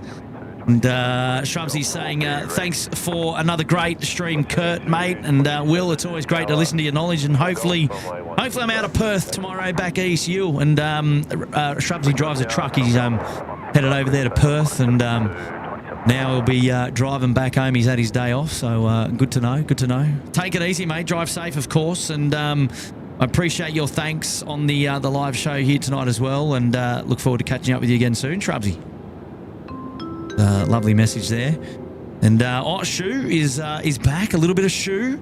And, so Airbus or shoes, Will? Airbus or shoes. Shu wants to know, so Airbus or shoes? I know what I'll pick. Yeah, I'll pick the Airbus any day. You need to be wearing shoes to board an Airbus, I dare believe. So, in fact, I think you should be wearing shoes on an aeroplane all the time. Here we go. This is a debate, isn't it? Goodness me. People take their shoes off on planes. Oh, it's so silly. It's amazing the amount of people that travel in thongs. I mean, you know, I Personal preference here, I don't I think. want to sound like a snob. It's more of a safety issue thing, you know. I was in Qantas aircraft in Hong Kong once, and I had the guy next to me take off his shoes before takeoff, and I looked at him and I said, I wouldn't be doing that, mate. And he was just sort of like, well, why? What do you know? And I said, well, if we have an incident and go off the end of the runway and we need to run from the aircraft, do you want to be doing that in your bare feet? And he sort of looked at me and thought about it for a second, and then he put his shoes back on quietly. Oh, so wow. I had a bit of a win, but yeah, look, wait till you've taken off and settled into the cruise, and then kick your shoes off if you need to. There you go. Travel Advice 101 with Will on SydSquad.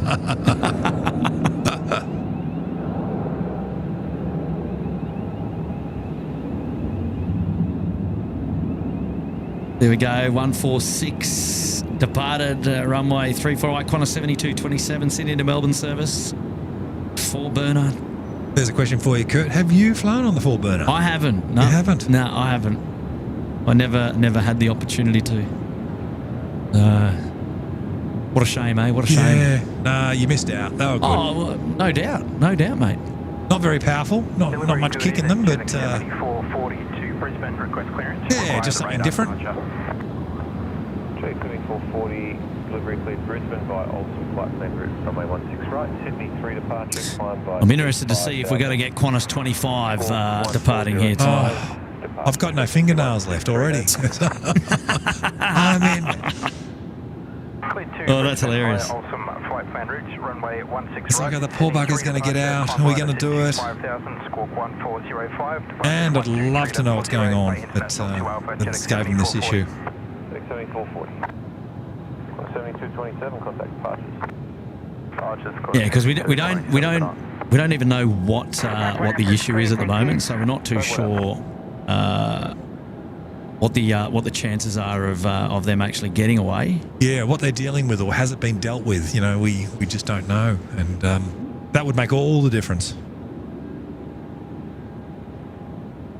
Eternal Apilli, the Will and Kurt podcast continues. We have threatened a podcast, haven't we? Oh, geez. Right, here we go. DT dropping another 2. Kurt, don't trust Raptor. Betty's dog wants your mic. Oh, yeah. Raptor, F22 Raptor going out. Yeah, we've had some dog incidents on the show. We've thankfully all the microphones have survived to date, and they're still kicking, which is the main thing. Good on you, D. Good pick up there. I like that. And JRA Craze is back and saying my flight from Shanghai to Tokyo last week was travelling at 1,275 kilometres per hour. Wind speed was plus 350. Was that dangerous? By the way, last year's status run was on the 717s. There you go. And no, it's not dangerous. You just settle into that wind gently. It's like, I guess, like launching a boat into a river. You just get into it gradually, and it pushes you along. And aircraft do it all the time. In fact, airlines will look for these jet streams.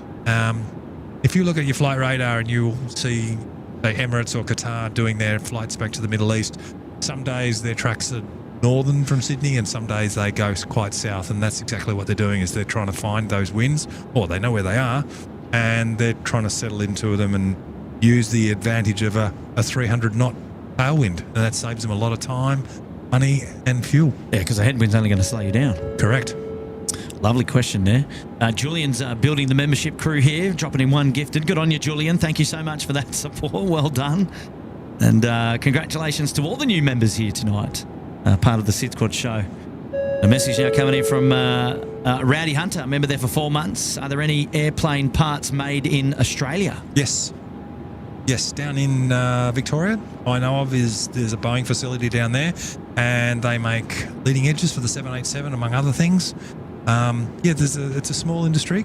I'd like to see grow, or would all like to see grow, but they have made aircraft parts for Boeing down at Fisherman's Bend in Melbourne for many years. I also not exactly sure whereabouts, but I believe there are some parts made for various manufacturers in Queensland as well, and we have some military programs also, but I'm not too au fait with a lot of the military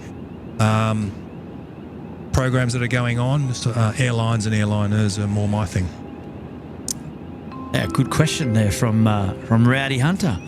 Julian dropping in a one super chat and jaw drop emoji. Good on you, Julian. Thank you, mate.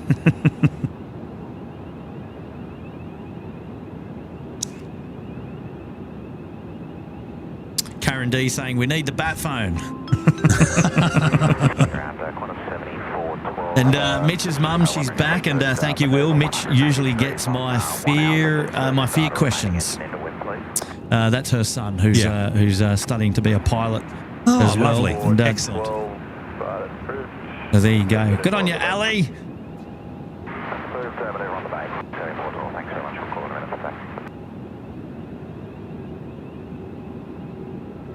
And Anthony Tracy, hi Kurt, great to have Will on your show tonight and hear everything associated with his knowledge of aircraft. Well, it was not the first time we've had Will on the show, in fact. This is probably about the 5th or the 6th time, I reckon. Or even more, maybe. We did one up at Darren, we did Sheps Mound, we've done the beach. We've done two up on the car ridges, park, yeah. one down at Sheps, one at the beach. Maybe it is only 4 or 5. It's about the 5th, yeah. Yeah, there you go. Now, there were a couple of shows with Will, but obviously we're very grateful to have Will join us from time to time. And well, look, I mean, for those of you who don't know, Will and I have known each other, known of each other for more than about 25 years now, yeah. or even slightly 30. more. Yeah. And but we had been in contact a long time ago through various aviation connections, but had really lost contact. But then I saw your name pop up in the show, and I'm like, is that the Will Lanting that I've known of for so long ago? And then we just reconnected, and it's obviously just sparked up again, which is fantastic. And that's what you do with mates in aviation. Well, that's right. That is right. They're the bonds you have, and they stay forever, regardless. You know. So I'm actually really pleased that I have access to this platform to be able to help share other people that are in the industry that have great knowledge, because I don't know nearly anything that you know in terms of aviation and the technical side of aviation that you're able to share. So why not have somebody like you on the show that can actually share that? Because we, as you've heard in the chat, we all learn so much, and it's not. We're not going to remember everything, but it's interesting. It's interesting stuff, and you can get so much, and it's for free. It's free knowledge. It's free knowledge. And hey, I've just noticed they've turned the runway lights off down there at 16 left. Yeah. It's free knowledge. And for me, look, aviation has been extremely rich and extremely rewarding to me. I've had the richest career, and Kurt would vouch for that. And just to be able to give back and give encouragement and some confidence to young people to just get involved in the industry, find your niche, and don't be scared. You can do it. There's many things you can do, and many aspects of aviation. And if there's anything here I'd like to achieve tonight is to hear some young people go, yeah, we listened to you and Kurt on the show, and I ended up getting involved in aircraft. I'm doing my pilot's license. Do you know what? I'm doing my traineeship. That very example has come up. I've had people in the show to say, I'm now studying to fly because we actually get emails from people to say, hey, wow, guess what? You wouldn't believe it, but and then so and so. Yeah. And as an engineer, and if I hear someone who's listened to me on the show, and I thought, what a great idea to become an engineer, because I believe it's the most rich part of aviation, but that's my opinion. But if I encourage you to take part in that and start doing a traineeship, well, I tell you what, it's all been worth it, and that's what it's all about. How good. Right, here we go. Grant W. from a passenger on board Qantas 25's having problem with a circuit breaker for the pneumatic system. Mm-hmm. Okay. That could be a showstopper. Right, there you go. Now, the pneumatic system, there are certain parts of the pneumatic system you can MEL on that aircraft. I would say that would be the challenge at the moment, is they're trying to determine what MEL they can put on. If they've got a circuit breaker that's popping, they're most likely going to lose a component of the system. How the system's going to be degraded is going to be the challenge, and where they're sending the aeroplane. So it gets very challenging and very complex, especially with the A330.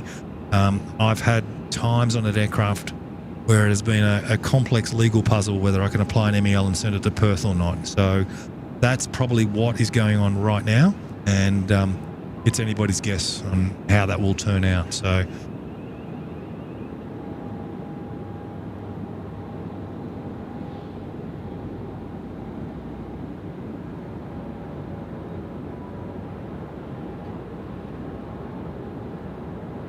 So it's Jujar Singh is actually on board in 52 Alpha on the flight regarding the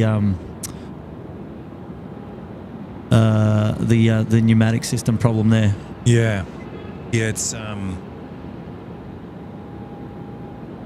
mean, it's brilliant information, but it leaves the door of speculation wide open. Yeah, that's the thing. But yeah, I'm with you. A brilliant insight. And my gut feeling is they're working very hard to see if they're able to get this aeroplane out or not. So we're getting close now, 25 minutes. Okay, we got James Saunders. Welcome to the Bondi Beach, Kilbana. Good on you, James. Hey, mate, thank you for seeing value in the membership and getting yourself involved. Love that. And there we go. Francis saying, Kurt, check the chat. Someone's on Qantas 25. Yep, so we've done that. And good on you, Francis. Thank you very much. We had Tezza here as well. Tezza's just dropped in a one gifted membership. Good on you, Tezza. Thank you so much for that wonderful support. A special shout out to Jonathan McD, who was gifted the membership there. Good on you, Tez. Thank you very, very much. And B-Rad is just saying, check your fax machine if the bat phone isn't working. Yeah, we've just picked that up there. Good on you, B-Rad. Thank you, mate. And there we go. JRA Craze is back in the house asking, is there an update on Qantas International Wi-Fi? don't know. No, I don't know either, because they don't have it. No, I'm not involved with Qantas anymore. It's been about 4 years ago now. And yeah, where they're up to with Wi-Fi.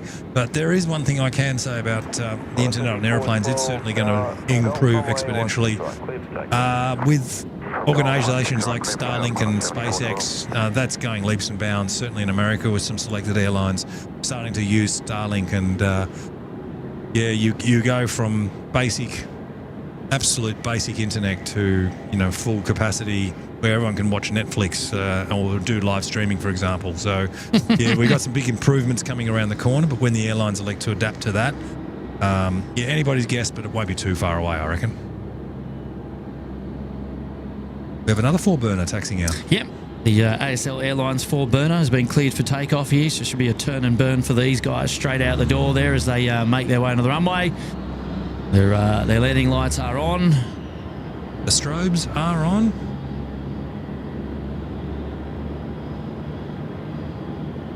G'day, John Molyneux. Thanks for joining in tonight. There we go. And Jahu Singh is on board there. He's going to keep us up to date with what goes on with Qantas 25 tonight. At least what they're transmitting through the cabin, that is. Feel free to grab a flight attendant and let them know that you need to let 1,000 people know watching on the SydSquad show what's going on. So a personalised message from the captain would be handy. Thank you very much. We are listening in.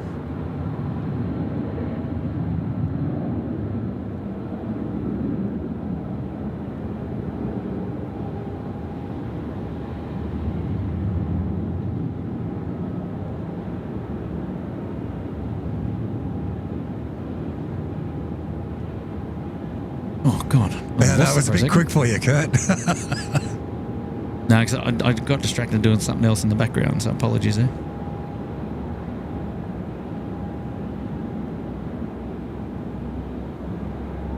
Nice. It is nice. I said it last time on one of the streams, on one of the last night streams I did. I just find uncanny that contact card. After curfew, how quiet and peaceful it gets here. Oh yeah, it's very Mate, quiet. The dynamic is just chalk and And cheese. normally, what we find as well is like after 11 o'clock, if we had crazy winds during the live show, Yeah. normally like 11 o'clock, then it all just goes away, and it's like yeah, that'd be right. Of course, give yeah. me everything during the show, right up until the point that I'm finishing anyway. like there are a couple of times we've been down at the hot dog stand and we've had rain showers come through, Yeah. and we had some solid rain showers come through, and we got absolutely pumped. 11 o'clock, it's all gone. We got stars out again. Course, yeah, yeah. it's time to pack up and go home, and everything's starting to dry again. And it's just like, oh my gosh, the frustration sometimes. Yeah, it is very. I mean, I tip my hat to you. You're very weather challenged and very weather dependent with the equipment that you have to put on the show.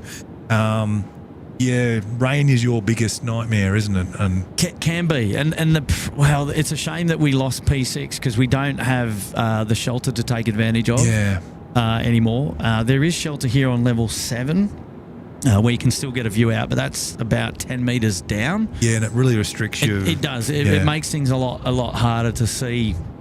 If it was a must day, like if there was something, a special movement or something that I wanted to get and it was absolutely bucketing down, I'd take that option. Can you wrap all this up in plastic? You'd have to. Yeah. I mean, you can wrap yourself up in plastic. You can wrap all this up in plastic. You can really do it. But it then just becomes a comfort level thing as well. And it's just like sometimes the motivation is not there when it's raining. I'm a pretty motivated kind of guy. You know how excited I can get. Oh, yeah. I mean, I can stand out and do an 11.5-hour show sometimes. Not often, but I will from time to time. I got rocks in my head. Yeah, well, we all love it. The rain and the wind, man. They are. The wind. It's challenging, man. The wind brings an exciting show, and look, that show you had. Absolutely. God, that was fabulous. God, you guys are doing it tough. When we do wind and we do rain shows, I mean that adds to the excitement of the show, right? Because you get curly landings, you get the splashback from the aircraft, the whitewash, all that, and it's brilliant. I love it. Yep. Wind, however, it's exhausting to stand out in the wind. It takes a lot out of you. Like the wind, like you can really get exhausted from the wind. And the rain, well, that's for me. I don't mind so much like a light shower, but it's more about protecting the equipment. And it's harder to leave home to come out when it's already raining. Yeah. If you're out there and then the rain comes, then you're like, oh, okay, what can I do to save the show rather than the opposite. What I find the most fun with spotting is when we get thunderstorms passing through. Yeah, exactly right. But your gear is at the peril of that, and it can be the most challenging time for pilots to. Land the aircraft during a thunderstorm with wind shear and so on. And that's when you get most of your go rounds that are happening, which is exciting for the show. Yes. But God, it's at your peril of your equipment, which is just absolutely sensational. And I appreciate it. Yeah, so look, I tip my hat to you with all that sort of stuff. It's great. But yeah, that show you did probably about 4 months ago with Stocko out at when they're operating 25. Is that the runway here, 25? Yeah, so 25 threshold just here. Yeah. God, that was great. Okay, yeah. 25 shows are an exception. I get more excited about the action over the actual fact that I'll be standing in those crazy winds. Yeah. And then just go for it anyway. I've done it out at Melbourne when I was living in Melbourne, and we'd go out spotting. You get those 40 gusting 50 knot days. Man. It is hard work, but geez, it's spectacular. And the pilots trying to bring the airplanes in. Man, good on you guys. Yeah. You're just the best of the best. You're fantastic. And so then I look at it on an engineering point of view, the stresses and strains the airplanes are going through at the time. And usually when we get thunderstorms and really gusty winds like that, we can get a lot of flap load limit exceedances when the aircraft comes in on approach. And we're more often than not having to do flap inspections after landing because they've had overspeed. Just momentarily, but they've had overspeed warnings. Here's a question for you, Will. What are the qualifications to get into Qantas engineering, and what experience do you need for me who's young looking for a job in aviation? Okay, so if you want to get involved in engineering, you need to traditionally we used to have apprenticeships. You would join an organisation and they would put you through it. Unfortunately, nowadays, you have to do a traineeship, which takes around 9 months. There's a number of colleges that will get you your diploma in aero skills. Once you have completed your subjects, then you have to complete 3 years with an airline or a maintenance organisation to get your aircraft maintenance engineer's certificate. And if you've completed your diploma in aero skills, you'll be eligible then to do type courses and pick up a license. And you do that through, an appropriate college and CASA. But what you need to do is either contact Aviation Australia, or there are some organisations, I just don't know the name of them off the top of my head, that are in New South Wales and in Victoria. But yeah, you've got a 9-month full-time course ahead of you, and that will certainly launch your career in aviation as an engineer. Good question there, Henry. Hey, you know how we were talking about at the start of the show? Doha to Auckland, it's a 350-1000. It's coming over the top at 39,000 feet in about 5 minutes. Beautiful. So I don't know. We're fairly clear. I think we'll get it. Fairly clear. We can see the stars. It's just at Bathurst at the moment, so it's coming in from the west. Yep. We'll be overflying the field, so we're going to pick it out somewhere out here. I think we'll pick it. We'll see how well you can see now. The LED package on the 350 is pretty bright. Now, that beacon is a bright beacon. It's a bright red beacon. So, it's very hazy in this part here, to about 30 degrees off the horizon. We're keeping an eye out because it is moving. It's now sort of in line with Oberon and shortly Lithgow, and then we'll be coming in over the Blue Mountains, of course, over the top, 39,000 feet coming our way. And that wind has picked up again a little bit from the south, I've just noticed as well. Yeah, just all of a sudden. Now, 39, he'd be, even over Bathurst, he'd be pretty high. What does Flight Radar have him at? It'd be 39,000, yeah. 390, yeah.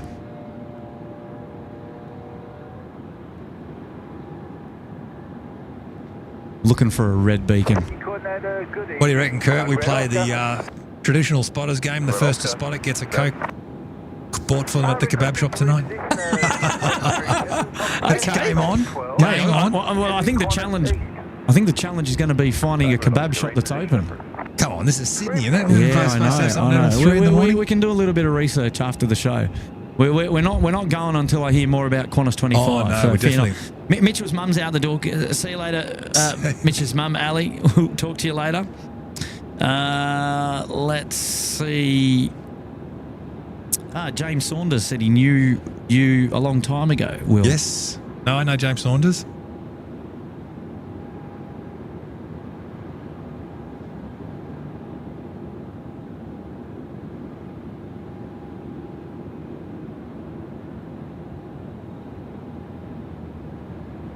Tenor-a-Pilly, 10-0-a-Pilly asking about plane spotting weekends. We did one where it went on a boat. Yeah, I did. I don't believe I was there for that one, but I think that was when Sam Chu was actually in town. You might remember. But you had a plane spotting weekend with a boat? Yeah, took a boat out at alongside runway 34 left, which was a great day for plane spotting. There were a couple of photos taken back then. Timsy was out with the Ansett bus down near the beach as well. So I'm going to have to pressure Oscar into organising a Canberra spotting weekend. I reckon that'd be good. Right, here we go. Juha Singh saying permission to close the final door. That's a good sign. Looks like we might get some action with Qantas 25 yet. The paperwork is done. The CRS is certified, and she's going. If they're asking that question. Robert Campbell, there's always a kebab in South Sydney. Well, yeah, I know Brothers Kebab's crispy, but are they open at this late? Are they going to be open at 12:30 is the question. Assuming that's when we're wrapping the show up tonight, after 12 o'clock. Well, it will be after Qantas 25, that's for sure. We will. Qantas 25 is a commercial RPT service. It's part of the day's play. We want to see it right to the very end. And fingers crossed. I haven't seen it pop up on the old flight radar just yet. Now that just makes it extremely interesting. Talk about last quarter last few minutes of the last quarter, and we're down a goal, nail biter. We've got 12 minutes to You go. asked for this, Will, when you started the live show. You said, "Oh, and I hope we get an exciting show tonight." And I thought we've got 12 minutes to go, and he's got to go. He's got to go. He's got to move. Yeah. And if he's just asked the door shut, Will's off by time 5:09. I mean, geez, that is man. That's pushing it. We are pushing it. that is really starting to push it now. Yeah. Right, the Qataris over Katoomba. Gosh, I can't see it yet though. I want this free can of Coke, so I'm You want working this hard. free can of Coke? I'll shout you anyway on behalf of SydSquad. Will fear not. I'm not worried about it. I'm just trying to see from what location this. Just trying to see Burwood's got to be over there. He's got to be in this part of the sky here somewhere. Corner 25 is ready for push. Yes, you better push quick, my friend. You got 11 minutes to go. Just woken up. Corner 25, ground, no pushback approved. Push approved, corner 25. We're going to have a go. We're going to have a go. I love it. Oh, Love the And you want us enthusiasm. on to 1265? Corner 25, it's all combined at the moment, so as quick as you can, and we'll see how we go, but it's not looking good at the moment, time 50. yeah, it's pushing it. Thank you, corner 59. Qantas 59, Qantas 25. 25, yeah. Ground, hello, car 3 and company at taxiway Golf 1. Request enter runway 07 for mowing operations. We're remaining to the west of... Mowing operations now. There you Right, it's go. all happening. The grass has to be cut. Car, I think it's Car 3. Golf 1 into runway. All right, where's this nifty 50 grand? It's coming. Come on. West of 16 right. It's funny, Golf we 1 enter runway 07 remaining west of 16 right, car 3 and company. can't see it yet. Car 3. I might just try playing with the camera. No cheating. No cheating. Any ground, tug red officers clear. Thank you. Tug red officer. You know what? If he's pushing back now, I reckon he is really going to struggle to make 5-9. No, I can't see it. I think it's going to get exciting though. Oh, yeah. Right, this aircraft is pretty much over Penrith now. He's over Penrith. You have hometown advantage because I don't even know where Penrith is. Penrith is out in the west. There you towards go. the Blue Mountains. Stocko would have you for dinner saying that you don't know where that is.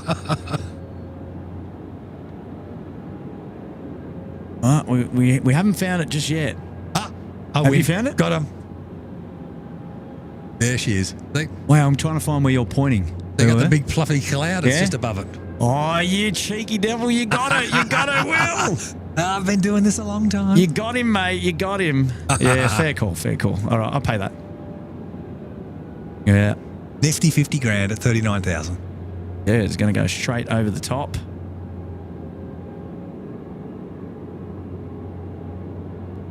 How good does it get, eh? Yeah, that is a bright beacon. That is. Yeah, I can see it clearly now.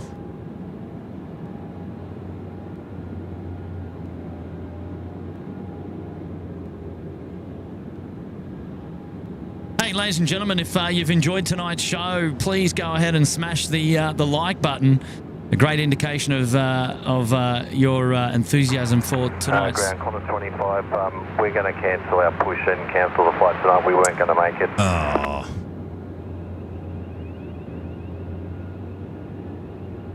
Corners 25, copied.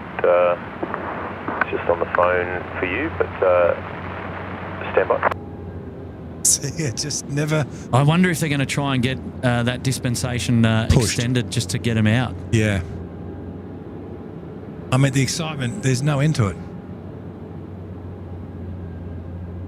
Now, I will say, as an insider, the Corners 25, just confirm, are you cancelling the flight plan?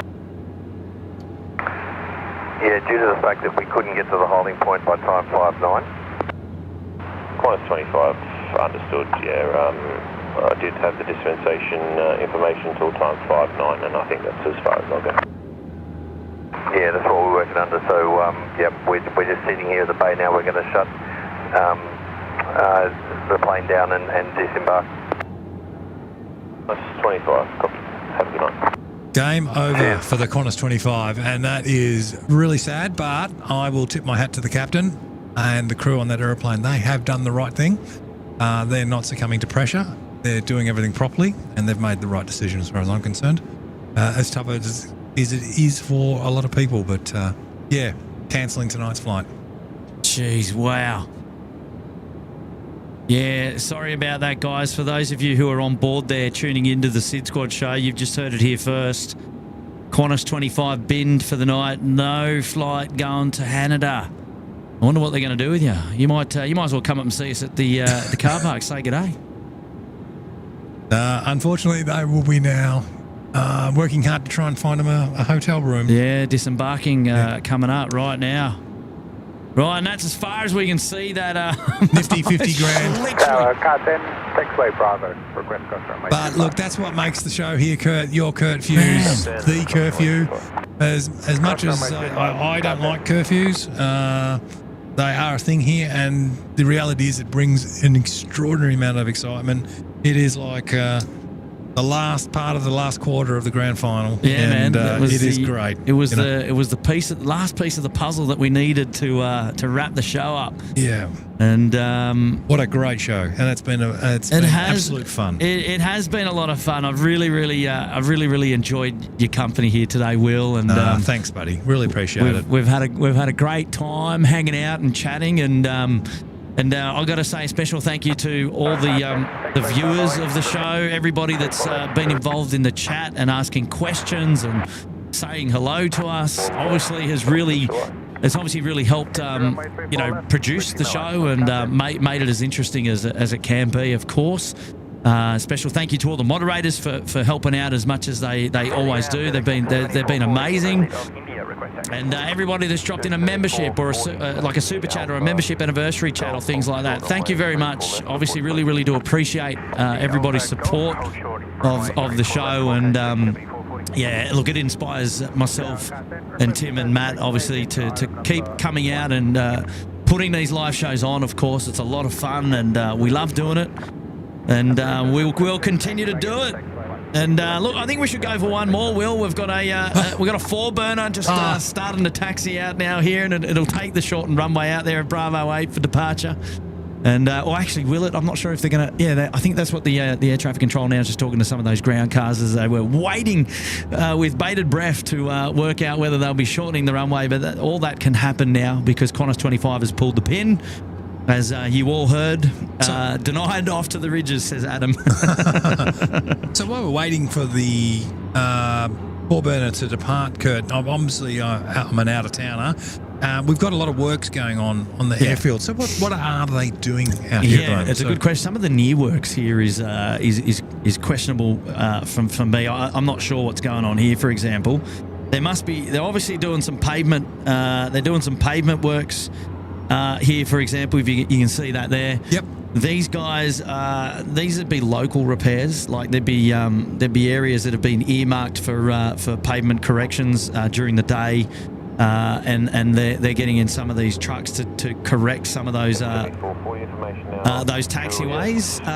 The bigger works here in the background is the creation of the kilo aprons. Okay. So you've got 2 bays that are already done and ready to go. Yep. And then you've got 2 bays that they're still working on. So the 2 bays that are done, 2 or 3 bays that are done are these ones here. And then they're just completing the final works for the kilo aprons in the north, sort of like the northwest sector of those aprons here. So they're going to be standoff bays for airlines, or so they're going to they're fully serviced hard stands. So they've got in-ground fuel, they've got in-ground power and everything. So they can actually be service passenger serviced hard stands from there.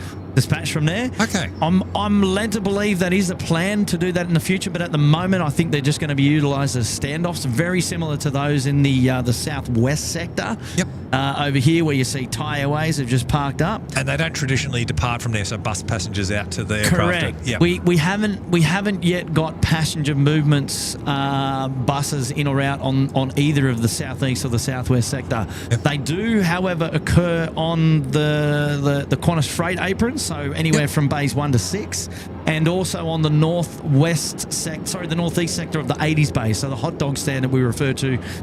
We have hard stand passenger movements in and out on so more ins arrivals. Yep. No, we have Delta arrived there the other day, and they deboarded there on the 80s bays. Do you think just the other day? Future growth will make it so we'll be having passenger departures from. I think that's what's earmarked for the south east sector, which is where all the works are at the moment. Yeah, I believe that's the case. Now, there is a master plan in place for Sydney Airport, and it kind of there's a couple of different designs that sort of extend the terminal pier from the end of Bay 8 and removing all the freight and then making that a terminal down that western side of the airport and utilising those as aero bridge bays. But I just don't know where we're at with the master plan. We're still utilising it for a lot of the freighter movements. With the introduction of Western Sydney Airport, maybe freighter movements. You'll probably find a lot of freighter movements migrate over to there, and it may then open up opportunity. It may then remove that issue. So we'll see how it pans out. But yeah, Is it wind just starting to moderate now, or is it expected to remain around 15 or stronger? Check 7434 does vary between 10 and 15 knots, and it has done so for the last. Oh, thank you, Adam. That's a really nice message, mate. Thank you very much. Okay, no worries, thanks. And this is going to be one of those shows where you'll probably have to go back and watch it. And I know you didn't have the chat up. Well, you had the chat up for most of it, but there's a lot of messages there you would have missed as well. We'll definitely go back and watch this and listen to it. It's the nature of the show, and I always apologise, and because I can't get to every single message during the show because it's hard to do two things at once, manning the camera as well as reading all the comments. So it's great that you were here to pick up some of those awesome questions that you were able to answer. And for those of you who we didn't get to during the show, obviously apologies, but thank you in any case. 7440 ready. Check 7440 tower, signed heading right 170. So you can see the 146 is about to cross a red line, 170, Bravo 8. which is the start of the runway because the runway's been shortened. So you can see that from here. The what you're seeing there is just the stop bars. Yeah, the stop bars. That's alongside taxiway Charlie at the moment. No, so they haven't. Okay. Yeah, so it's going to come out here now. Right turn onto Bravo 8. You'll have to follow on the screen because you'll see. You can't see it now. Yeah, I can see it on the screen. And so he's lighting up Bravo 8 before he gets onto the main runway, and he's super dusty out there too. Yeah. Look how hazy it is, right? It was a bit hard to see, but that traditional taxiway stop bar looked like it was on the runway, shortening the runway, but no, I can see clearly now. That is here. Yes, that's it. So center of your screen there, I think, is the new where runway. the new runway start there. Yep. And then just to the left, he's entering it at Bravo 8. He's turning and burning, and he's out the door. And he's flooring it now. So this is where Qantas 25 would have started their takeoff roll if they'd have shortened the runway, which of course we later learned that they weren't going to do that anyway. They were going to leave the runway open for their departure, which was good to know. But Qantas 25 was prepared to take off. Now you have a look down there. You've almost lost half the runway length. Yeah. And they were still prepared to do that based upon the winds supporting their lifts in the shortened runway length that they had available to them. And he did mention he was right on the limit. So if he'd lost 10 knots of wind or something game like over. that, game over for him. Yeah. Thankfully, the airport was happy to comply with the dispensation received up until wheels off the deck by time 5:09. It became evident by about time 4:08. We were like, well, it's probably not going to happen. No, it's a struggle. Qantas 25. I love the enthusiasm. We'll give it a crack. Well, I don't think they left the bay. To be honest, I don't think they even pushed back. 7440. And as I said before, tip my hat to the guys at Qantas. They did the right thing and just saw it was going to be too close, too risky, and they called it and did the right thing and exercised safety and cancelled the flight. Yeah, absolutely. And well, it was a bit of a shame for us because we were kind of hanging out for one more movie. You know what though? We had the A350 flight overhead, right? So we did, and you owe me a can of Coke. I do owe you a can of Coke. We won that one. We can arrange that, mate. We can absolutely arrange. It should be another flavoured beverage at this time of the night. But, yeah. Most of those places have closed as well. We are going to wrap the SydSquad show up right about there. We've had a blast. We've absolutely had a blast. I'm a little bit disappointed that time has got away from us. I mean, you know, it's just gone past midnight, but it just feels like the show's just starting, right? Yeah, look, it just feels like I've been here an hour. What time did I rock up? It was probably I don't know, about 7:30 maybe. 7:30. It just feels like we've been doing this for an hour. It's crazy, but you know, that just means we're loving it. We enjoy ourselves and we're having a ball and a great time. So absolutely, mate. Absolutely. And look, thanks to everyone. As Kurt said, it is a bit hard to catch all the questions, and my phone battery was getting a bit low. So, but look, we had some great questions there tonight, and it was a pleasure answering them all for you. And it's just what I love, talking about aeroplanes and just connecting with the community. So yeah, thanks for your input tonight. Yeah, appreciate it. And thanks for being here, Will. Well, that's it, ladies and gentlemen. What are we now? We're Wednesday. We're Thursday now, technically, but we let's just assume that today's show was Wednesday. I believe there's actually a fair chance that there'll be a show on Friday. Tim is looking to put together a show on Friday.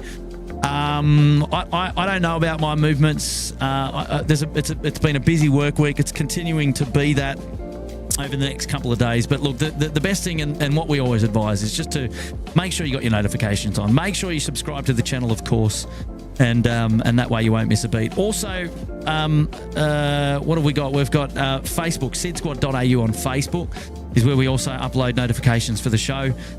If you had a particular thumbnail option in mind tonight, drop down the time code in the comments after tonight's live show or over on our Facebook page, and let us know, of course, and we'll consider those as we go and have a bite to eat. And if you haven't yet hit the thumbs up button on today's show, what are you doing? We'd love to have your we'd love to have your support. Obviously, it continues to build up the community here. And a special thanks, and I didn't do this tonight, but a special thanks or congratulations rather, to all those new members that have picked up a membership here tonight. You've been gifted 1 month's membership up there in the Uluru Lodge, of course, with an invitation to return after the fact. Access to all the emojis to help paint the chat when I call for it, which is always a lot of fun. And then access to the members only content as well, of which we've got a members playlist that you can go and check out. But there you go, Canberra Queen. Drive safely back to Canberra, says Canberra Queen. Thank you, Canberra Queen. Lydia. Love to catch up with you out at Canberra on the multi one of these days soon. Looking forward to that. Yeah, absolutely. I will get down there to Canberra again sometime soon. Fear not, Will, and we'll make a day of it again of plane spotting and invite all of our local plane spotters here that are part of the show to come and hang out with us. I love doing that. That will be great. No, we look forward to a Kurt, and yeah, you just let me know and we will arrange it for you. Alrighty. Well, that's it, boys and girls, ladies and gentlemen. Thank you for letting us share aviation with you tonight through our SydSquad, our small SydSquad YouTube channel here. We appreciate all of your company. We've had a ball, but it is time to end the show tonight. And we look forward to having your company on the next live show. You've been hanging out with Kurt and Will on the SydSquad Plane Spotting Show. It's the family-friendly, chilled-back show here at Sydney Airport. It's the home of plane spotting, as I always love to say. And whatever it is you get up to between now and then, look after yourself, stay safe, and be nice, of course. And we'll be back. We'll be back very, very soon, and we can't wait. Will, thanks again. Kurt, thank you, and thank you, everybody. Everyone stay safe, and we shall see you again soon. That's it from us. Okay, everybody, have a great night, and we'll catch you later. Bye for now. See you later.